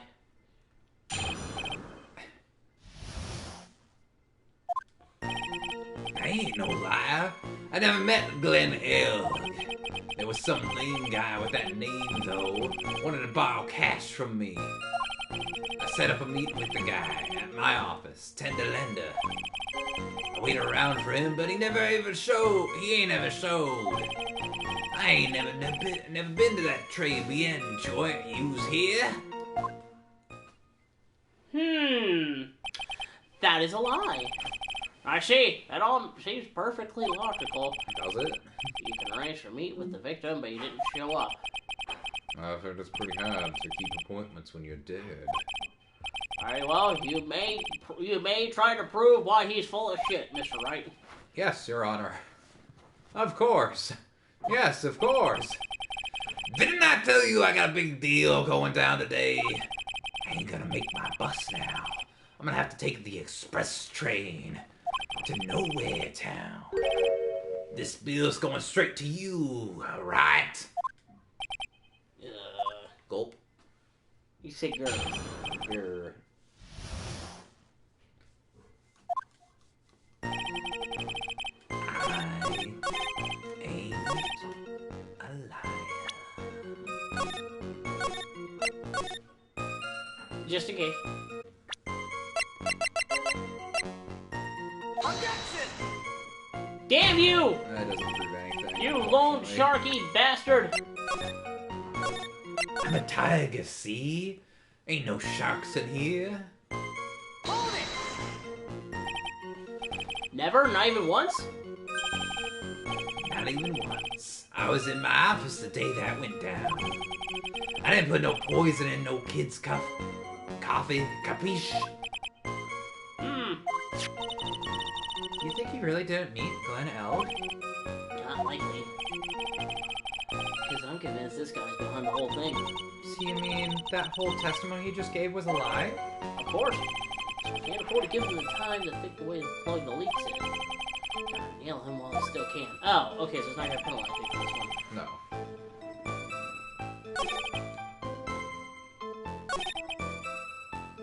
So he knew the guy, and... Like, that's obviously it. Do we have any evidence that points to him being at the scene? Oh, the CD!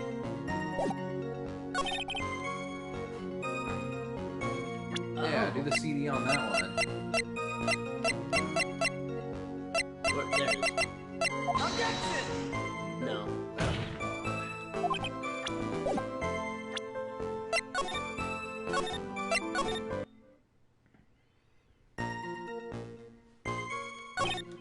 We can try pressing on everything then. Hold it! Let's press on these. And yet your name was written on the victim's calendar? Get that horse calendar out of my face. I'm the tiger, not a lame horse, you porcupine. Tigers like me eat horses like that for breakfast. I don't think that's... Is that true? No. Witnesses aren't permitted to eat evidence. Not that they ever would. What? Say that again? Yeah, say that one more time. Oh, there was one case where a young... where a young lad ate... That's not important. Anyway... Never met the victim before. How do you explain the note he left?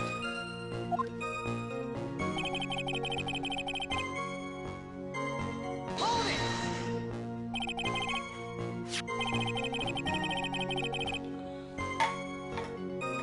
That's very strange. According to the manager of the firm that the victim worked, December 3rd was the day he had to repay his loan. It wasn't due to discuss borrowing money, but repaying what he owed. Oh, yeah. Maybe he's right.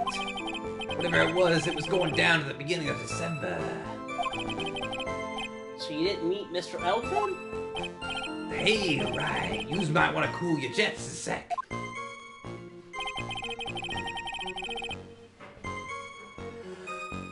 Hold it!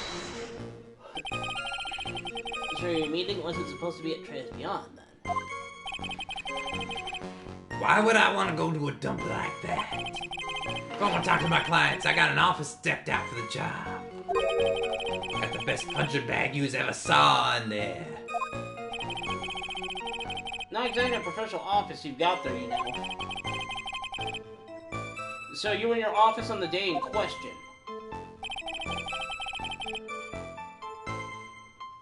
Hold it! You didn't show up? Huh, what do you think, Tried? Well, let's see. How does a dead man get from a French restaurant to a fucking shark's office? And you yourself didn't go to Trans Beyond. What are you trying to pin on me here? A murder? Why don't yous come down to my office? We can chat about this thing my way, yeah? I got the best punching bag you was ever saw in there. I already said that part. No need. I'm good, thanks. Listen up, I ain't got nothing more to say except this. Use a bitch. You's a bitch. We'll see. Okay, you pressed everything, definitely. So that wasn't it.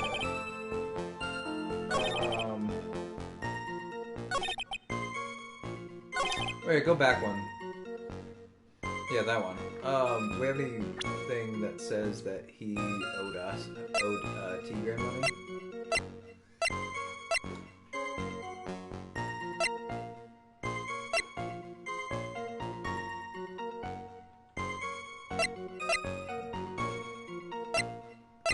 I just wonder if something said. Maybe the lottery ticket? No, I don't think so. That actually might be it, because why would you want to borrow money if you were gonna... Objection! Oh, I'm fucking wrong.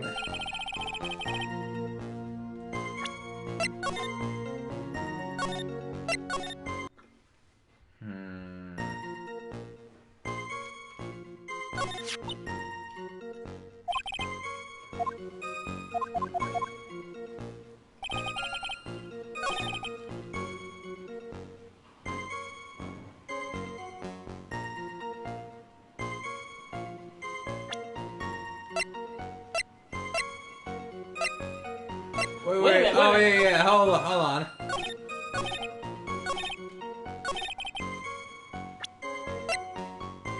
Objection!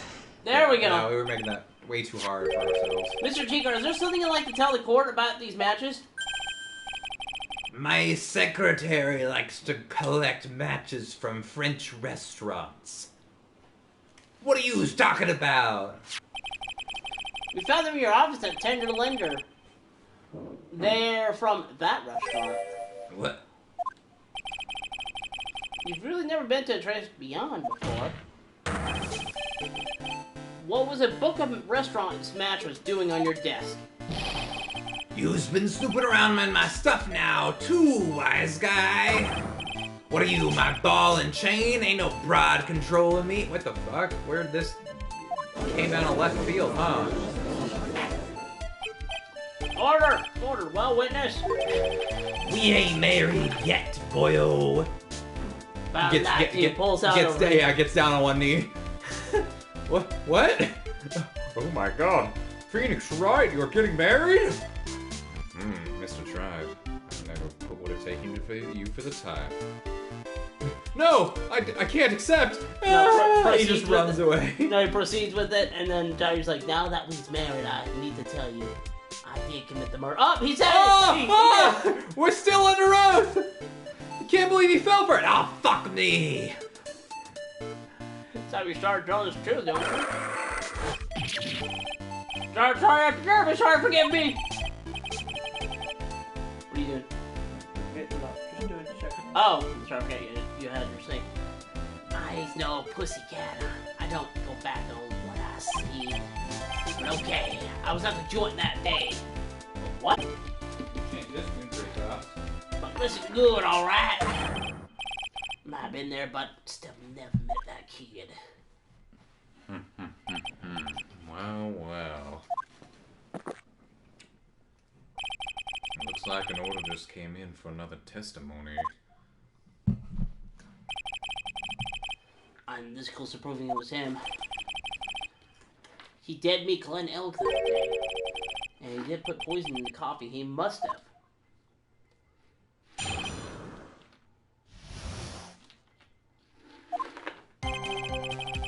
I was supposed to meet with that kid in the restaurant that afternoon. When I opened the door to the joint, I saw one ugly scene. That guy was laid out over the table, stiff as concrete. Figured the place wasn't hot already, it was gonna be, so I split. Had the cop's siren on my way out, and I went straight back to my office. I see. You didn't actually meet with him in the end, then.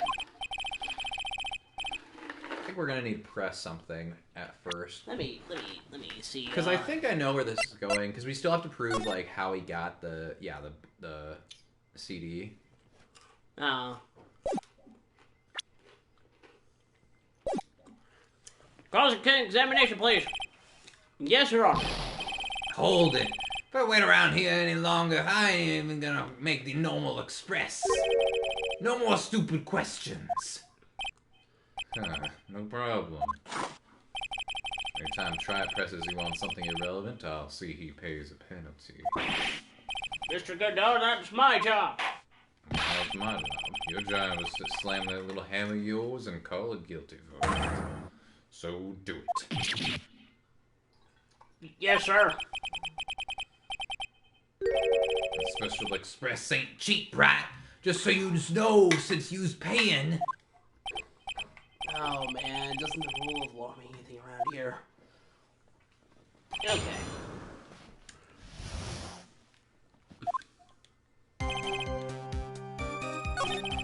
Open the door to join us on. Let me see. The table still is concrete.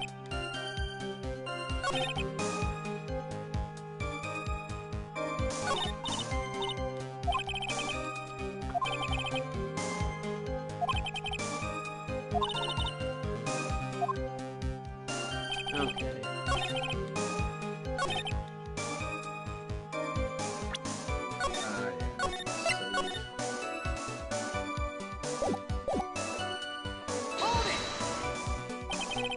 So maybe wasn't did it take place at Tender Lender at all then? The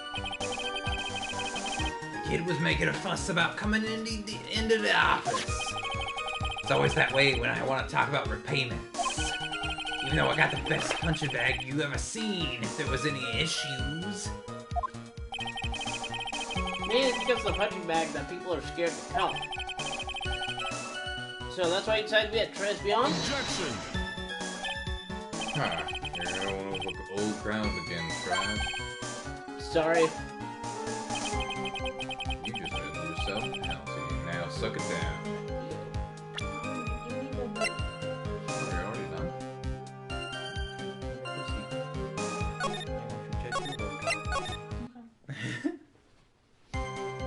It's okay. We're going.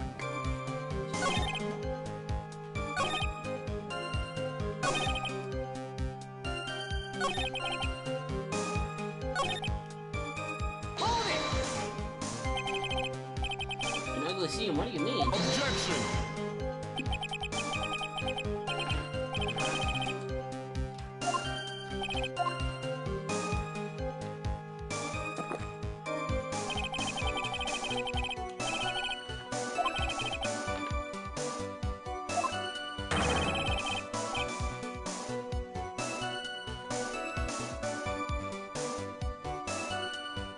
Okay.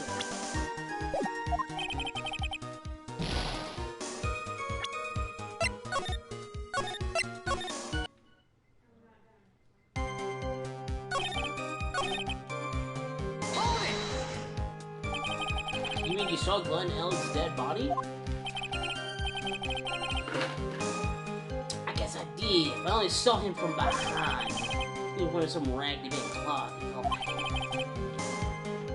Wait a minute.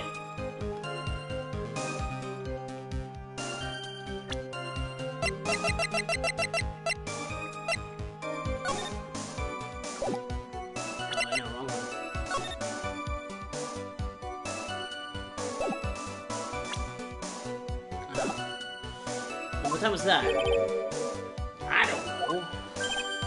Huh? You know what winds me up more than anything else in the world? Watches. Round watches. I ain't gonna pollute my paws with some ticking henpecker. I've entered Mr. Pigheart. What winds you up the second? Huh? What did you say? Square watches. Is that for real? Look, I need to know. Is there something bad going down at that place?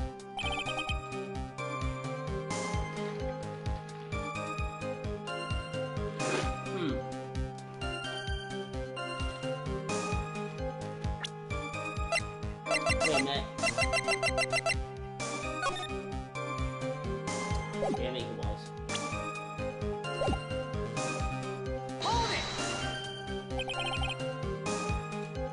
Restaurant there. The tiger is a busy cat. I got time to call in no murder investigation.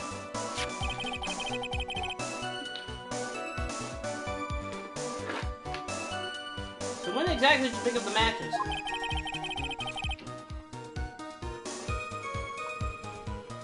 The match is just inside the front door.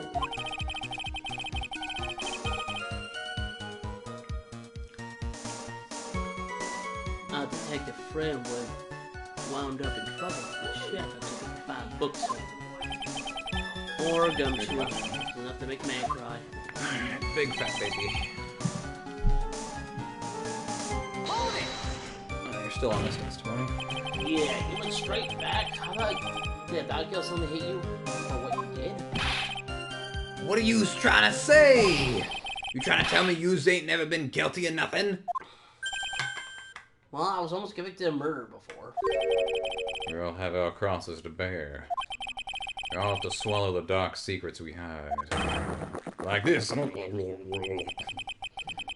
not exactly a place to talk about dark secrets, is it?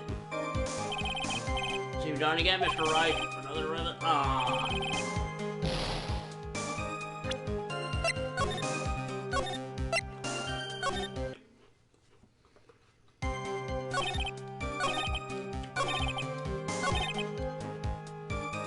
Straight back to the office. These two, they didn't penalize me for pressing.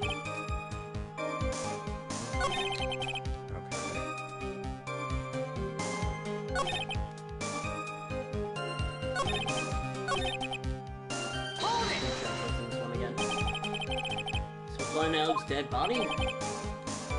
I guess I did, but I only saw him from behind. He was wearing some raggy bit of cloth he called a hat. And what time was this? I don't know. Huh? You know what winds me up more than anything else in the world? Watches. Round watches. Ain't gotta pollute my paws with some ticking henpecker. Out of interest, Mr. Chief, what winds you up the second match? Huh? What do you think? Square watches! Okay, that's good. What the fuck was that? The snake? Remember a boom? Or anything? Look, all I needed to know was that something bad was going down at that place. Figured the place wasn't hot already, it was gonna be. Oh, yeah. So you did actually step foot inside the restaurant then? The tiger's a busy cat. I don't hang around for no one. Ain't got time to be caught up in no murder investigation.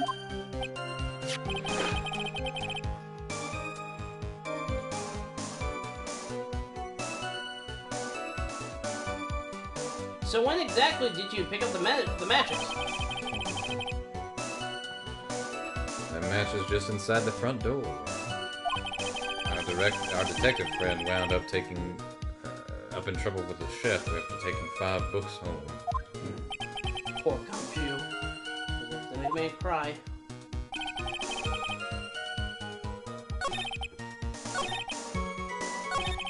Okay, so how many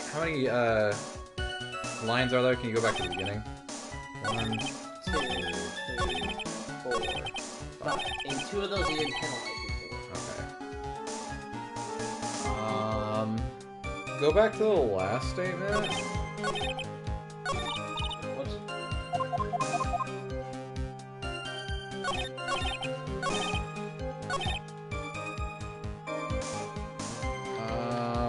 Oh! No, never mind. What were you thinking? You see, I thought it said I walked straight back home. Okay. Yeah, I could have presented the scooter, but no.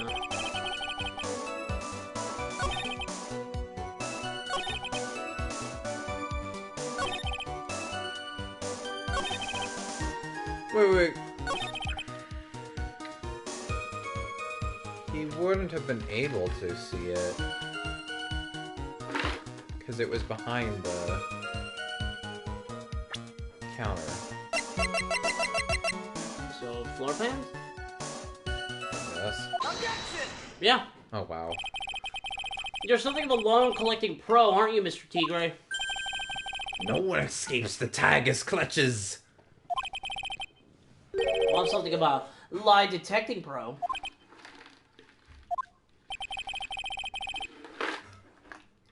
And no one escapes the Phoenix's clutches. Boo! That was lame. Boo! I take a second, we got something straight. What's this? A trot? A new line of irrelevant questioning? These are the floor plans for the crime scene. You see, you were standing at the entrance, Mr. T, right? And there, your field of vision would have covered an area of something like this. Indeed, the windows could have had a clear view of the victim's seat. Are you a fucking moron? Isn't that what I just said? I said I saw the back of the kid's head. Dude, there's a Unfortunately wall. for you, that's not possible. There's a wall there. Think back. You'll remember that in between each of the tables is a tall partition. Oh, John Armstrong's gonna come in and be like, I put in the partitions after the murder in the last month. That is why they are there now. Haha, he could have seen the victim. Why, that's true. Now look at the plans again. The truth is painfully obvious. The entrance, the field of vision of any customer walking in, and here. bleep. No, he is sweating bullets. Oh. This is not so macho, man. So, from the entrance of the Trace Beyond, you could have seen the victim's seat. But you did see the victim that day because you met with him. Objection! Wrong. Have you forgotten the old man's testimony yesterday? Bless you. The victim was alone at his table. Objection! But the defense just proved that point to be moot. The victim, witnessed by Mr. Kudo, was not Glenn Elk, but a fake. What? In order to have Mr. Kudo falsely testify, the real killer posed as the victim he had just killed and acted out a charade. But that will do. This trial's gone on long enough without the obvious question being answered. What exactly was the real killer who impersonated the victim? You see, the killer murdered Glenn Elg, then impersonated his victim in a performance for Victor Kudo. I get it right? Reveal the identity of the criminal in court. Oh shit. The scooter did it.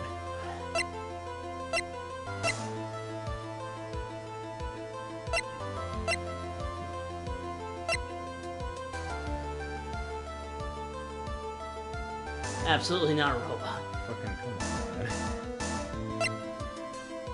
Who did the crime? Who did the killing? It's gotta be him. Yes, obviously. Well, because they look completely different. The killer is Firo Tigre. No one else could have done it. What? Well, witness. Now that's cute. You think you can pin this on the tiger? Maybe you don't understand. The tiger's king of the jungle. So I dares you to say it again. Come on, you got the guts. You can't threaten me, Mr. Tigre. Mr. Pence, go ahead and tell the witness, Mr. Wright. Mr. Wright! Sounds to me like it must be you, old man. What the fuck is a hippo? What? You's got guts, I'll give you that. Caused more aggressive. No. And causes more murders. At least. For human tribes, and then it's the one that causes the most. Cool. What is the hippo? Mr. Wright, do not leave me to handle this alone. Hey, Perhaps I can end this embarrassment. Mr. Goodell? Last steam at the counter. Let's just go back over Mr. Kudo's testimony one more time. The old man didn't just see the victim. Oh, no, no, no. I can go over on Giamachino. Maybe you shouldn't eat on stream, Pilot. I'm sorry, I get really hungry. This helps me fight hunger pain. But she put something in it. Not much about it. She very conspicuously put some white powder in there. Was the victim he saw the real victim or not? That doesn't matter. It doesn't? What the fuck am I talking about? The fact remains, he saw the accused put the poison into the coffee. What? Yes, it was the waitress who poisoned me. Am I fucking stupid? Very impressive, Mr. Ghetto. Waiting for my absence to launch her attack. Oh yeah. Found your pen at last. Try it. It was in my pocket. But anyway, Mr. Kudo witnessed two people that day. He saw the victim, the supposed Mr. Glenn Elg, and the waitress from behind. Yes, your point is right. I think the conclusion is obvious. If the Glenn Elg was really the killer in disguise, it's really possible that the waitress was also part of the show. What? You mean the waitress was an imposter as well? The fact that Miss Burr fell unconscious immediately after the incident. Someone used her fainting to hatch an elaborate plan to pin the murder on her. Or was it? Who was the waitress that Mr. Kudo witnessed? It was could it the boss! be? Who could it be, Pilot? Who is this woman? Her name is Viola Cadaverini. She's an employee of Tenderlender.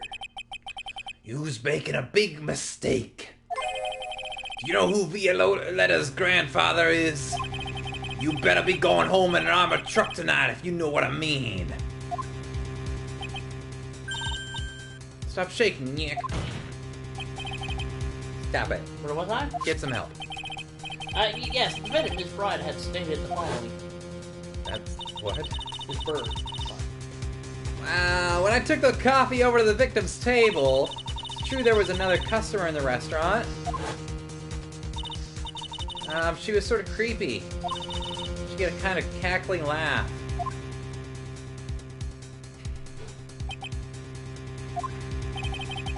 There are just too many contradictions in this case. The second man at the victim's table, who nobody but Miss Bird seems to have seen. The earpiece worn by the victim in his left ear when the eardrum was ruptured. And the radio show he was supposedly listening to half an hour after it was over. There is only one logical explanation that clears up all of these contradictions. The whole incident took place twice. Once for real and once for show. And Mr. Furio Tigre, the only person who could have committed the crime, is you. Witness? What have you got to say? That's cute. Sorry? You's alright. I could do with a guy like you around. What do you mean? Okay, I'm in on this game. I'm gonna have to charter a jet to get to my meeting now. But I'm gonna give yous one more thing to think about before I go. Something to think about? Yous got it all wrapped up nice, huh? Right.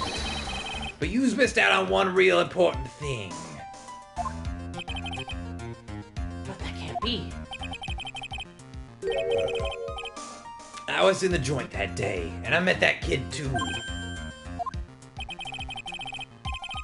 But I couldn't have poisoned him, you see? What? You really expect us to believe you now, Mr. Tigre? Huh. What a troublemaker. Troublemaker. Looks like we're gonna need another one for the road.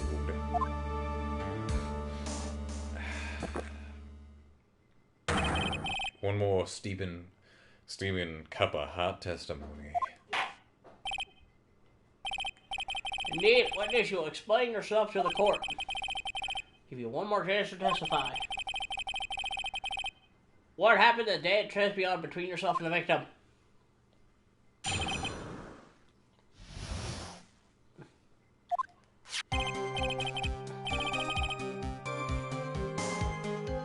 Yeah, I loaned Elk cash, about $100,000. That day, we was due to have a little chat, you see.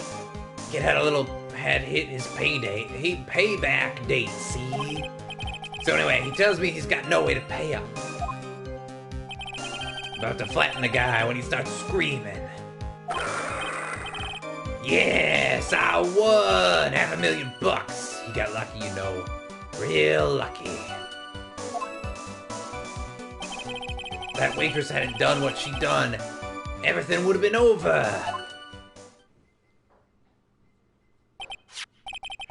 Now I see that the principal amount you loaned Mr. Elu was $50,000. Yeah, well, you's got the VIG to take into account. Interest builds up fast, you know. That's faster than fast. $100,000 is twice as principal. And the repayment deadline was December 3rd, the day of the incident in question. Yeah, he was one lucky kid. Got that $500,000 just in time. So I ain't have no reason to kill the kid. If I ain't got no motive, you ain't got no case. Motive? He has to have one, but what is it? Hide her face. Time for the victim. Are you done? Yeah. Oh, all done?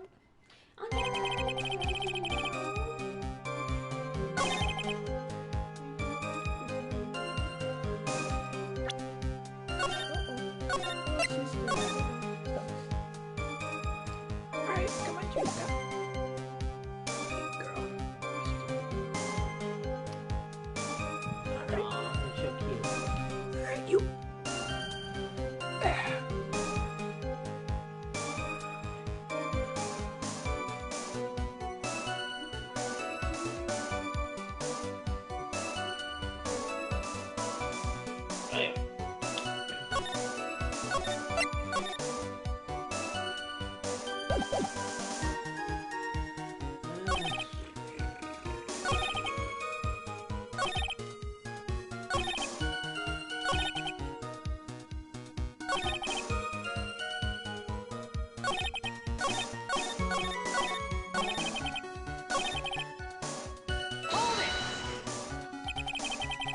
Did he end up paying the loan back?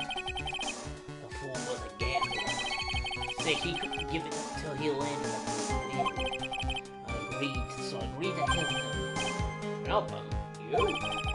Kept hitting him with the ways he could get big. But the guy kept losing. so you were helping him for his sake. Or yours. When through compromise, you help me, I help you. What's the difference, huh? Leave this. Yeah.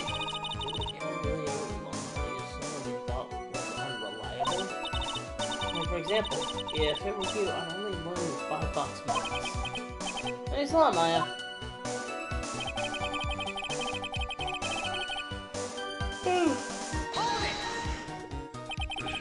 So how much were you expecting him to pay you back on that day?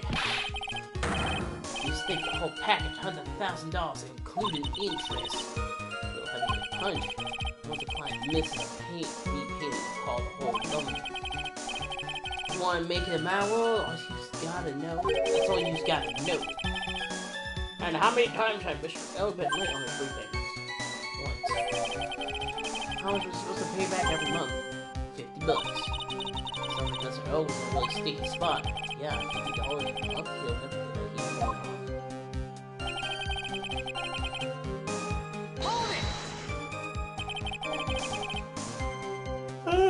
Have left on his debt. He wanted around figures around $100,000. That's the whole amount? Talking about a guy who had 58 cents in the wallet. You telling me he wasn't even gonna pay for the coffee? You sure as you know I've been a brave man. Got smooth. You'll have to do this in 5 minutes as we can save it. Then he calls me the tender tiger. He was skating on the thin ice with me.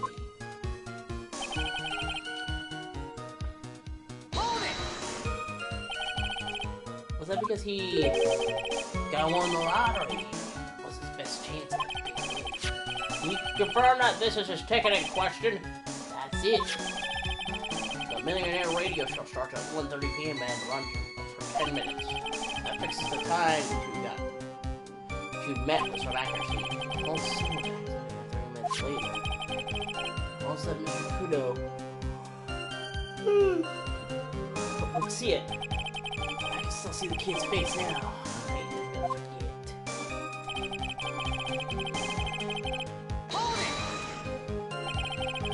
So anyone else in the restaurant at the time? I don't remember. There was no one there. Ridiculous tire shirt for a month. Armstrong and for mine, Viola, Davarini for all that. The victim had intended to repay you from his lottery winnings from the beginning. Seems that way to me. Well, but you would normally expect to win the lottery, would you? The undone believer makes fool in the worst looting street you know. That's what defines a true game. Sounds so cool. We can't admit you got the willpower for it. All I know is the kid took a shot and got lucky in the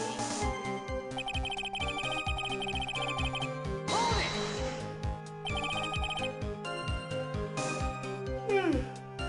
The waitress, you mean the girl with the glasses in the defendant's chair? Who else could I mean? She hadn't gone all the way.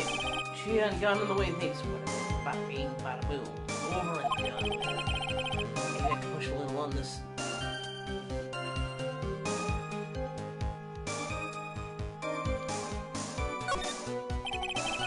What's that even implying the defendant did? She could have asked 4 eyes. How about you asked 4 eyes but have $1 million ticket? She wanted it so bad. She pulls it down with coffee. Unlikely theory. Your word hasn't held water lately. Objection! Higure? Let's not forget the witness was actually at the scene. Wow, didn't exactly read with some of the deals I said. Couldn't be there when the cops show up, so I split. I see. Yeah. The witness's last few statements are worth a good cup of coffee. I concur, Mr. Godot. I will amend your testimony accordingly, witness. That's what's used after Phoenix, right?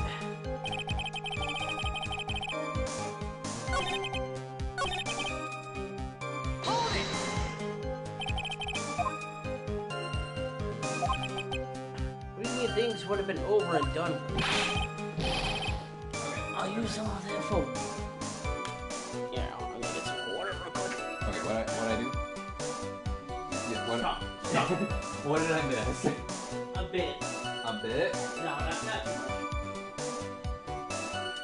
I use all their what? I'm talking about the cash, man. The cash. I was about to get my $100,000, man. That's all. I'm a businessman.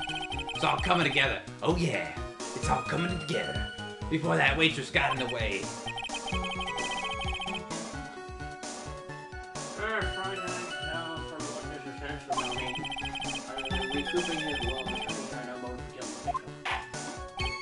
Well, Mr. Wright, are you happy with the testimony or will you get amended? Have it amended. I'm not going to get anywhere with this testimony as it stands. Your Honor, defense would like the testimony amended. Yeah, can you sum up what I missed? Basically he was talking about how he did meet up with the kid there, was planning on kicking his ass because he said, oh, I can't pay you back. Then won the money. Are we still on the same? No. No, we are on the same testimony. Oh. So you didn't want the $500,000? You didn't have... Oh. Oh. Like that? Yes. Objection! There we go. So you just intended to get back the $100,000 Mr. Oleg owed you, correct? I loaned the guy the cash, so that's my right. Unfortunately for Mr. Elg, $100,000 wasn't enough to cover it, was it? Huh? About 6 months ago, you were involved in a traffic accident, weren't you? I thought it was 4 months ago. An accident involving a car and a scooter, in which a young woman was injured and was taken to the hospital where she underwent surgery. That was my doppelganger. Nod That was my Air brother. Jet. That was my brother, Cheetah.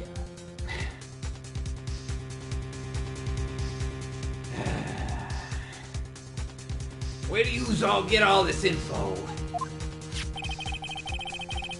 These medical paper documents document the treatment of the young woman in question. According to these, her operation cost $1 million.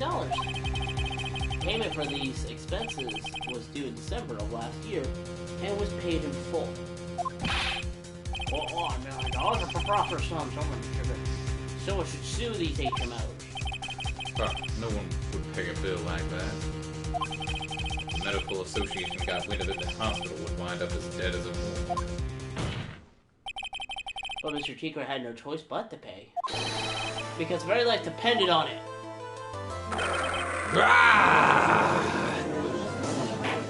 He's so tall. Order, order, order. You say life depended on Mr. Wright. Indeed, it did. Simply because the injured woman was none other than Viola Cadaverini. Did you say Cadaverini? Yes, I definitely did not learn about this just yesterday. My boss in charge of all underworld activities in the city. Doting grandfather precious Violetta, who also knows Viola Cadaverini. Your life is in danger unless you pay compensation to the boss, correct? It makes sense? You were desperate to acquire the $1 million Cadaverini demanded of you. So desperate, in fact, that you decided to sacrifice Glenn Ellick's life to pay your debt.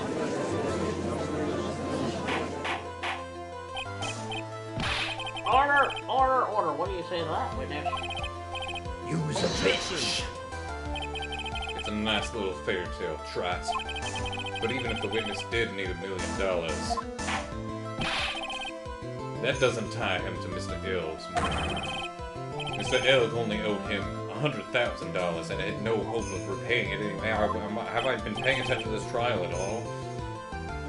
Yeah, that guy wasn't worth my spit. Objection! I don't think so. In fact, the opposite is true. Lending money with no hope of ever seeing repayment would normally be bad for business. But, in this case, the very fact that Glen Elk had no way to repay the money was crucial. What? Do you know where you're going with this? You have to think outside the box, Maya. Outside the box? I don't have a box. Pretty straightforward. Mr. Tico wasn't after $100,000 at all. So if you have a logical conclusion for the steering mission, care to share it with us? Mr. Tico right after. What was he after, pilot? The lunchbox! Take that! Where's the meaning of this, Mr. Wright? Evidence that Trite has no idea that what he's doing. What? What do you mean? You're way off track, Trite. That evidence Aw, is irrelevant. Really? How do you have the right to dish out penalties? Are you alright, Nick? $1 million for covering a loan worth $100,000 wasn't enough. Besides, Elliot had the means to make that kind of money if he wanted. Oh! Oh, I got it. it is. You have to tell me if I'm right because my lease is up. I'm gonna go back and work for it. Okay, yeah, that's what I'm thinking. Take that! Okay. Yeah. Save right here? Yeah.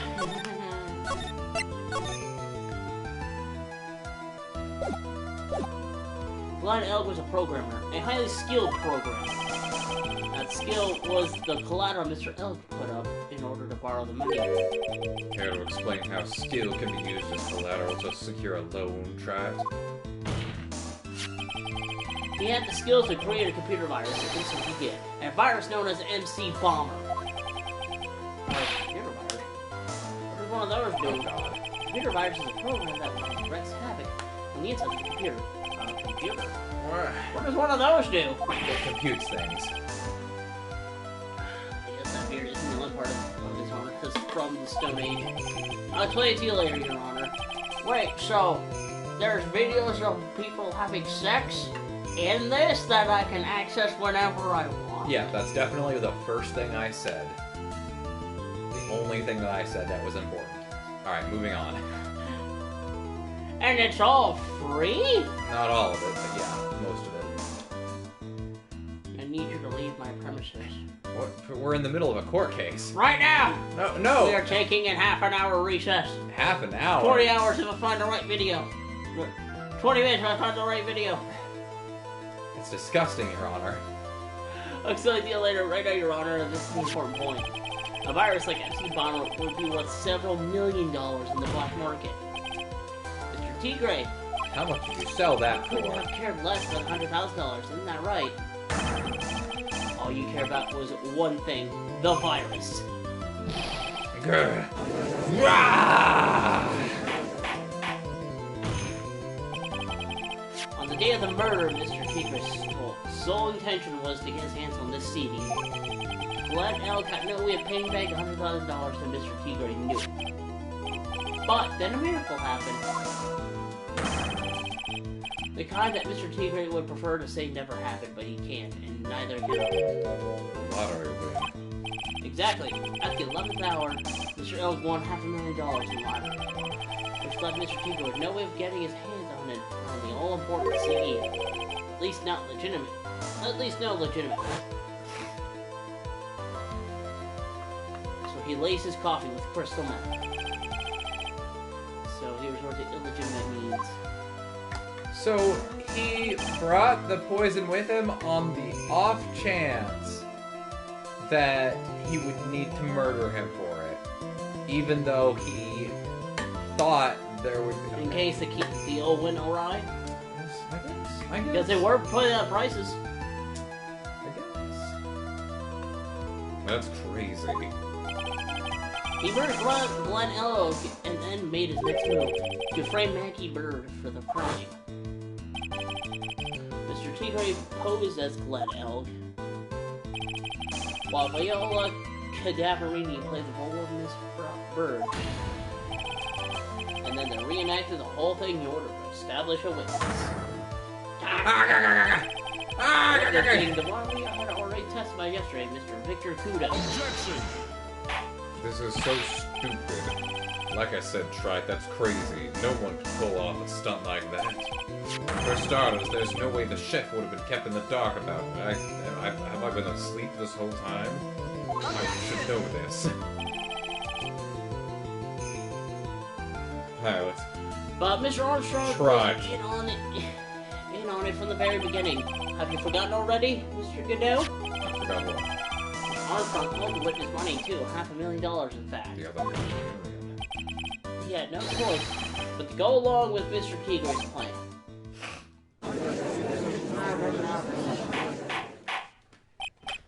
Order! Order! Silence! Order! I will close it.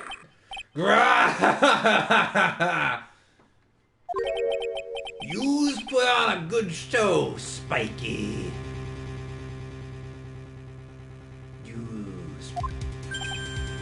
Huh? You's wanna stay alive in the loan shark business. You gotta be careful. You saying I dressed up like that kid, cratered a witness, and framed somebody? Yeah, we got the music going. If I did something crazy like that, I'd leave a trail as bright as my shirt. I ain't dumb enough to do anything sloppy like that. I agree. You do? Despite your appearance, you are very careful. That's why you took one more precaution. One more trick to make sure Miss Bird had no way out. What? Another one was right? Interesting. Why don't you fill us all in, Trite? Every last chance.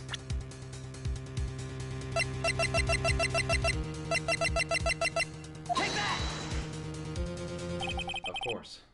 What on earth is that? What an insult to think anyone could be fooled by such a childish imitation. Consider yourself insulted, Your Honor. Mr. Tigre, you didn't just pose as a victim on the day in question. A month ago, on this very court, you posed as me. What? That's the truth. But witness looks nothing like you, Mr. Wright. Wait a second. Although, oh, motherfucker! Now that I think about it, it was you, wasn't it? No doubt it was you standing in here in this very court a mere month ago. The Phoenix tried to put up the most disrespectful, shabby defense I had ever seen. Can you prove that, Gramps? Prove the attorney who represented the accused here a month ago was this man. Are you prepared to take the stand and testify that it was him? Well, Not till the next game. what? Yeah, the judge is actually a witness in the Ace Attorney investigation one. Oh, cool. Hey, forget about it, yeah? Huh? I wouldn't do something like that, not me. You made a mistake, right? It was someone else, huh? God, can we add Have you no fucking pride, sir? identity theft on top of many crimes? Twice. This isn't a matter of pride. In case you didn't know, Trite, here in court we deal with people's lives. Yeah. Mr. Godot is right. Hunter? Speaking for myself, I am absolutely convinced. The attorney in question was the witness standing before me now. However, there presides over this court as judge, with the vested power to hand down a verdict. Someone in my position cannot be swayed by a memory without evidence to support it.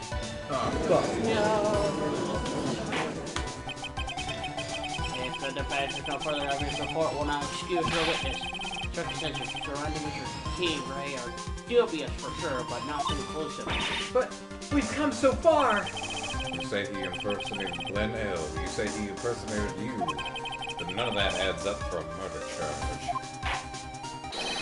You don't have a shred of evidence that the witness poisoned the victim's coffee.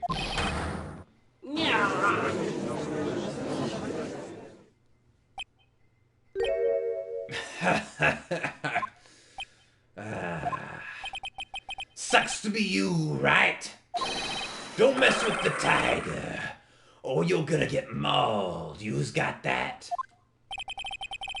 All we managed to do here was chase him around a bit. So close getting him to admit his own guilt.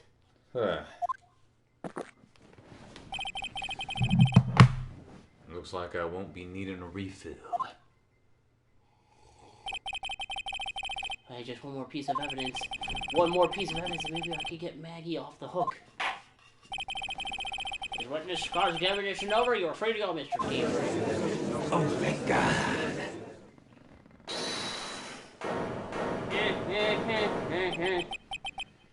Your Honor, sir. Look what I got! Hey! I brought noodles and co! I brought lunch, baby! Yeah! Detective Gumshoe. Sorry it took so long, pal. This is my badge. The works. So here it is. My heart's counting on this, too. What is it, Detective? It's an obvious, pal. It's the final decisive piece of evidence. What?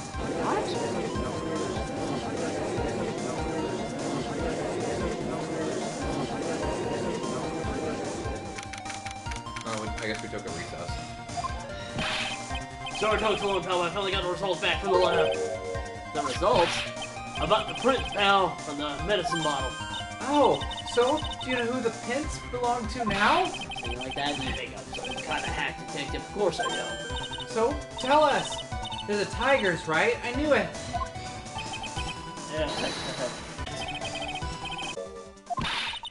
What's wrong with you? You've hardly said a word since Detective Gumshoe got here. He's laid everything on the line for this nyek. I know. Look, I'm sorry. It's kind of hard to say, but it really doesn't make any difference if prints are on the bottle. Huh? Why not? What we need is to produce. What do we need to produce at the stage of the trial? It's irrefutable evidence that the Tigray put poison in Glenn Elk's coffee. He's already admitted that he met the victim. The fact that his prints are on this bottle, that really doesn't make any difference. I knew it. Right, no matter how hard I try, I'm never of any use. Aww. Hey, don't be so hard on yourself. This is our last chance to help Maggie. And I've been working on some useless piece of evidence the whole time. It's alright. I'm a real loser. It's not breaking news to me, pal. God, I want to give the man a hug. Detective Gumshoe? Maggie? You've been working on something for me? Sorry I let you down, Maggie. I know you didn't do it. And I'm a detective. We're supposed to be able to prove stuff like that. I'm really sorry. I'll get out of your hair now. Detective Gumshoe, wait! He's gone. Isn't there anything we can do now, Nick? I wish there was. Gumshoe worked so hard to get that evidence. If only there was some way I could use it.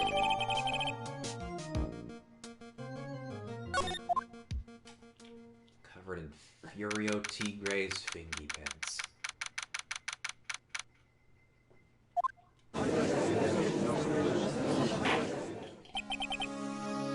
Mr. Wright. Yes, Your Honor? I grant you a recess so you can prepare this decisive evidence you've recovered. Yes. Listen, try it. Don't keep us all in suspense. Try it. Show us. Naturally. We can assume it's evidence that will actually stand up in court, can't we? Thank Phoenix. Don't let Gumshoe's hard work go to waste. How much more of my time are yous gonna waste? I ain't been to no court before. But yous lawyers should know how to blow things out of proportion. No doubt, given the number of evidence, the nature of evidence will speak for itself. Unless you will talk us through it, Mr. Wright. Okay. Guilty price is what? What? Ah, you said it. I get it. You're guilty. What the fuck? How do I keep losing these damn things? Well, I know I can't prove anything new with this evidence. I'm really back into a corner. Thinks he's got me beat. He'll his guard down. Don't give me 20 minutes longer, Mr. Wright. Or send this final decisive piece of evidence to the court. Did you give it the bottle? Might as well. Take that! This is the defendant's final piece of evidence. Isn't that the victims? Your Honor. Naturally, the court is already aware of its contents in this bottle. However, interesting new information has come to light. We have clearly identified some fingerprints on it. Fingerprints! I don't know why you're looking at me, try it.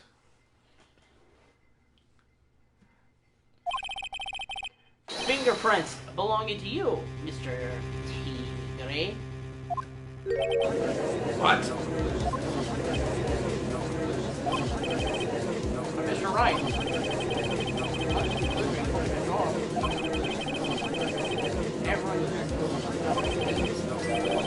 One person is courtroom. My prints on that fancy-looking bottle? Is that what you saying? Well, what the hell's in it anyway? A phony trial, a phony lawyer, and a phony court. Everything about this case has been phony. This gives it the perfect excuse for some phony evidence. Phoenix, don't. Mr. Tigre, this is the decisive piece of evidence that will prove your guilt. Oh, save right the fuck now.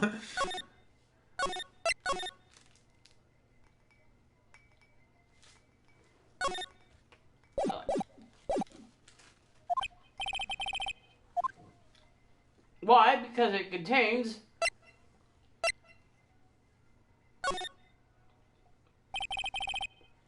This bottle contains potassium cyanide. Potassium cyanide? Was Hey. used to murder Mr. Elk, Your Honor. Hey, so in real life, this is illegal. What? This is serious. Phoenix could lose his license for this. For lying? Yeah, you're not allowed to do this. This is like the whole reason why we didn't like Edgeworth in the first game, because he did shit like this. Him and Von Karma. Where Like, they lied about it? Yeah, because that's really bad. That's illegal. Oh. Victim's killer used this very bottle. I want to bring this up because it is important in the fourth game if you play that one. Okay. And on this bottle, Mr. Tigre, we found computer prints. Well, can you explain that? You'd make a good clown, you know that? What? You ain't never got this to stick. You was just making me laugh now. You think a cheap bluff like that's gonna fool the tiger? I can see straight through you, the Phoenix Rat. That ain't the bottle with the cyanide on it, ain't it? No, this is the bottle we found tracing the poison. Don't mess with the tiger, or you're gonna get ripped to shreds. The cyanide bottle was brown. It was made of glass. Glass? That sounds delicious. He just bites into it.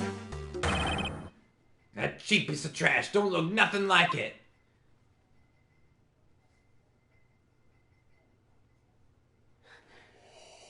Oh, dear God. Seems my cup's run dry.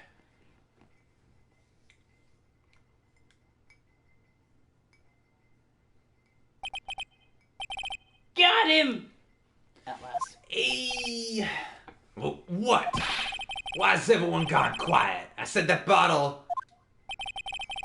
Is this the bottle you're referring to? Yeah, that's it. That's the bottle the cyanide was in. But yous ain't gonna find my prints on that bottle. Don't let that cozy looking suit fool you people. That lawyer's just playing games. Tell him, Mr. Prosecutor. Tell that guy where to go. You still haven't figured it out. Don't you realize what you've just said? What I said. What did I just say? You were summoned to this court for the first time earlier today. If you really had nothing to do with the murder, you should have known all the little details. For instance, you should have known what kind of bottle potassium cyanide was in. Fuck. But just now, you slipped up in front of every single person in this court. You described the exact bottle used by the killer to hold the poison. You don't know who you was messing with. I'm the Tiger. I control millions of dollars on the black market. That's a confession. You think we will let some Use- jumped up... That's Oh. me. You think I'm gonna let some jumped up suit get the better of me? I think you're done. I think there's nothing more for this I want to be try. sure. I know. Sure, the last piece of evidence was phony. But that's just what you deserve. The phony trial with a phony lawyer. It was all played out by you, the biggest phony of all.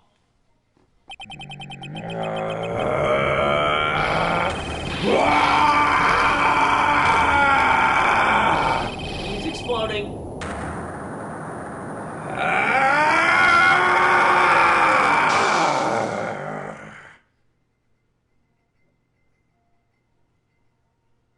He just takes a bite out of his desk and spits out the wood. What's going on? What? It looks like a bad lockout. Yeah. What the fuck? Well done. Try it. I saved my 17th cup of coffee just for you. Savor it. While you watch the police restrain your prey. He like says going on. It's actually not that bad. It's really hot, though. Mr. Wright, you caught a tiger by its toe.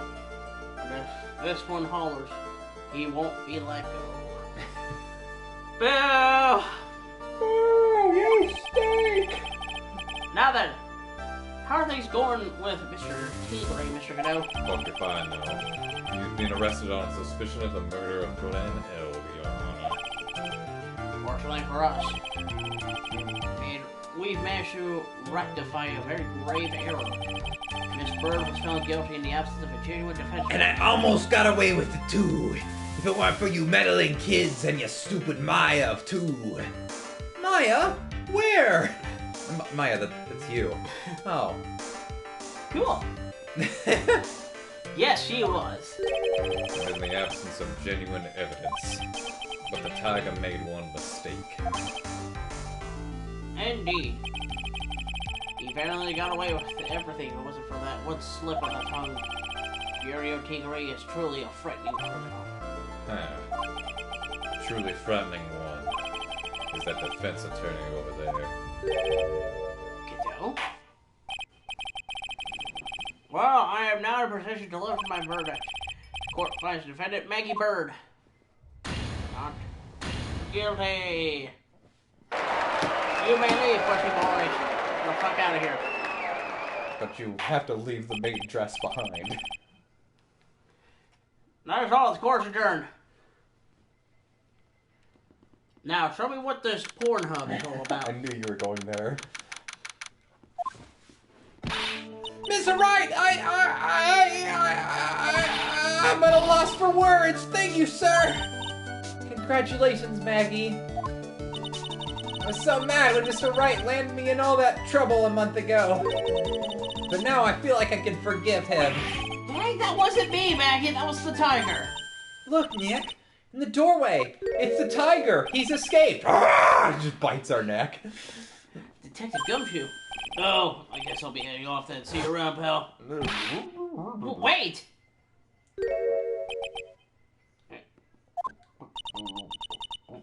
Detective Gumshoe. Oh, yeah, congratulations, Maggie. Thanks. I knew you were innocent all This is along. really awkward, sir! Why didn't you say that in your testimony then? Huh? Oh, well, I was... What? Wait up, detective! He just ran off! Maggie, why are you being so hard on him? He busted his butt for you. It's thanks to him that we got the medication bottle. That wasn't even of any use! But it's only because Mr. Wright used it so cleverly and illegally. Detective Gumshoe was just running around in circles. Have you seen him? That's normal. Poor guy. Looks like she still isn't ready to forgive him. Okay, listen here. Just because Phoenix Wright can bluff and make shit up and eventually have it work, that's way different than presenting false evidence. That's on a whole nother level. Because Phoenix is like, okay, I think it might have something to do with this. So I'm going to present it and just sort of work out the problem, like, half a step ahead of where I'm talking. And, like, eventually it works out. There's nothing wrong with that. Making shit up on the spot, there's nothing illegal about that. Presenting evidence and saying it's something that it's not, that's illegal. You can lose your lawyer's license for that. Can't you put in a good word for him, Nick? Yeah, Maya's right. I should help Gumshoe out. It's clear he needs it. Maggie? He's got a dick the size of a tree trunk. Detective Gumshoe has been really worried about you through all this. I wanted to believe that, sir. But on that first day of the trial, he practically gave the judge a free pass to lock me up. He didn't have any choice, Maggie. He's a detective. He had to report the facts. He doubted me, that's why. He thought I might have done it. I've got to prove to her that Gumshoe really cares about her. It's gotta be a little box flash, I'm guessing. I know. I'll give her a little present to celebrate her freedom. This big old box of weenies. Oh, boy. Give her the lottery ticket. No. Nah. Take that! Just throws it in her face. Hey, our present to celebrate your freedom. Smack! There's so many weenies in my eyes! Present from Detective Gumshoe, made with a ton of love. And weenies. He said you lost weight and he was worried about you. Why was he paying attention to my weight?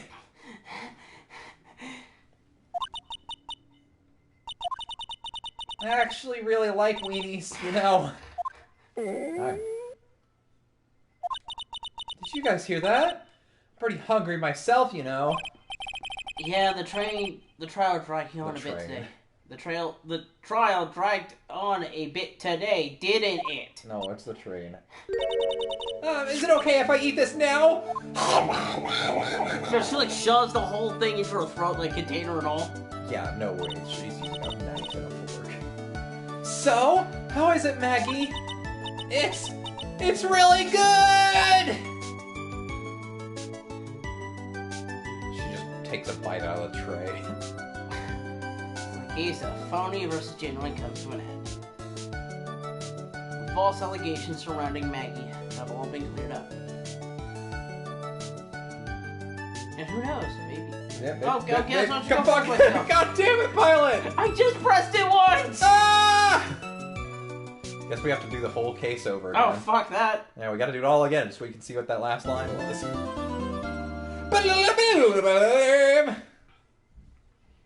Save my prerogative.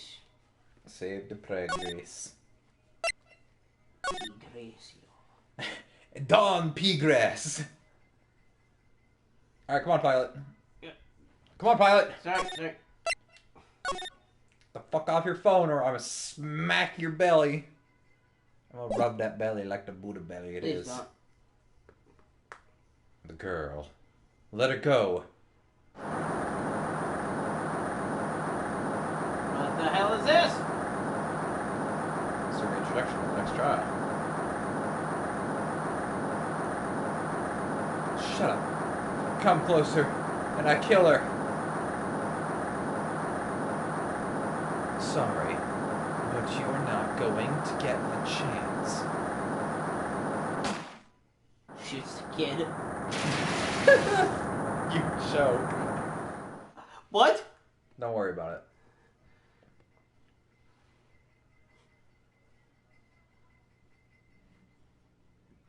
port sucks. I'm reading through a file. It's you. Oh, It's you, the pilot. first case of my longtime mentor, Mia Fey. Unless it's the El Tigre. Fugitive data. Picture. Terry Flawless. Kidnapping and murder. Death penalty. Escaping Flawless met with and then murdered Sergeant Valerie. Recaptured on Eagle Mountain 8 hours later after his escape. Her very first client was a death row inmate who had recently broken out of prison. That was a whole year before me and I ever met.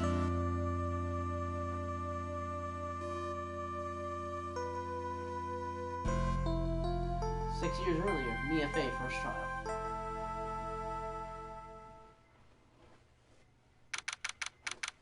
Okay, I guess that's the opening for the next one. I'm so nervous. I feel like I'm gonna die. I never should have accepted this case. That's a little insensitive considering who I'm defending. Yeah. Ah! Ah. Good morning. Don't be so jumpy, Mia. This is you. I didn't do none. I swear I didn't kill nobody. Terry Flawless, my first client.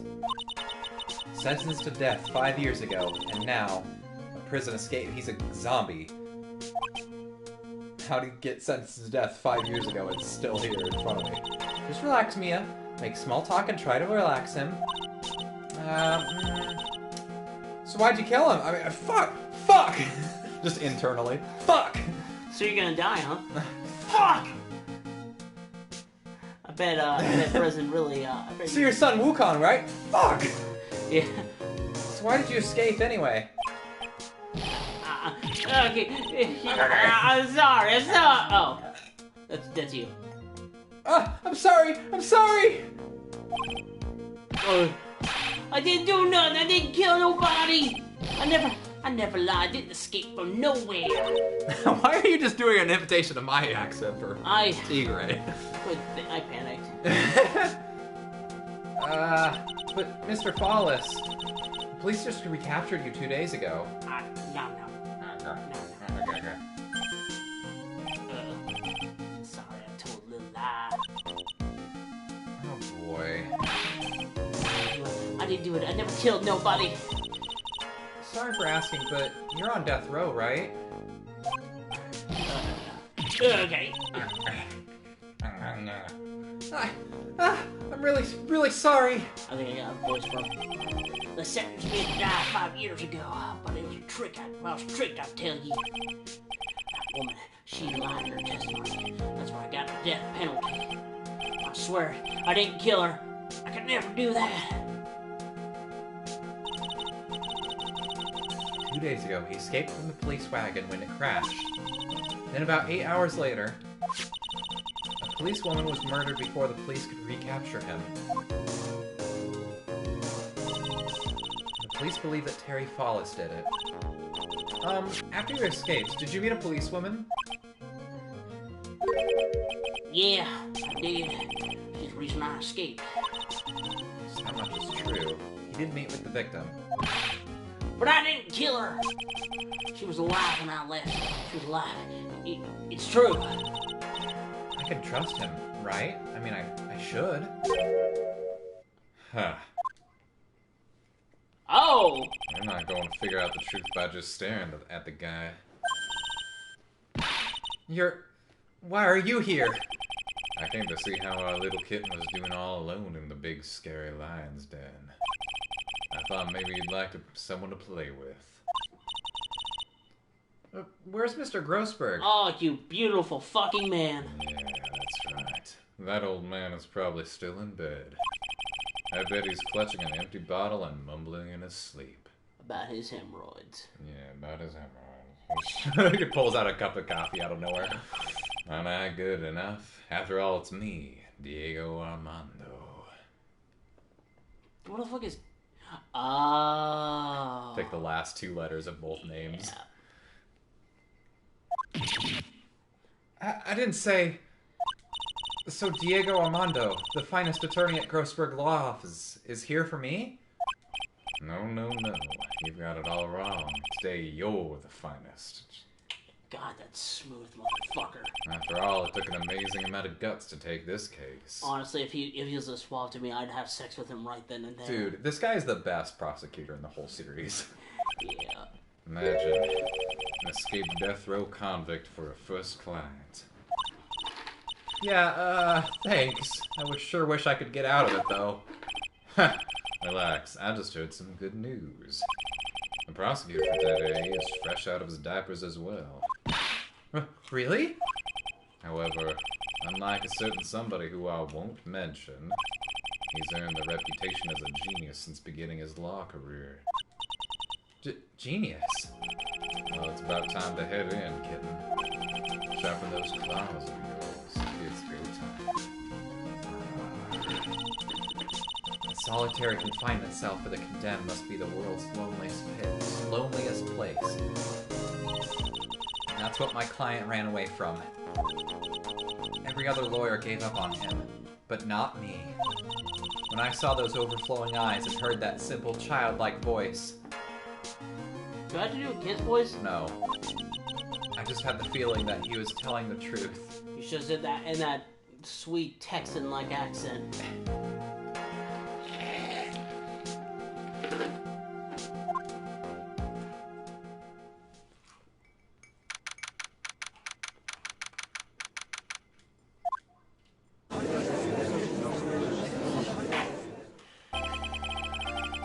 Boy, it's me again. Court is now in session for the trial of Terry Farless. The defense is ready, Your Honor. Oh! Oh my god! He's so young. The prosecution has been ready for a while, Your Honor. I understand the lawyers for both sides are newcomers. Yes, Your Honor. I'm Mia Fey. Miles Edgeworth, Your Honor. So you're the new prosecutor everyone's talking. This is just going to be me talking to myself this whole trial, isn't it? They say you joined the prosecutor's office at quite an early age. At 20, Your Honor. I guess our little kitten hasn't turned herself much of a reputation yet, huh? Come on, Mia. You can't lose. Not to someone younger than you.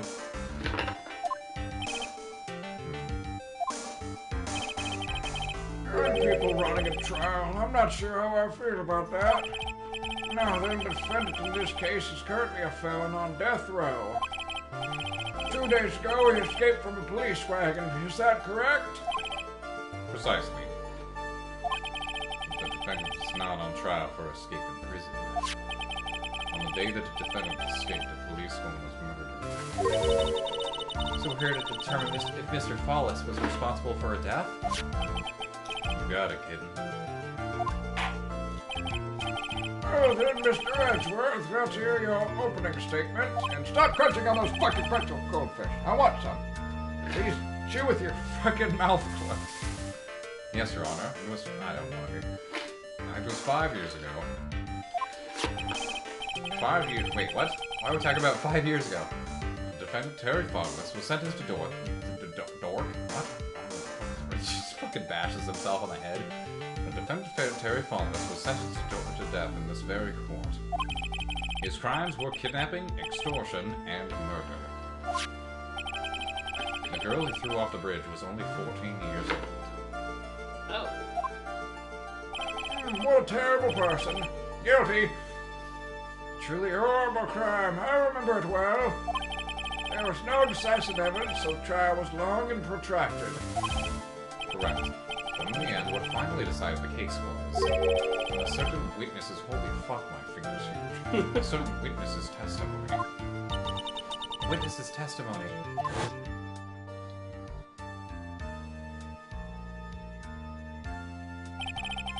Testimony of Detective Valerie Hawthorne, the person who confronted this criminal. She arrested Mr. Fallis at the scene and later testified against him. She said she witnessed Mr. Fallis throw this young victim into the river.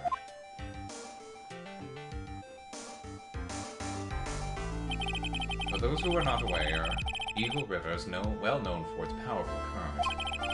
Most bodies that fall in are never recovered. So Miss Hawthorne's testimony was the one who put him away. That policewoman you just mentioned, that wouldn't be... Exactly.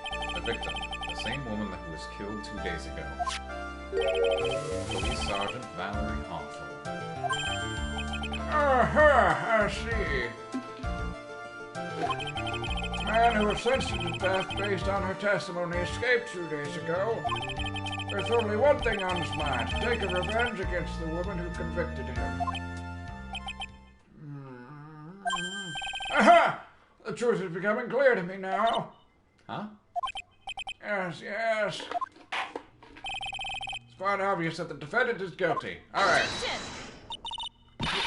Wait a minute, that's not right. I haven't cross-examined any witnesses yet. At least hear the case before you decide on the outcome, Your Honor. Dude, seriously, chew with your mouth closed. That's disgusting. Oh, sorry. Watch yourself, Miss Faye. I'm not sure I care for your word choice or your tone of voice. Young people these days simply don't know how to respect their elders. Dude, you're like 20. Why you? You're even younger than me, you hypocrite. Now then, Mr. Edgeworth, please call on your... I feel like I shouldn't be calling you Mister. You're like a baby. Now then, sonny boy, please call your first witness. I hate you. I call the detective who was in charge of the initial investigation of this case.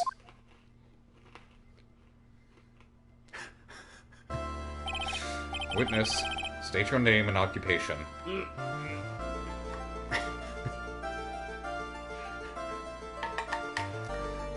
I forgot he was in this case. I was not prepared to actually talk. Gumshoe did Gumshoe. I'm a homicide detective. He doesn't look a day younger. He even has the bandage! Yeah, he does. What the fuck? I finally got promoted to the detective division half a year ago. I don't believe anyone asked you about that. Oh. Oh. Hey, ma'am, you got any idea how much work it takes? I'm actually very proud of that, but never mind. What is it? Yep. Really works. Keep your hands out of your pants, detective. No, seriously, my heart is taken for you. Detective, pull yourself together and try to be professional. Otherwise, I'll write you up on contempt so quickly that something other than your heart will ache. It'll be your dick. If I get my sister to whip you with it. Yeah. I'll call my sister in here. She's like 14, but she's still got a whip that will knock your balls off. Okay. Okay. Now, detective, please tell us about the incident. Thought you were going to get out of this one, didn't you, Sonny? To the line, pilot! Yes, sir, right away. The victim was Sergeant Valerie Hawthorne, a veteran of the police force. She was stabbed in the back with a knife and died from excessive blood loss. How much is already stated in the autopsy report? Get the fuck out of my courtroom. Court would like to hear more I'm a bad judge who don't play by the rules. I come from Canada. Wait, I didn't read my fucking law. Stop me doing it! Yes, sir, I got your kid. Let's take I'm gonna punch the bailiff in the face just because I can.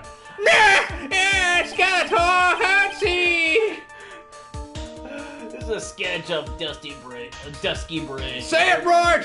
I'm gonna punch this detective in the face too! Ow.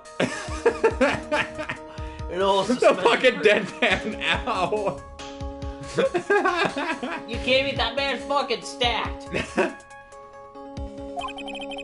The river that runs under is the Eagle River. Victim and defendant met here on top of the bridge. Wow, Detective Gumshoe, did you draw this picture yourself? It's so beautiful. Actually, psych, I hate it. You're ugly. Die. Why does everyone hate Dick Gumshoe? What did I do, man? Stabbing her in the back and killing the character victim back in his car. He was recaptured at a police checkpoint as he was trying to make his getaway, sir. I see. Dusky Bridge. Was the victim's blood found on the bridge? The victim, Sergeant Valerie Hawthorne, was wearing a thick coat, sir. Fortunately, no traces of blood were found on Because the she was wearing a coat? Did she put the coat on after she was stabbed? Are you fucking serious? Mr. Edgeworth, I warn you that I absolutely despise conjecture. If there was no blood on the bridge, then you have no proof that they even met there. Your Honor, Come on. please, look at how fabulously I'm dressed. If you would listen to the testimony we have prepared, I'm sure you'll be convinced. The two of them most certainly did meet on the bridge that day. Mr. Edgeworth, I'm not sure I like you wagging your finger at me as though I was some hoser. Detective, proceed with your testimony, I eh? forgot he was Canadian. Yes, sir. Here we go, Mia. Hang on. Okay now, listen carefully, kitten. I would, sir, but every time you speak, it makes me super wet, and it's hard to... You're really distracting. One little mistake and this guy will drink you from morning tea. Trust me and get ready. Sorry, what were we talking about? Humana. On the day of the incident, unknown person phoned the sergeant asked to meet. Sergeant Hawthorne went to Dusky Bridge and the designated time met with Mr. Fawless. That's when she was brutally murdered, sir. Criminal stuffed her body into his car trunk and tried to make a getaway. Mr. Fawless was arrested at a police checkpoint we set up on the base of the mountain.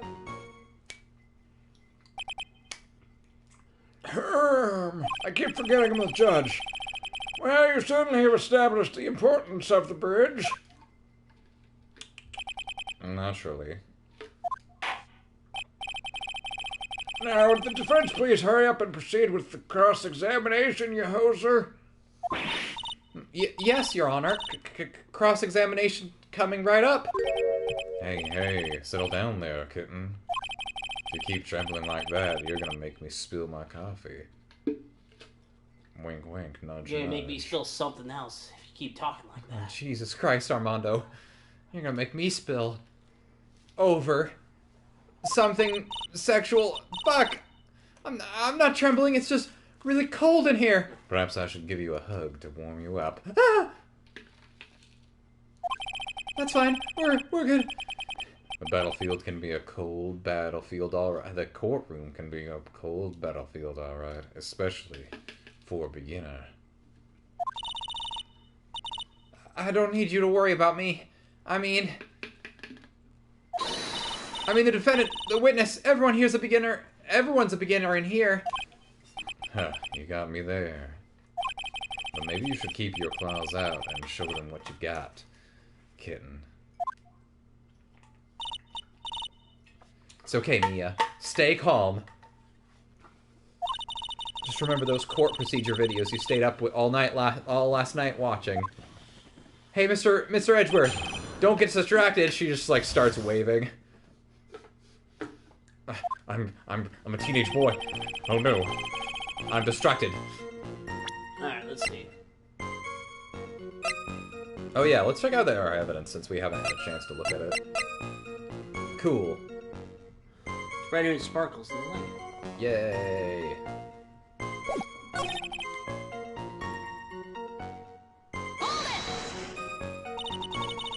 Oh, a bridge up in the mountains? Why meet there? Because, that's you. It's a very important place to the defendant, that's why. What do you mean by that? You remember 5 years ago, the defendant kidnapped a young girl. He was chased onto a bridge, and it was there that he killed his hostage. And the place where all of this occurred is, of course, Dusky Bridge. The very place where Sergeant Hawthorne arrested and handcuffed Mr. Fawless. Huh. Returning to the scene of the crime, hell in the smell deck.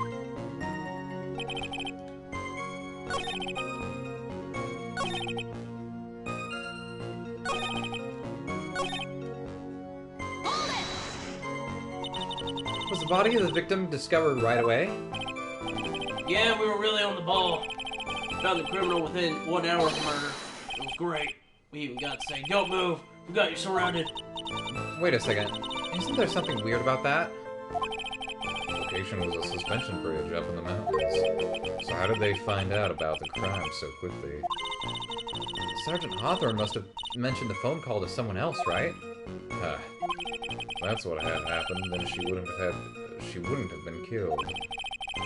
You never mentioned the phone call from Mr. Flawless, but she left a note on her desk about it.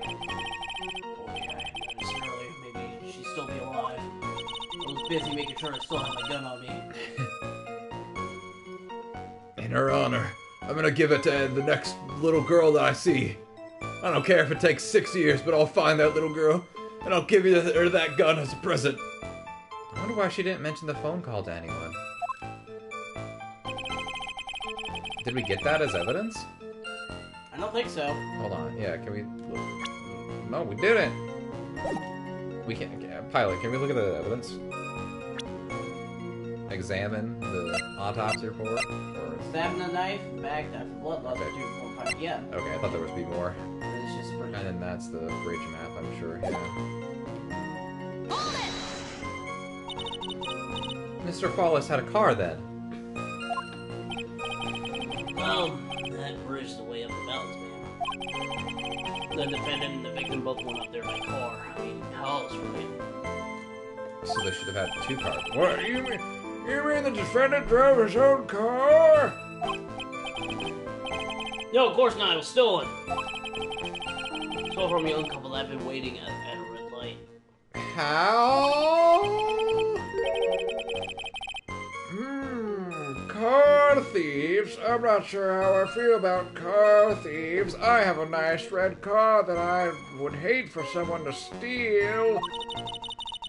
Is this guy sure about how he feels about anything? There's a photo of the stolen car's trunk. Oh my god, there's a dead body in there! What the fuck? Naturally, that's the body of Ellie Hawthorne in there. Whoa, that doesn't look too comfortable. I thought he was gonna say she looks kinda hot. Whoa. The victim, she was stabbed in the back, correct? Yeah. Huh. For some reason, men always seem to get stabbed in the back. We're talking about a woman here, though. You can't tell from this photo, but That's a woman! that was stuck out of her back nice and firm. Oh god, it was just stuck in there? The condition In of addition to the body, Detective, I swear to God, I'll slap your shitless. Slap you shitless. I don't know what the fuck I was trying to say. Condition of the body when it was discovered is very important information. Detective, was there anything strange or noteworthy in the trunk of the car? just for the trunk. Nothing strange to you, do you? I do. Mr. Follows was arrested and police check what we said in the basement document. Listen up, kid. There's a big trap waiting for you in that testimony. A trap? Walk into it carelessly, and it'll leave more than just a flesh wound. Fun, huh? No, it's not! Well, if you want to have any chance at all, you'd better get some more information. If you're going to get caught in a trap, it's best to get caught early. You can always look for contradictions afterwards. The ever famous contradictions. I sure hope I can find some of those.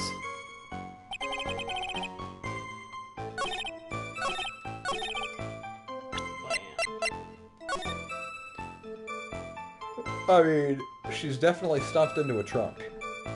Yeah.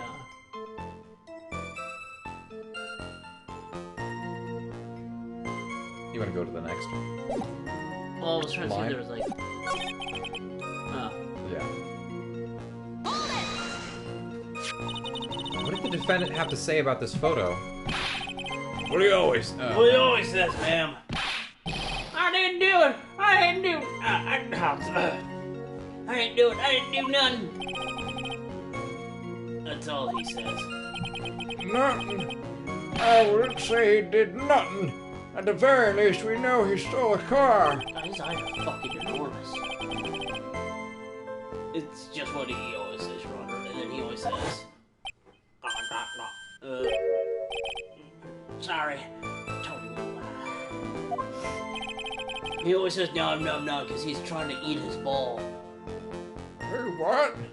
In my courtroom? Or something like that. What a deviant! Well, in any case, it seems he was caught and arrested. Case closed. Precisely, Your Honor. Your Honor. Your Honor. Mr. Your Falls was Honor. arrested at a police checkpoint inside the basement. That certainly is some impressive police work. Well, no, actually, it was way too close for comfort. We stopped that checkpoint just after 5 p.m. He figured that Mr. Follows might try to run. What do you mean it was too close for comfort? The two of them arranged to meet at 4:30 p.m. It takes approximately 30 minutes to go from the bridge to the checkpoint. That was kind of close. Any later, and Mr. Fallis could have slipped right by. Listen up, kitten. There's a big trap waiting for you in that test way. I already got this.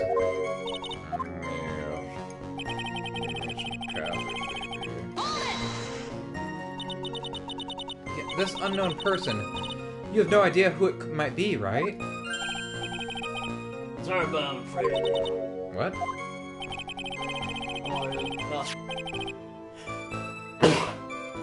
Bless you! Bless you! You're not gonna get a third detective. Aw. A woman called Sergeant Hawthorne was the defendant, Terry Fallis. Oh, God damn it! Where? The defendant called her? Sergeant Hawthorne was a very thorough person, sir. She also noted about her phone call with Mr. Fallis. What? A note? Yeah, top secret memo she left on her desk. Oh, there we go. Wait, in our desk? That's not... Take a look at this note. Yeah, let's just read it real quick. Fallis, 4:30 p.m. That bridge. Wear white scarf for identification. Wait a second. There's something wrong. No scarf. She don't got no scarf. No scarf. No scarf. No. Yeah, it's just objection. No scarf. What the fuck is that? Oh, no scarf. Edgeworth. What? No scarf? Impossible. No scarf. Godot chiming in. Yes. No scarf. Anyway. Yeah. On this note, it seems the one who called her to the bridge was indeed the defendant, Terry Fallis. Whose bright idea was it to keep that note from me? Huh. Looks like the judge is even more sure of his verdict now. Listen up. Never ask a question if you don't already know the answer. It's the detective's fault. He's the one who said unknown person. Hey, now don't make that face at me. I said that way because the prosecutor told me to. Is that a trap? With that cute face, I didn't expect him to be so sneaky. Ma'am, I'm a child. But how old is he? He's at least 20. Check the profiles if you don't mind. Because everybody should be 20 or 6 years younger. 27, 20, and 26. Oh yeah, Gumshoe's young. Anyway. Objection! No scarf! No scarf! Witness! Why no scarf? Why no scarf? What is it? Do you have something to say, Miss Faye? I'm sorry, I totally forgot what I was going to say. This is the first time I've ever had to actually address someone like that. You should have practiced before coming to court. Honestly, Miss Faye, I'm not sure I like this. Say there, little kitten. Want a piece of my coffee candy? Candy? Well, you're still too young to be drinking real coffee. I'm 25. Come on, Mia. Shake it off. You're a lawyer. Detective! Yes, ma'am? Sorry. This photo. You said there was nothing peculiar about it. Is that correct? Yeah, that's what it said. Well, then I suggest you take another look at the note written by the victim.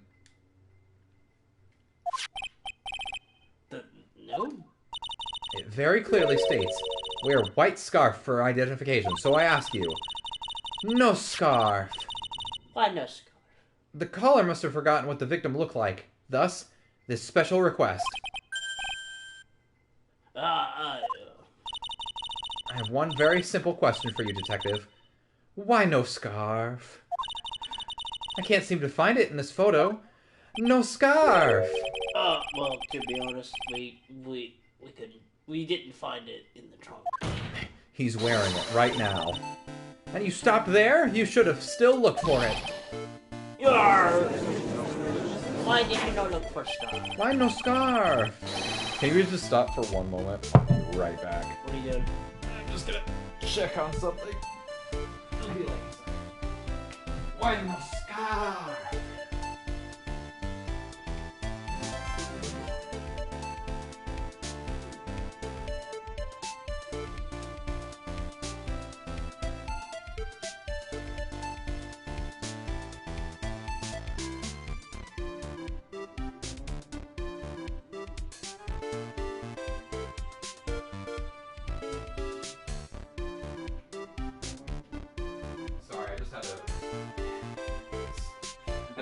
Sweet over my adorable snakes.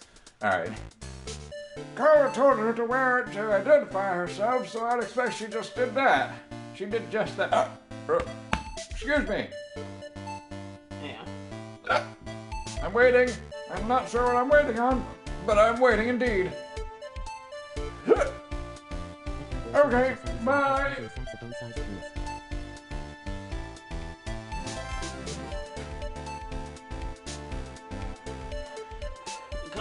Okay.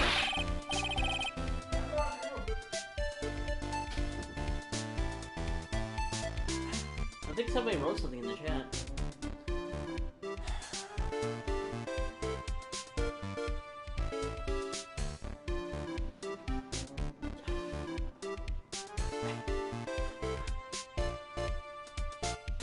Hold on. Didn't I?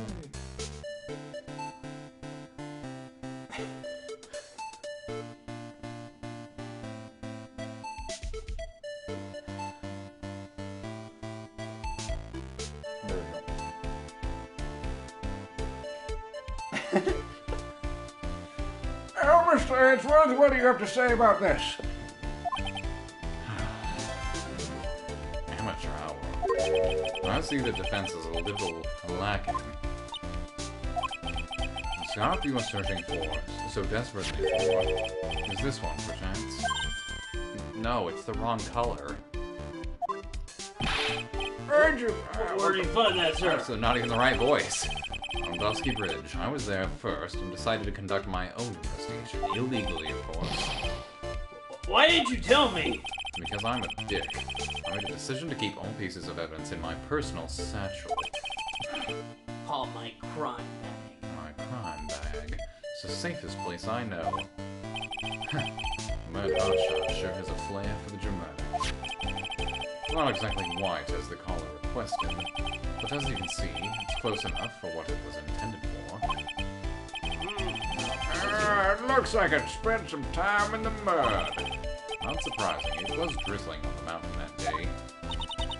Prosecutor Edgeworth, he was intentionally hiding that scarf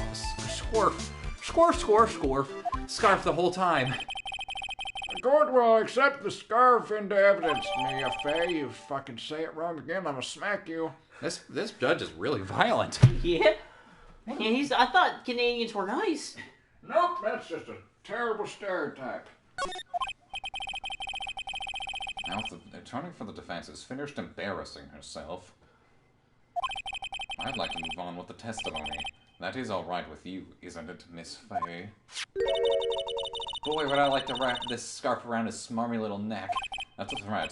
She's threatening me. Judge, give her a penalty or something. Nice. Very good. Now if we're done with this mud-covered scarf business.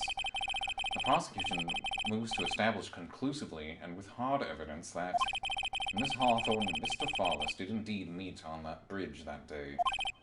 Further, we will show exactly what occurred there. That sounds quite promising. I can't wait to hear all about it. Everything is moving at his whim. kitten. There's a reason why everyone considers this kid a genius. A genius, huh? That's on Dusky Bridge. Actually, there's an eyewitness who was there when the incident took place. This photo was accidentally taken by the witness. It shows Vic wearing the scarf, sir. It shows the Vic wearing the scarf, sir. It was drizzling that day, unfortunately. It's a little hard to see. Anyway, the criminal shoved the victim down from behind, stabbed her in the back. That must have been when the scarf fell off.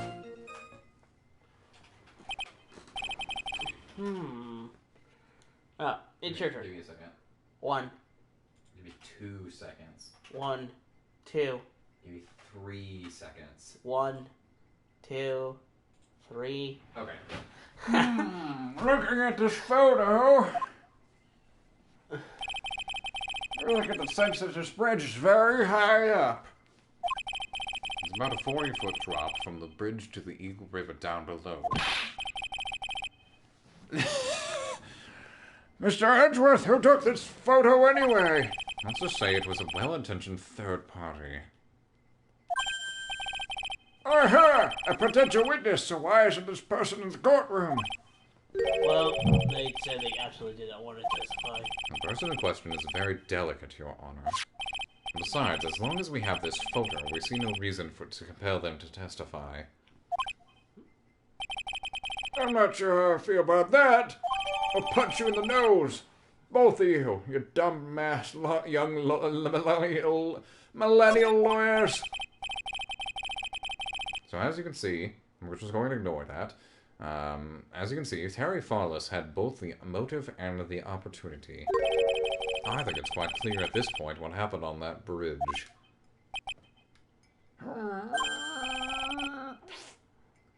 Truth is coming clear to me now. Huh? Yes, it's quite obvious. He's clearly guilty. No, not again! It's not fair! I haven't even done my cross-examination yet. What do you mean,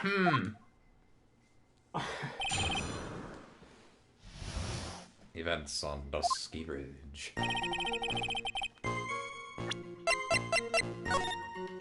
Talk to Dahlia.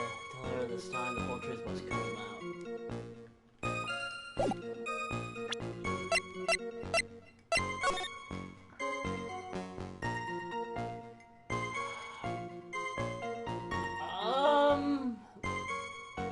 I'm not sure why I bet the third person is this Dahlia. Good question. Good, maybe. It was accidentally taken. The victim's wearing a scarf in that photo, right?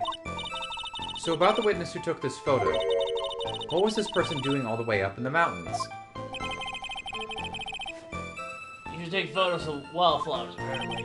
There are many unusual types of flora on that mountain, Miss Faye. Not that I think you know anything about that. People in the area say it's because of the spirits that live there. Spirits? Now that you mention it, this photo, this cloudy fog-like thing, is that a ghost? I don't believe it. No, Your Honor, no, I don't think it was a ghost.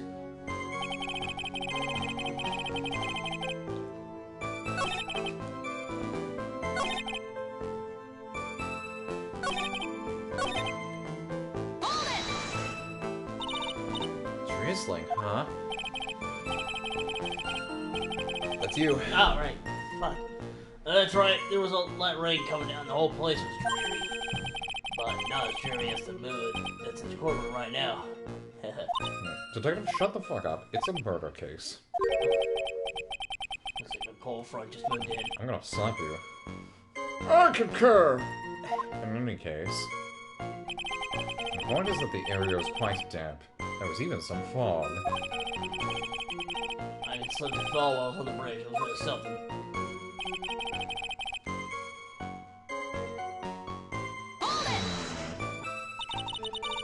Is that part of the witness's testimony as well?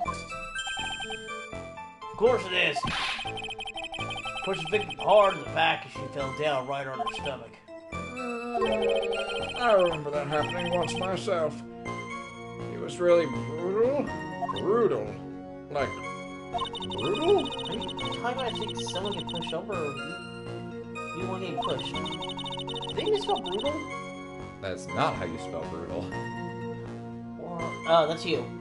Does it mean that you push someone down like that once? With his mind-boggling tales and the way he said brutal, I wonder if he's Canadian. Save your nasty look for the right person. Huh?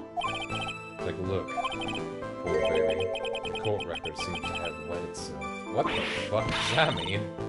Hey, watch where you spill your coffee! Yeah, just gesture over with my coffee mug and just spill some coffee all over your court record.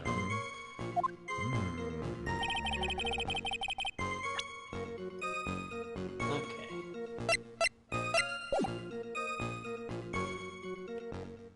I have a suggestion. I don't know if it's this obvious, but go back to the one where he pushed her from behind, and they're clearly facing each other. There was no chance for her to, or him to have pushed her over.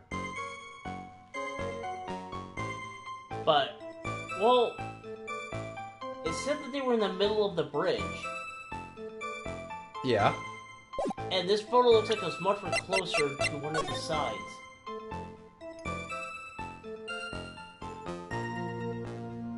Well, okay, that might come up. Nah, I don't think it's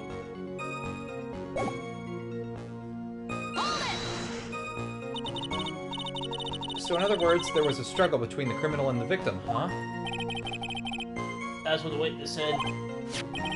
Well, looks like she didn't remember about the scarf. Or from what she said, sounded like a pretty violent fight, ma'am. The area was wet from rain. The bridge was probably wet too, which would explain why the scarf was all covered in mud, but there's something about this testimony that's still bothering me. Talk about a surprise. I had no idea there was that photo. So what do I do? You really still believe him? Mr. Crybaby, I mean? Of course I do. So the little kitten believes in fairy tales, huh? In that case, the answer is obvious. What you believe in is the truth. And that means that somewhere, hidden in that testimony, is a contradiction. One huge contradiction waiting to be discovered. That's your chance.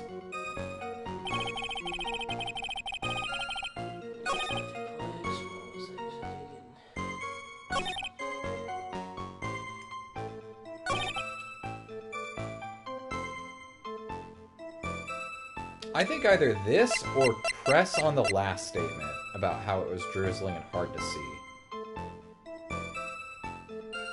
Let's try this. Yeah. Nope. Nope. I don't think it'll, Miss Faye.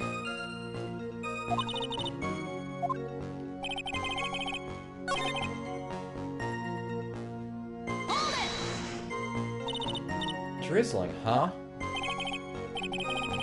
That's right, there was a little light rain coming down, the whole place was dreary. I already did this. Oh, you did do this one.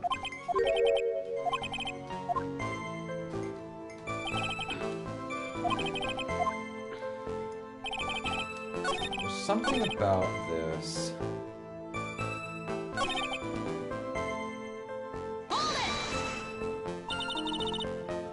Who is this eyewitness? She's a oh god. A female college student? That's right, meaning she's a female and a college student, ma'am. Doesn't do one for other people, so I came to testify for her. Maybe so, but as the attorney for the defense, I have the right to cross-examine her. For the time being, we're not relying on the witness's statements. That is all. What is that supposed to mean? Means shut the fuck up. And shut the fuck up. The prosecution has other more decisive evidence. Our case doesn't rest on the vague testimony of a female college student. I hate them so much, females. Female college student, eh? That means she's female and a college student. Work up! If you absolutely must hear her testimony, you'll have to give us a good reason why. Yeah. Please tell us about the more decisive evidence in question.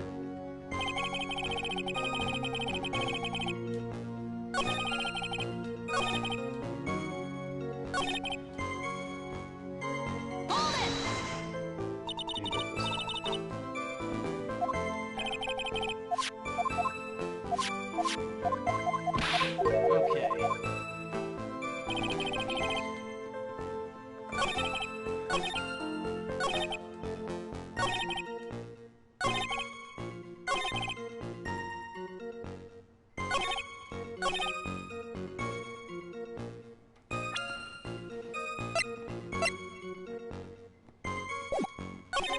Maybe...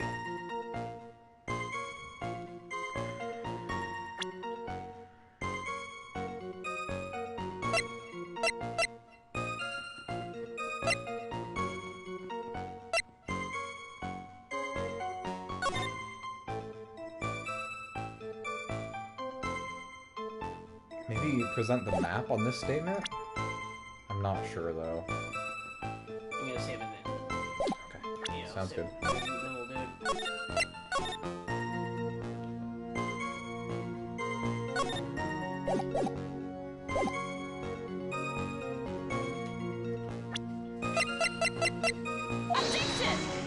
Nope.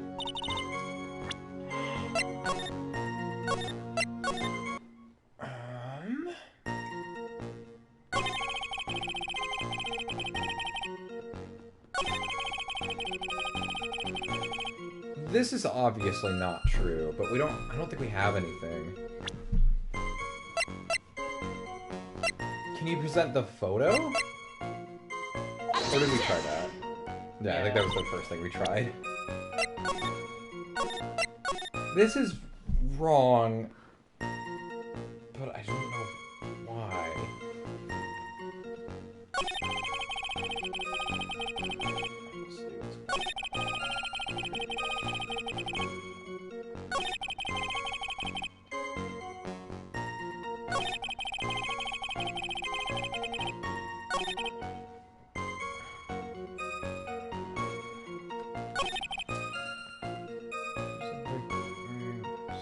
Scarf, sir. Hold on. Can you look at the picture of the body in the trunk? Wait a second. The buttons are on the wrong side. No. No. Never mind. Where's the hat? Yep, fuck it. Let's press Boy. Damn it! That's wrong.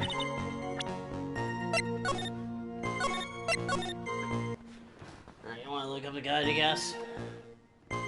No, I feel like I know what this is, but I'm just like... I'm not sure. We pressed on everything, right? Yeah. Maybe it was Diego Armando. Like, I know where this is trying to go, but I can't remember how we get there, basically. Okay. Let me just pull out the guide. It's fine.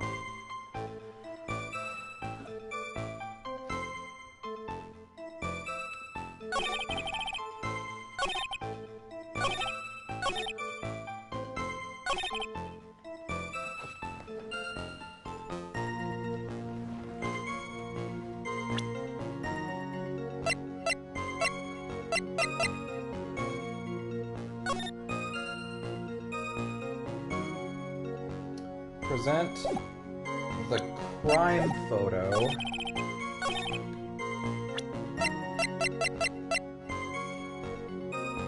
To what? To the fourth statement? The one about shoving. I don't know how.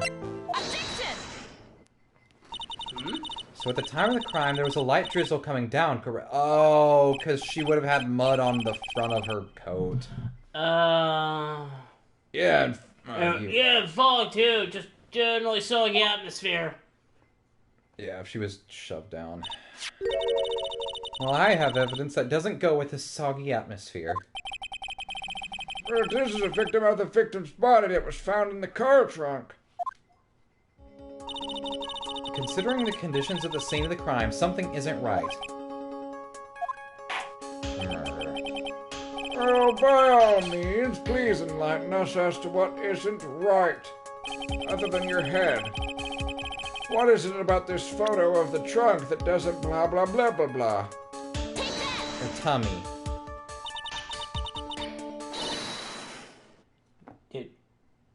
It's you.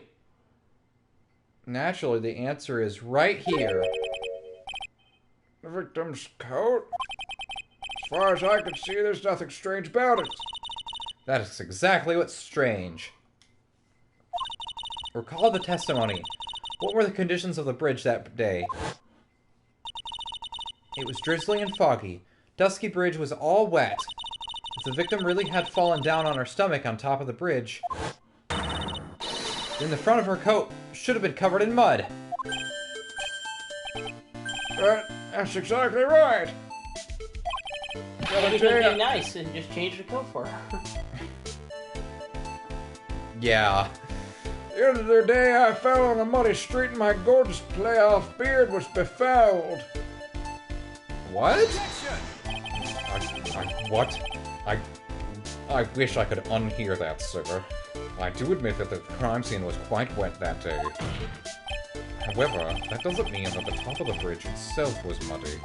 If Your Honor had fallen in the shower instead of on a muddy street, your glorious hockey beard, pride of the legal league, would be wet, but not muddy. Oh, what a fucking brown-noser. Yeah, exactly. Fortunately, I've yet to test that. Still, your point is well taken. We proved that the surface of the bridge was muddy that day. I want to lick it. The scarf? Maybe?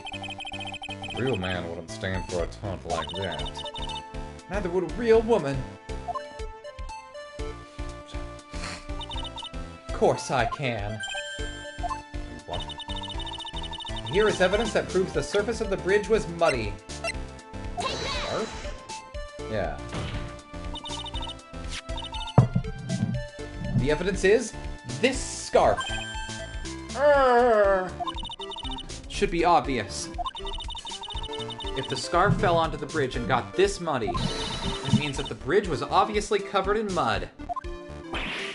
No, I can't be outquicked by this novice bimbo. What the fuck you call her? Same to you, buddy. Dude, Edgeworth is uptight. Miss Faye's assertion makes perfect sense to me.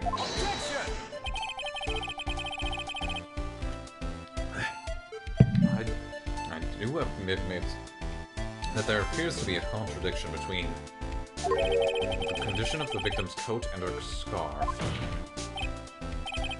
But, however, the real question is, why is there a contradiction? Huh? For every contradiction, there exists an explanation. Let's look at what the explanation in this case may be, shall we? Alright. It's not like he's really giving me a choice here.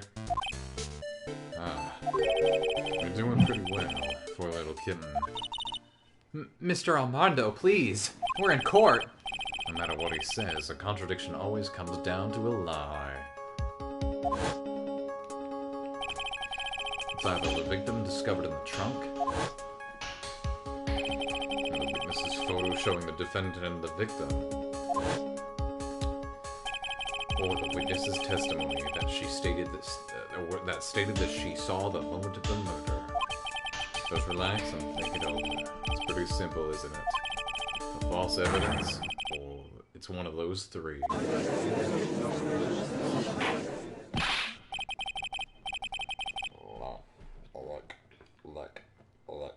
Look. Focus. What you said just now, I'm not sure I like that. That wasn't me, Your Honor. That was the coffee aficionado over there that said that. This court is not in the habit of accepting false evidence, you know. Blame it on him, Your Honor. He's the one trying to slip false evidence into the court. But we won't let him. We'll expose his evidence as the flimsy scam that it really is. Yes. There's false evidence in this case is the... It's gotta be the testimony.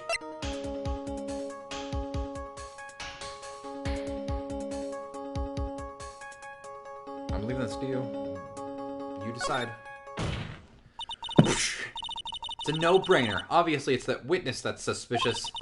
During his earlier testimony, the detective pointed out a crucial fact. The criminal shoved the victim down from behind and stabbed her in the back.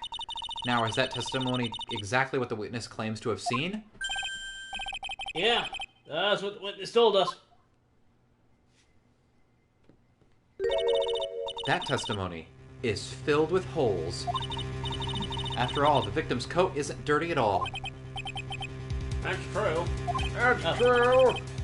What the fuck? My brother was in here for a second. Get the fuck out of here, Gerald. Make me other judge. I don't even know my name. I'm your big brother. It's not just true, it's the truth. There was a truly decisive witness in this case.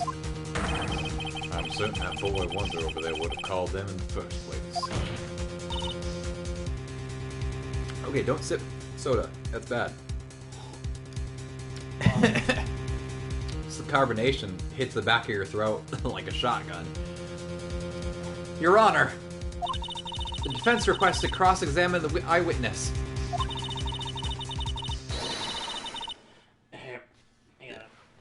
The testimony presented so far is not only vague, but contradictory as well. Rabble, rabble, rabble, rabble, rabble, rabble.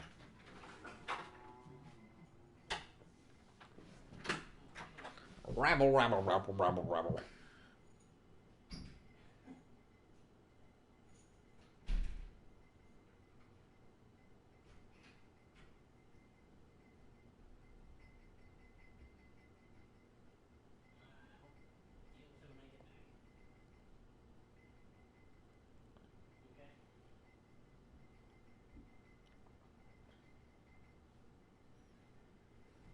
Rabble, rabble, rabble, rabble, rabble.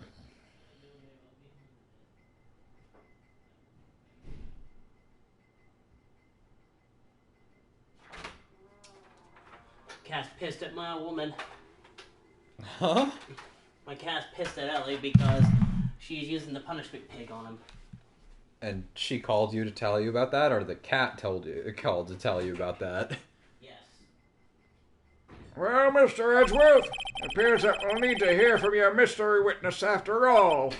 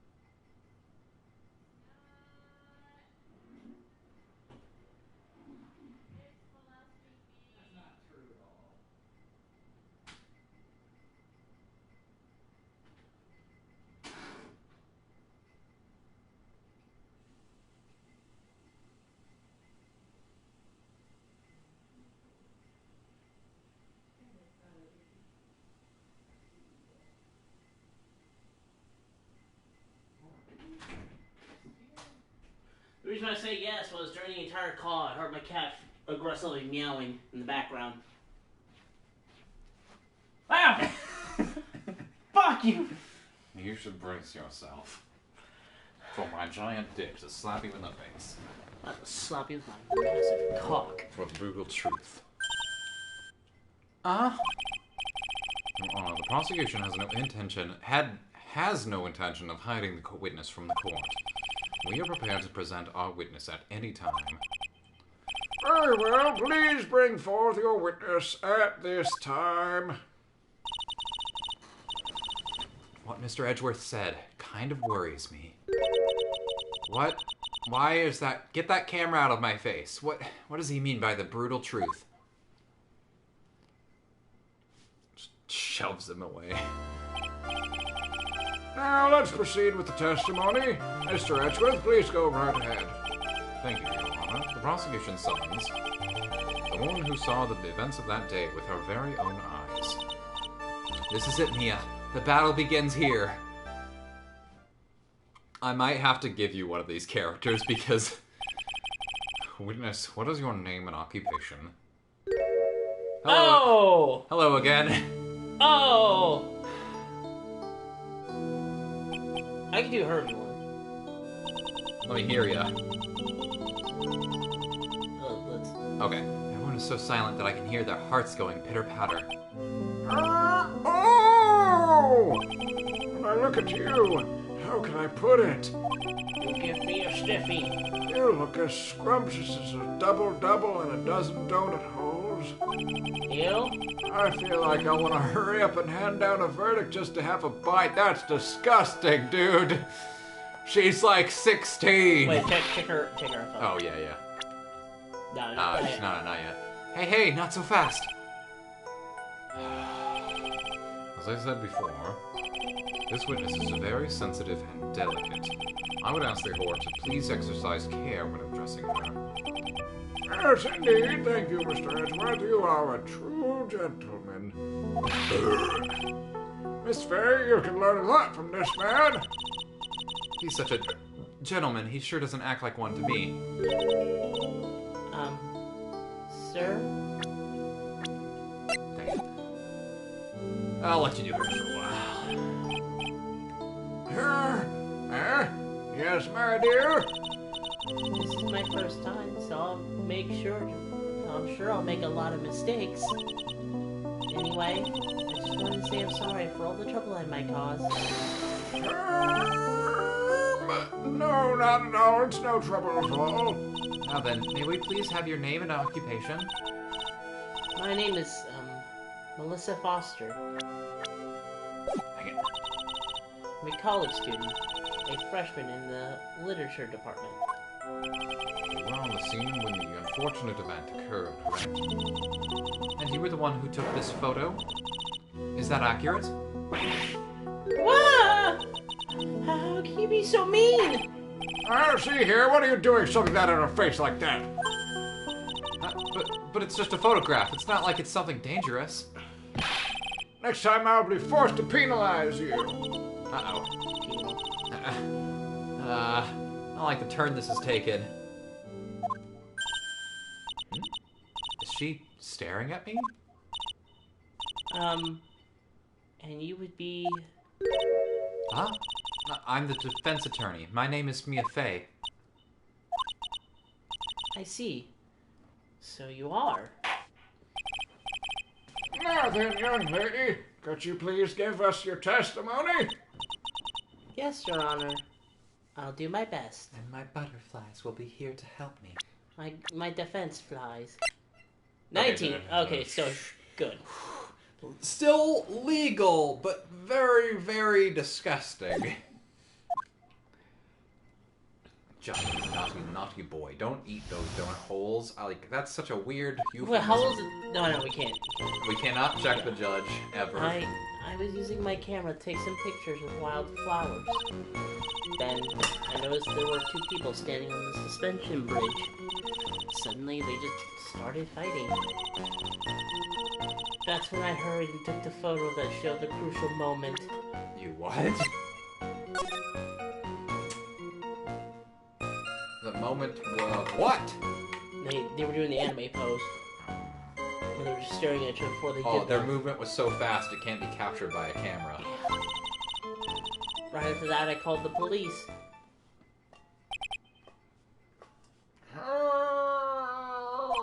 By the way, where were you standing when the incident occurred? I believe a map would be of help here. I was standing right over here. Ow. feel surrounded by tall cliffs. You wouldn't have seen it. So you took the photo from that location, eh? I brought the camera I was using at the time, just like Mr. Edgeworth asked me to. Ho ho ho! What a cute little camera, just like its owner. I want to eat you up. Small but powerful model. Didn't Miss Faye, time for your cross-examination, but I warn you, make the witness cry again and you'll feel the wrath of my gavel! Isn't it extremely illegal to pick favorites like that? From the judge's side, it doesn't really come up. I wouldn't know. Okay, I guess I'll hand this back to you. I guess. No, is there... Not that I can even know what to begin with, anyway. Probably need to press on some shit. Yeah.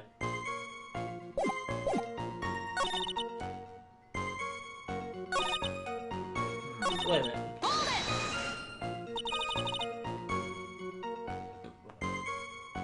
Right. You called the police? Yes, because it looked to me like the murderer was going to try and escape. We were already moving before the call even came in. Thanks to the victim's note, we had already started our operation. Well, that was certainly tough luck for the criminal, eh? Harry Follis isn't the criminal. There must be something strange in that girl's testimony. Be careful, Kevin. That girl has the judge wrapped around her little finger. You're gonna have a tough time poking holes in that testimony of hers. I have to come with something really good, Mia.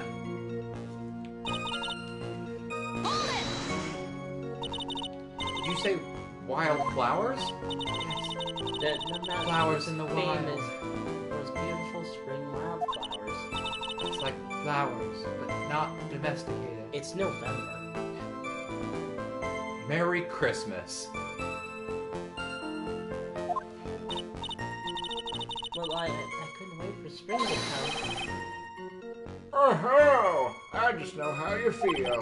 This is like when I first started growing this glorious beard of mine.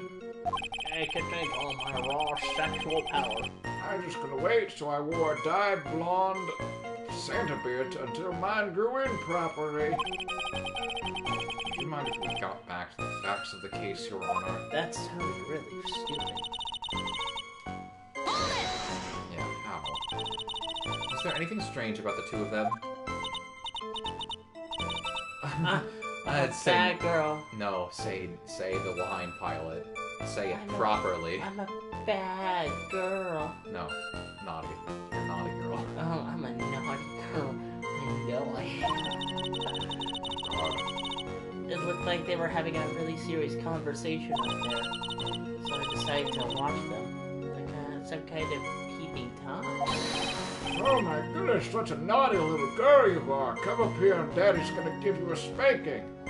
Judge, please. So please don't hit me Penalty with for your you, gavel. Miss Faye. Don't kink shame me. Don't cock block me, woman! Not like that. Everyone is like that.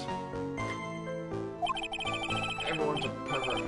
I love watching other people fight too. In fact, I can't get enough of it. That's why I took this job. I'm a sadist judge. I'm probably the worst judge we've ever seen. Actually, that's why I took this job. Regardless, it's like cockfighting, but legal. Yeah.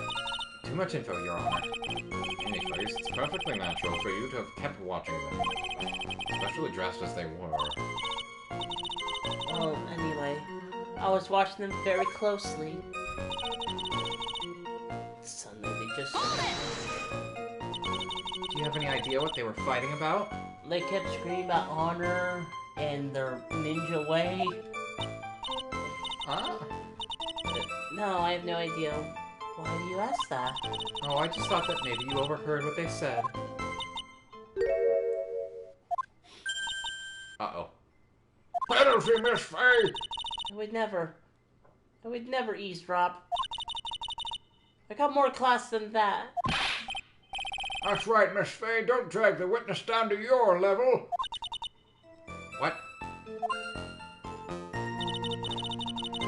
That's why I hurried and took the photo that showed the crucial moment.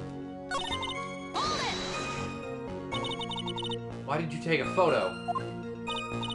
Well, two of them were really going at it. Ever since I was a little girl, I always wanted to be a news reporter. They were wrestling. I guess that part of me just kind of took over. Sounds like a lie to me.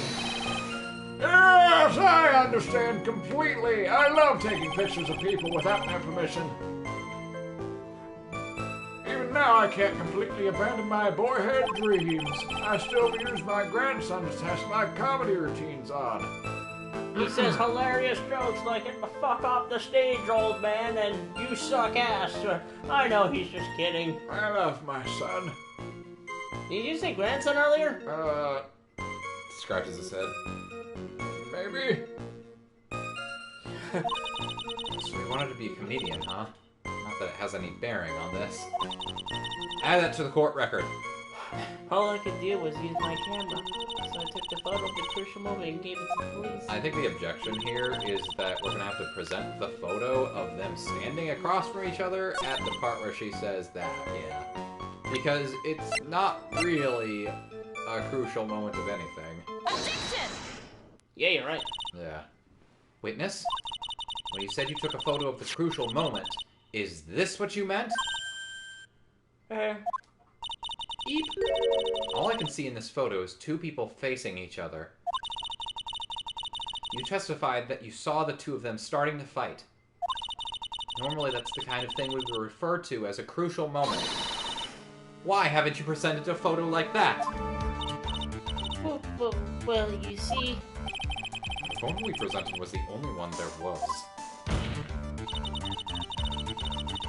But if you really wanted to capture the crucial moment, then what happened next?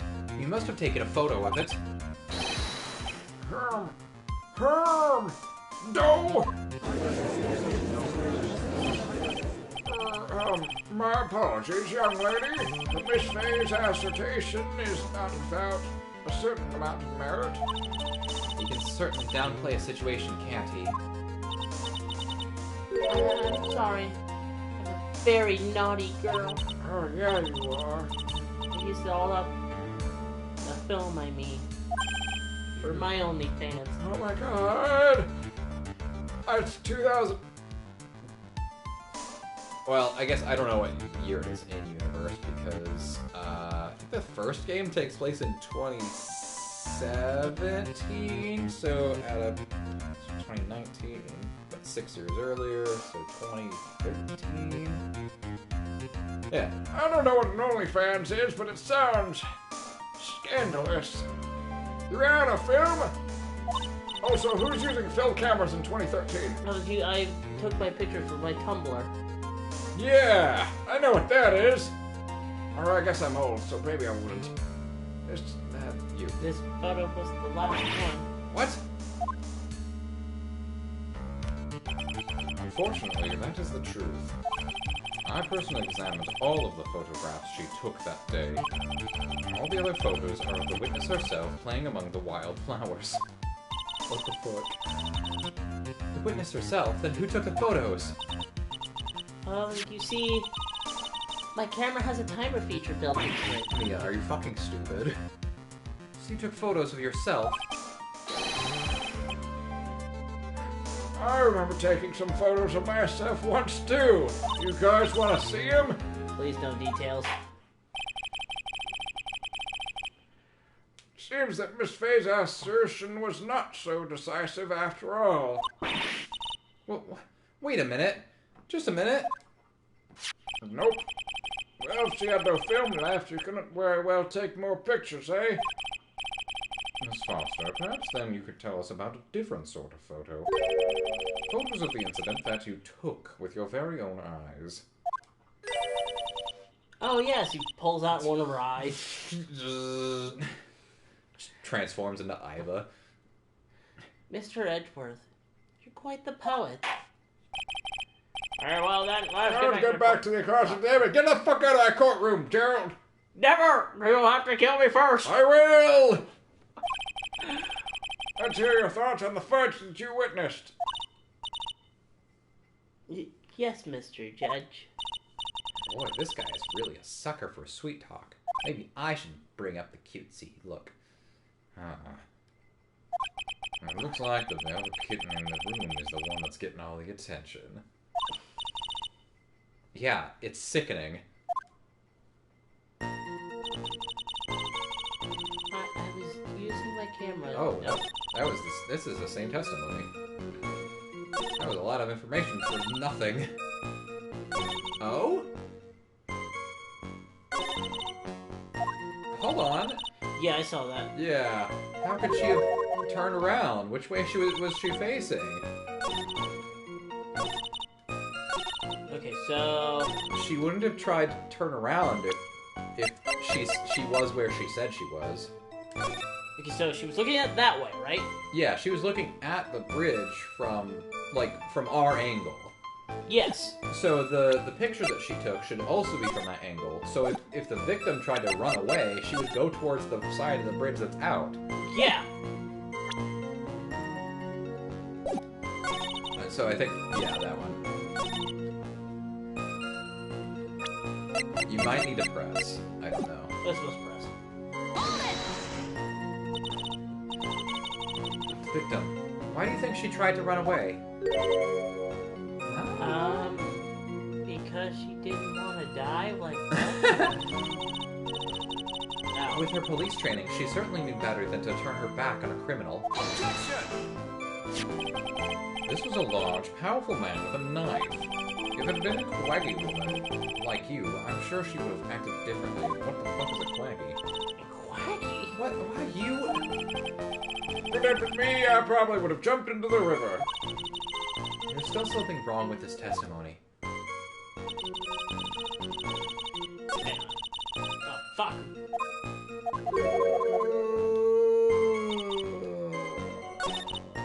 Maybe save.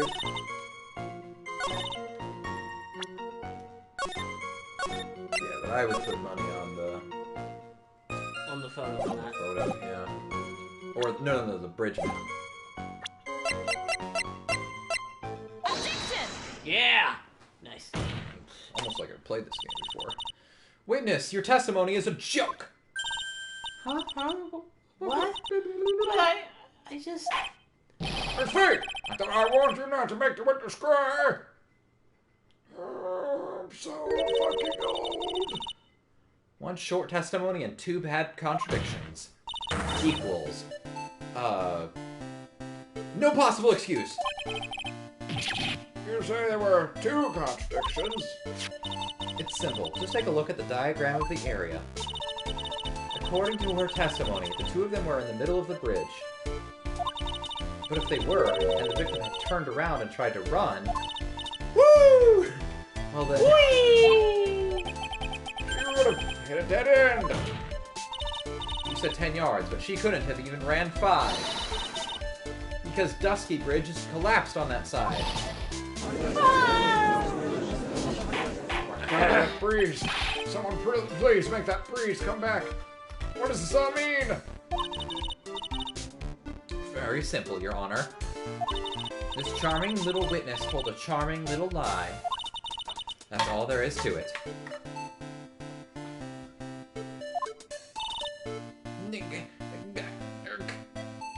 Wait, that's you. Oh, right. The beautiful young lady has been lying to the court. That's a crime! Just a moment, Your Honor. Mr. Edgeworth. Your Honor, allow me to personally apologize for the confusion. This actually is a kind of a unique situation. I don't think there's ever... Well, okay, I guess Francesca counts.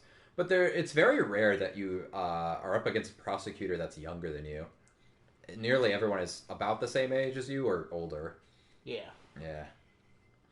What do you mean? There's one major mistake in this diagram. What did you say? What are you referring to? It's all because this diagram was made after the incident occurred. It's a very old bridge. We couldn't find any official blueprints of it. So you're saying Gumshoe lied about drawing it himself? I'm saying that even though this bridge is currently in disrepair, There's no evidence that can prove that the bridge was broken during the incident.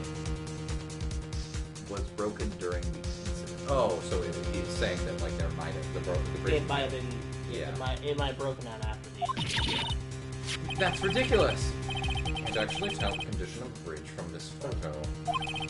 I apologize to the court for not being more clear when I presented the evidence.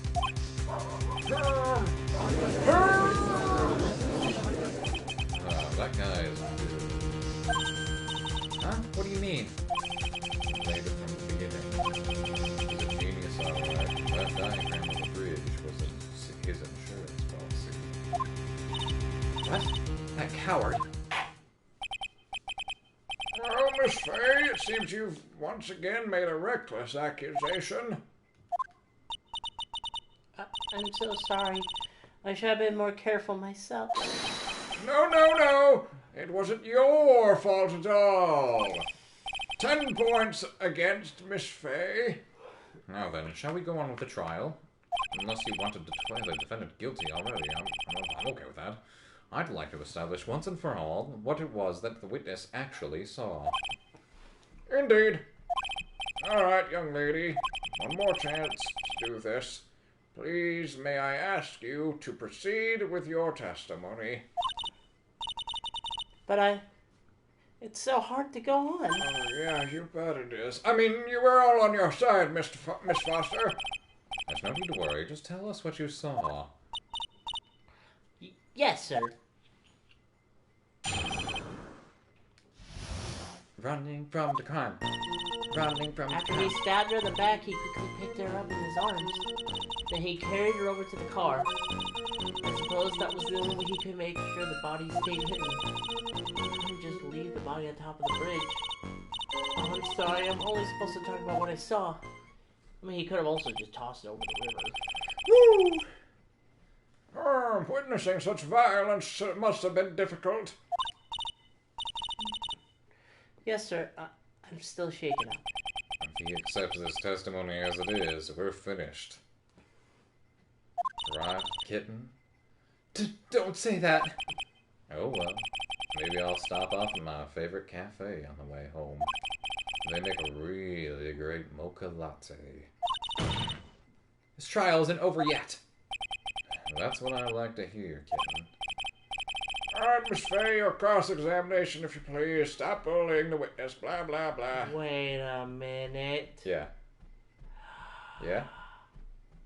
What do you got for me? So, in the trial in the beginning where Phoenix ate that necklace, she said that there was a big gap between that one and her last one, and that someone she knew was poisoned.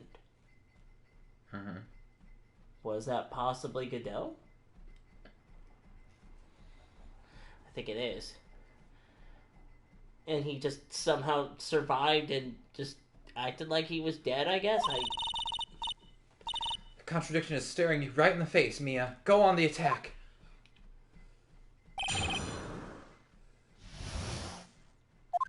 Okay. He stabbed him back in his arms, he carried her over to the car. I feel like the car is the contradiction, because there's no way she would have known that there was a car there. You personally witnessed that? Yes. Did anything strange happen when he did that? Well, I don't know if you call it strange or not, but that's what the victim scarf said. You mean the scarf? Our words match what we found at the scene. I don't see any problem.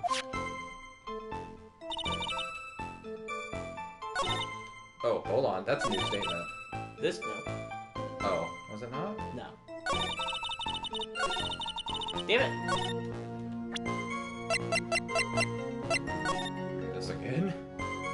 Yeah. Objection! Nope. Ah, it's lame.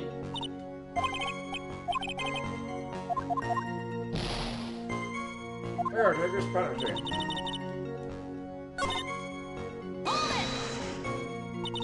You mean the defendant carried the body all by himself? Yes. Considering the size of the defendant, I don't think it would be difficult. Yes, but let's remember that they were on a narrow bridge that was ready to collapse. Is it even possible for him to have carried a dead body on a bridge like that? Well, the fact of the matter is that he did. That kind of talk is just silly. Wow, why did he get so emotional all of a sudden? What a baby. Miss Faye, if you think there's some other possibility, please share it with the rest of the class.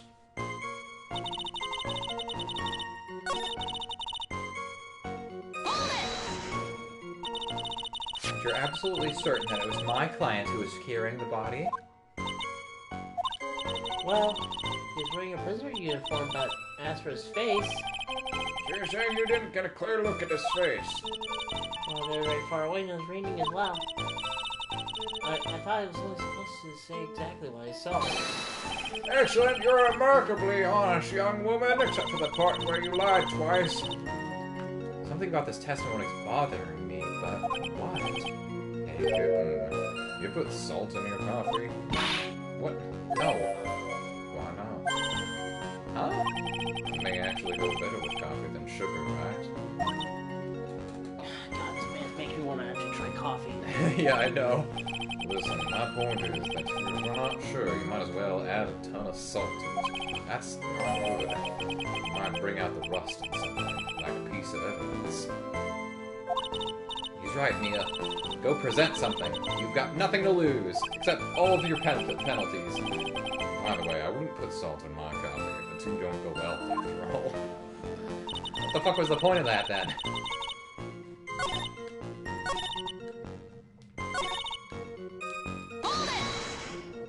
Yeah, why not? Already broken down bridge hidden away in the mountains. Doing anything more to hide the corpse would be going overboard, wouldn't it? Yes, but the mountain is famous among hikers. I'm surprised other people go up there. Oh, I think I know what it is, then. Can you check the court record? Do we have anything about the, Eagle River? No, like...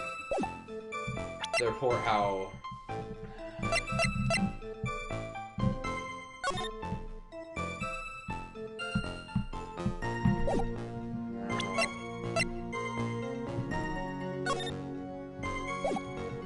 That's about it.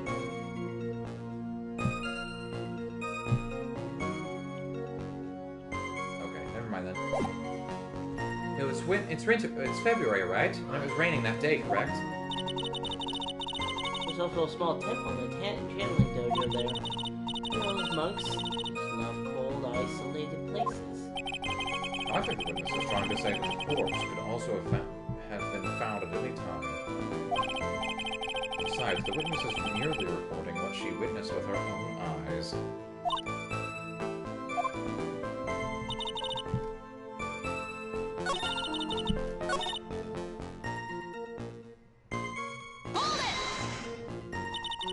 You mean the defendant carried the body all by himself? No,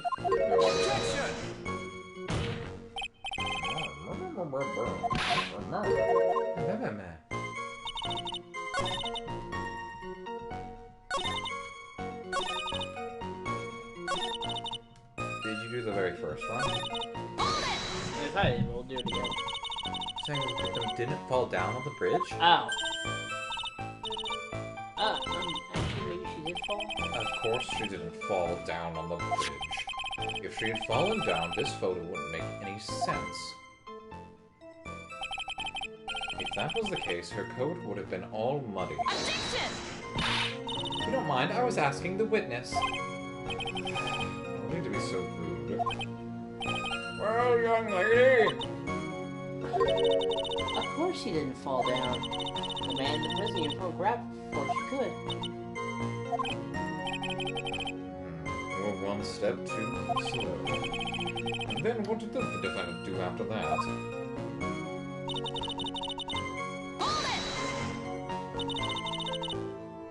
We did this one. I know that for a fact. Yeah.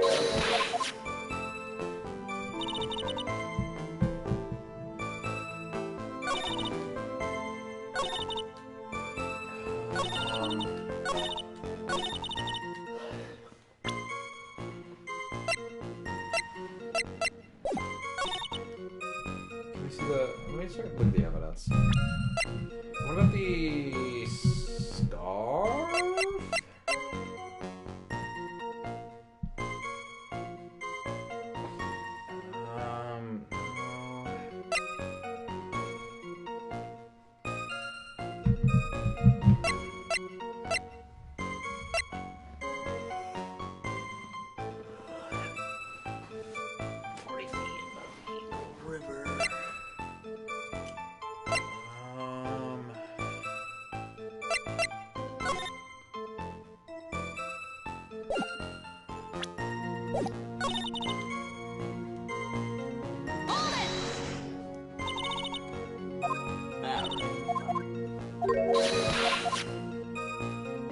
Yeah, there's not a whole lot to work with. We just have to pick out evidence at this point.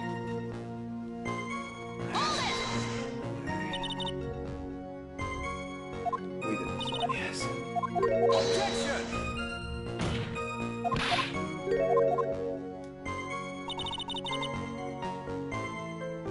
Could you see the body on top of the bridge? Sorry, I'm only supposed to talk about what I saw.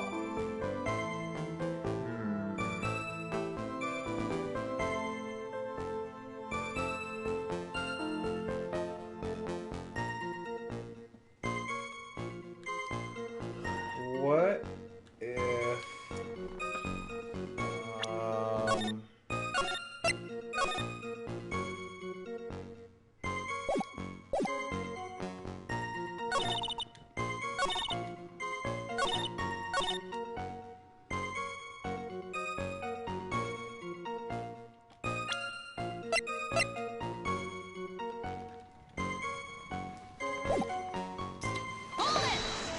Hear this, read this again. Yeah, right. Objection!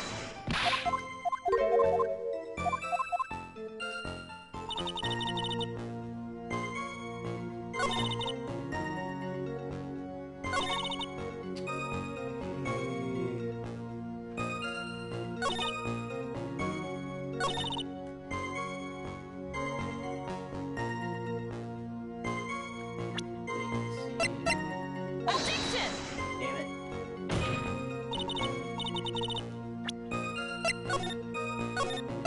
Yeah, that's what I'm thinking too. Like, if he...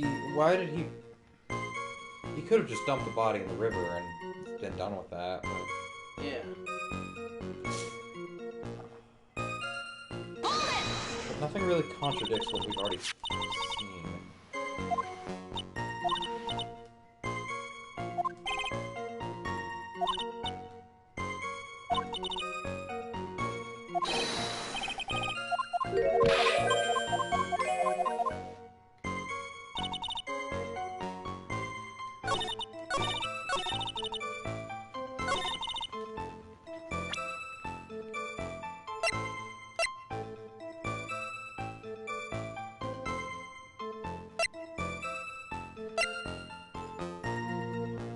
Maybe this statement, but the bridge map? Objection!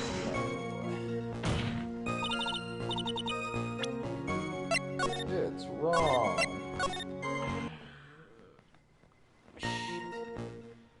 I got nothing. Just look at the guide. Yeah. Okay. I've got no clues.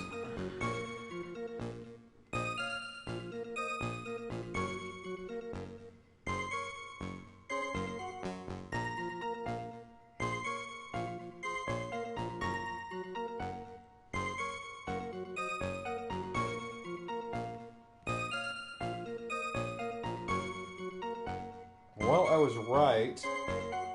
It was the bridge map. It's on statement 3 of all things.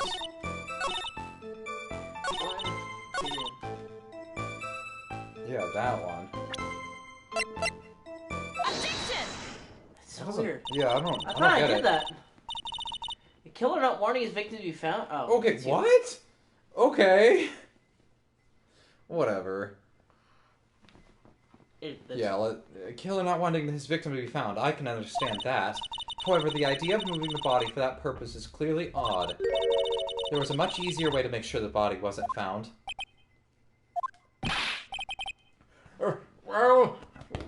What is it? Take another look at the map of the area, and you'll see how. I can't figure it out.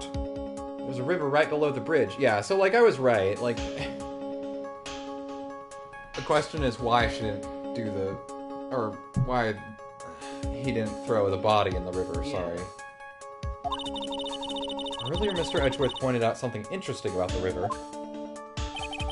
For those who are not aware, Eagle River is well known for its powerful current. Most bodies that fall in are never recovered. In the kidnapping case 5 years ago, the victim's body was carried away and never found. If 10 murders were to occur on the same spot above the Eagle River, you can bet your boots that every other killer would have tossed the body in the water.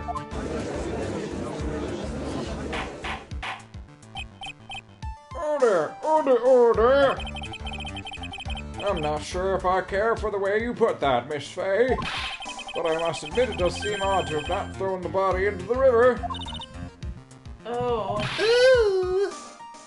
Hoo-wee! I'm Melissa Meeseeks, look at me! Well, Mr. Edgeworth. How sad. Perhaps Miss Fay would like to would do well to try taking a dip into the river herself. Is that a threat? After all, you claim to be such an expert in the ways of nature.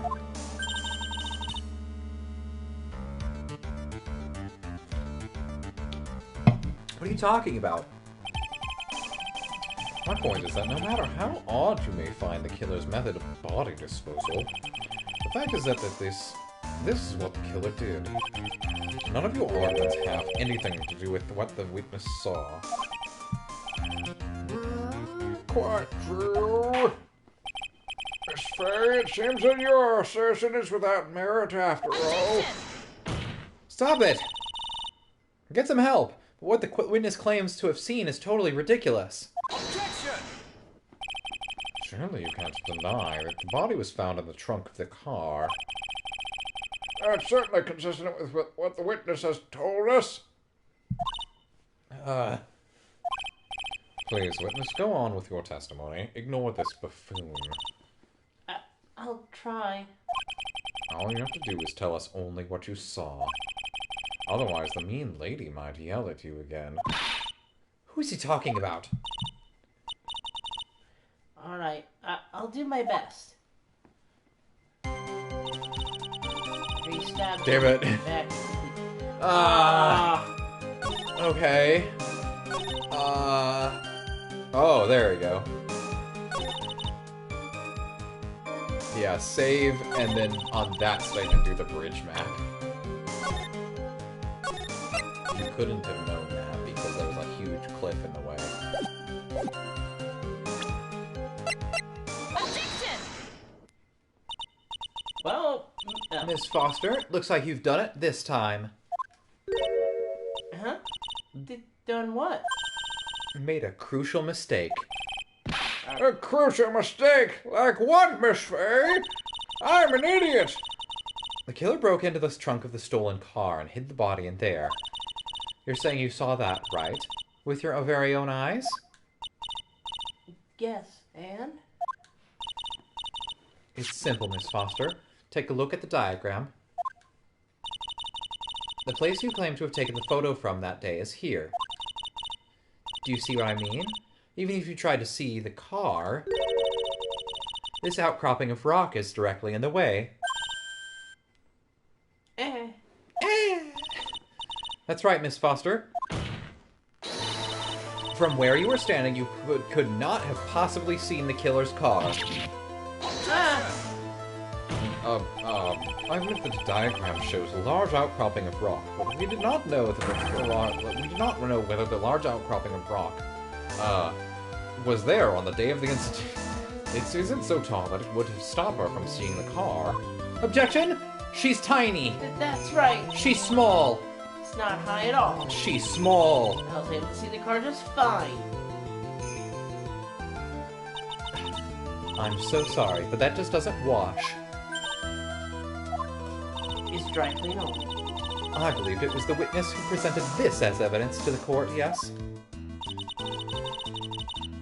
This is the location that the photo was taken from.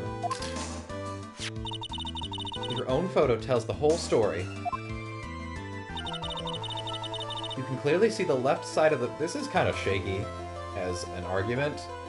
I'm gonna be honest. Clearly see the left side of the bridge. But the outcropping that is being referred to is really more like a cliff. Ah. Your view should have been completely cut off by this cliff. Because, like, the camera would have been, like, maybe chest level at best.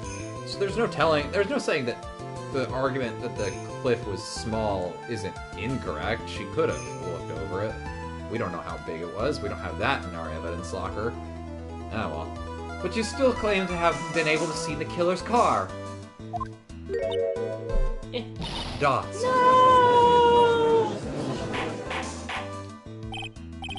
Yes! I mean, no. Order! Order of the court! What's the meaning of all of this ballyhoo? This ballyhoo is a matter of bullshit, Your Honor. Don't jump to any hasty conclusions. The fact that the escapee fled in a stolen car was reported on the news. After witnessing a murder, I'm sure you can appreciate the witness was very upset. She must have heard about the stolen car and convinced herself that she saw it. That's stupid. You're stupid. But she was repeating. Oh. She was repeatedly warned about starting her testimony. Before starting her testimony, she was told to testify only about what she saw with her own eyes. Oh! Mr. Judge? Sorry, I just orgasmed. Oh, whoa, what is it? I think I must have remembered something wrong. Yeah, you bet you did. Hey, wait a minute. You can't just say that. Yes, she can. I must say, no one on the face of the planet is perfect. Except me. Yes, indeed. Quite true. You know what they say. To err is human, to forgive divine. That sounds like something a virgin would say. What you say to me, young lady? I'm inclined to give the benefit of the doubt to our witness here. Oh no, I'll let you know I have mad pussy game. What? That's not fair. Huh. Save the tears for later, kitten. Mr. Armando! Yeah, I'm still here, kitten. Don't look back until the trial's over. Now's the time to go forward. But that wasn't fair. Okay, kitten, you need to relax. Then you need to remember the other kitten's testimony. So tell me, how did she know that? How did she know that he broke into the trunk? Aha! Well, Miss Foster, until you can... Well, Miss Foster, until you can explain how you knew that, you're going to have a lot of very suspicious people on this side of the courtroom. Well, witness? Well, I'm certain that he broke into the trunk because there were marks left on the trunk lid. I'm certain there were scratch marks from when he broke into it. What? Let me see that photo. Oh shit, she right. These certainly look like scratch marks around the keyhole. Obvious that this trunk has been broken open. Well, Miss Faye, are you what? What? No, she wouldn't have known that either. They're too tiny. Yeah, like, you small. You couldn't have seen over the cliff. This doesn't change anything. The judge is on her side. I can't make any mistakes here. What she just said. Is there a contradiction in there somewhere?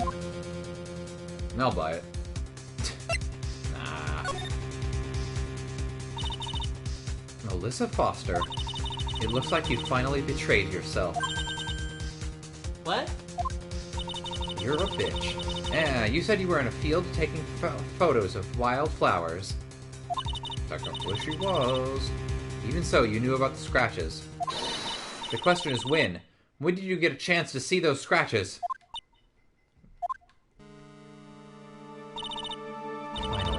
I finally got her. I'm getting pretty tired of waiting over here. My turn to be defensive of that. Then perhaps it would be faster if Miss Faye explained herself. Your Honor, there's only one possible explanation. The reason the witness had seen the scratches was...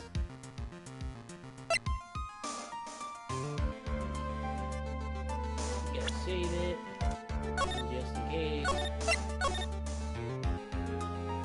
She happened to be passing by. Wait, no. There's only one way that the witness had the chance to see those scratches. Yes, what is it? Naturally, when she opened the trunk and stuffed the corpse in herself. You what, mate? The person who really hid the body in the trunk of that car was... Melissa Foster. It was you that did it, wasn't it?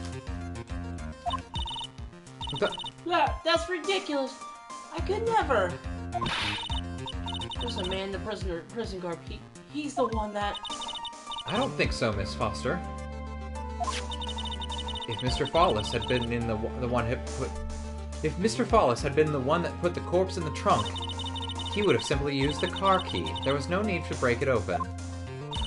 Oh shit, you right. But he stole the car. He stole it from a young couple that had been waiting at a red light, which means that the key would have still been in the ignition. Oh, I see. Thank you for telling us about the scratches, Miss Foster. Without that, we never would have uncovered the truth. That it couldn't have been Mr. Follis that put the body in the trunk. Put the body in the trunk. Put the body in the trunk. Preposterous! To even suggest that the witness put the body in there. If that were true, then how do you explain the photo that she took? The corpse could only have been put in the trunk when the incident occurred. And we already know that at the time she was taking photographs. Am I stupid? Now's your chance, Mia. Finish this thing. On the contrary, I'm not so certain about that anymore, Mr. Edgeworth. What? Oh no. There's no need to think too deeply about it. What I'm saying is the shutter for this may not have been pushed by Miss Foster herself. Just throws the camera across the room at him. Fucking shatters. Let's take another look at this camera and see what features it has, shall we? Light up mode, ultraviolet light, stickers, Video record mode. Oh my god, she really does have an OnlyFans.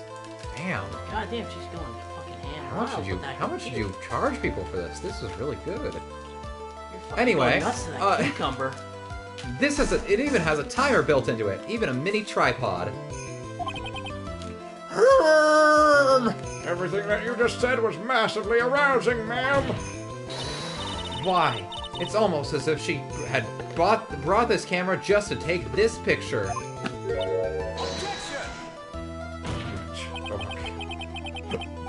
What are you trying to say then, Miss Faye? That when the crime occurred, Miss Foster wasn't in the field as she claimed?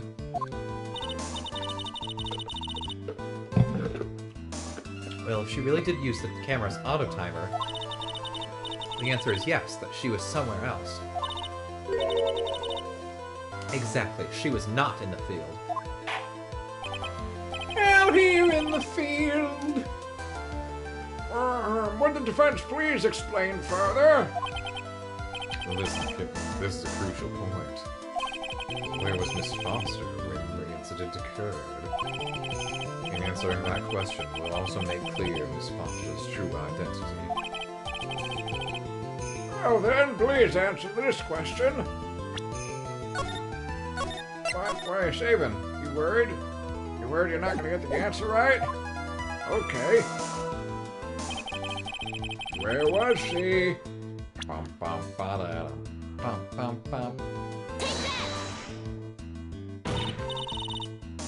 Naturally, the witness was standing right here.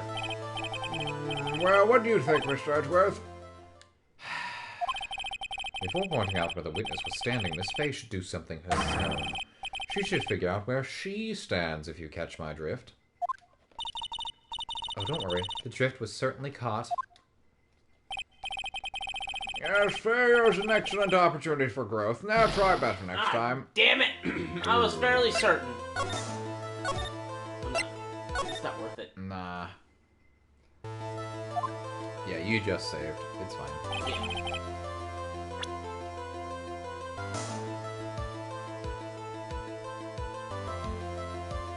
Over here? I'm actually not sure myself. Well, that's wrong.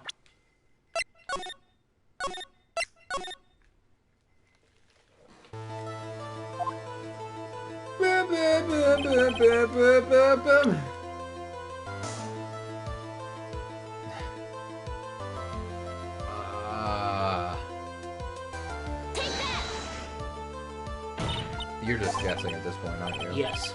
Oh, that's wrong. Okay. I think I have an idea, but I don't know how good it is. Where do you think? Go back to the map. I think she's on the bridge, but like behind the victim. Like right behind the victim. Yeah, like right there.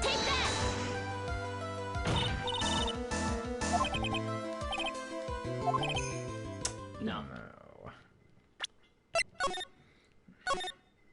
Oh, what if she was just in the car? Oh. Yeah, what if she like snuck into the car or something? I don't know. I have no evidence to back that up. It was right here. I think. Yeah. That's different. In the spot where the defendant's car was. Nat, yes. She was an Autobot. She had to put the body in the trunk before the defendant returned. Objection! Wait, what? You're saying that... Hold on. You don't mind if I ask one teeny-weeny question, do you, Miss Fay? He said weenie. I did say weenie. I do like weenies. Uh-oh, he's got that condescending tone in his voice. I don't know why that tripped me up. Hello? If she put the body in the trunk, the body on the floor, put the body on the floor. If she put the body in the trunk at that time, as you suggest, that must mean that Valerie Hawthorne was already dead at that point, correct? Indeed. Please take a look at the top of Dusky Bridge. It certainly looks to me like the victim is still alive. Am I mistaken? Wrong person. If Valerie Hawthorne was already dead, then who is this? The mountain is famous for spirits, so maybe you think it was the ghost of the victim? Actually, I mean, it could have been a spirit, right? Miss Fay, don't waste the... What? Hold on. Wow, that was a long way to go. No, I think this is part of it. Anyway, I still maintain that the witness was in a different place at the time. Are you certain? Yes, I'm certain. More or less. Oh, come on now, Miss Fay. Well then, please answer this question. No? Oh. Oh, okay. I say fuck it, look it up. Can you do the little clip, like, next to the, This one? No, the other side. Right there. Maybe. Because maybe we have this wrong and they're in opposite directions from each other. Like, right there, yeah. No.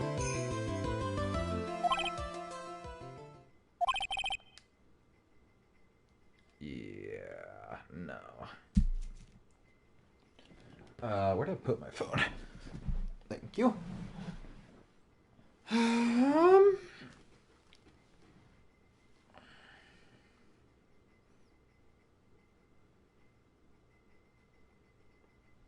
Oh. What?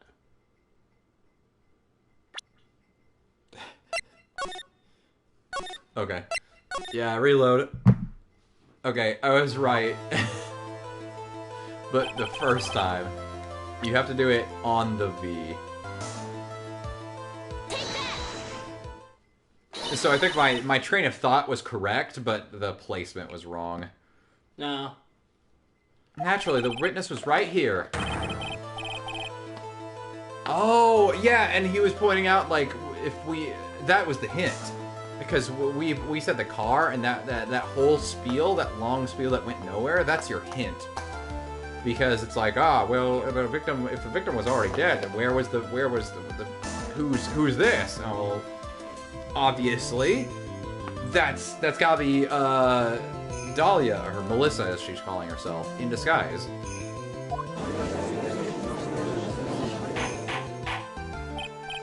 Hold on, Miss Faye. What on earth are you talking about?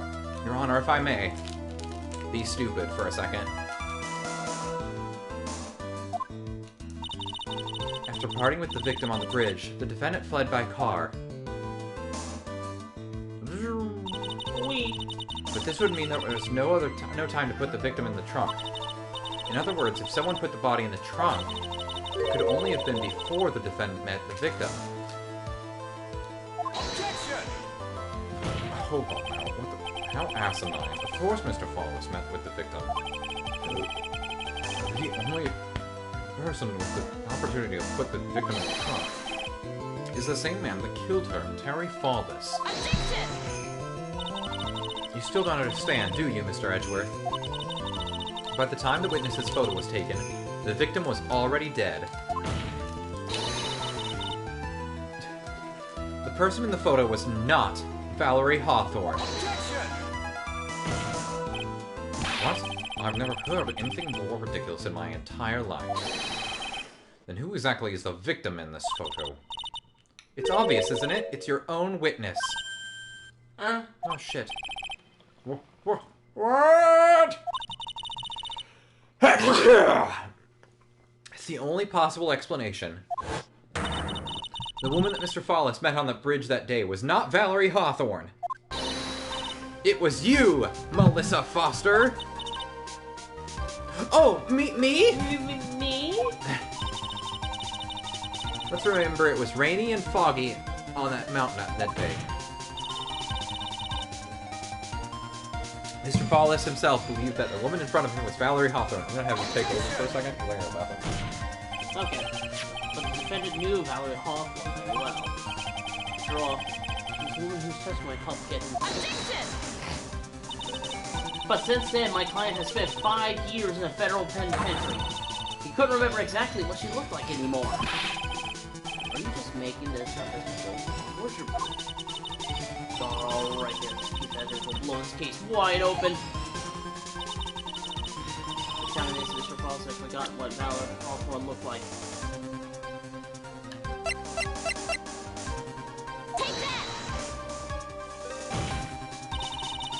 Mr. Fawless had forgotten the victim's face. That's why he needs some piece of identification. Namely, this muddy scarf. It was Mr. Fawless who requested that she wear the scarf to identify herself. That's already been proven by the note the victim left. In other words, as long as you were wearing a scarf, yeah, anyone could pretend to be Valerie Hawthorne. Well, what do you have to say to that, Melissa Foster? Yeah. No! She disappeared. She was convicted so hard that it phased her out of existence. Where's Miss Foster? She's collecting herself in the lobby. It's obvious that Melissa Foster did it. She hid the body in the trunk and disguised herself as the victim. Okay, look. She set up the camera to snap a fake photo of them together. The only question is, why did she do this? Because she's evil?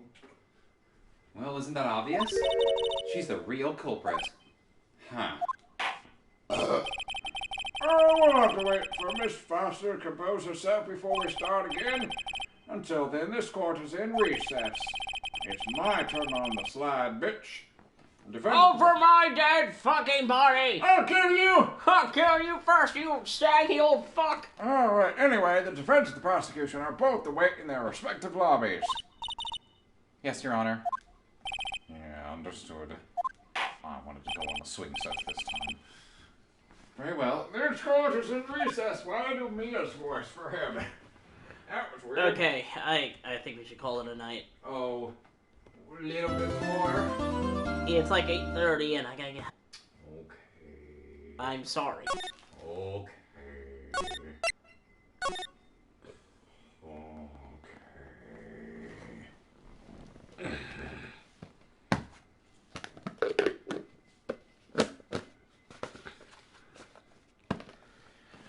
Alright.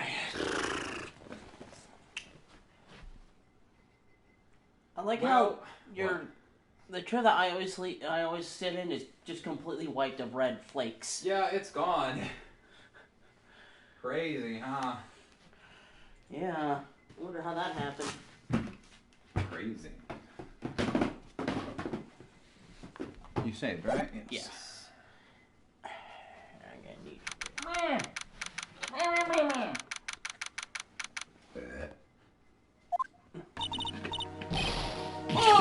I didn't miss anything.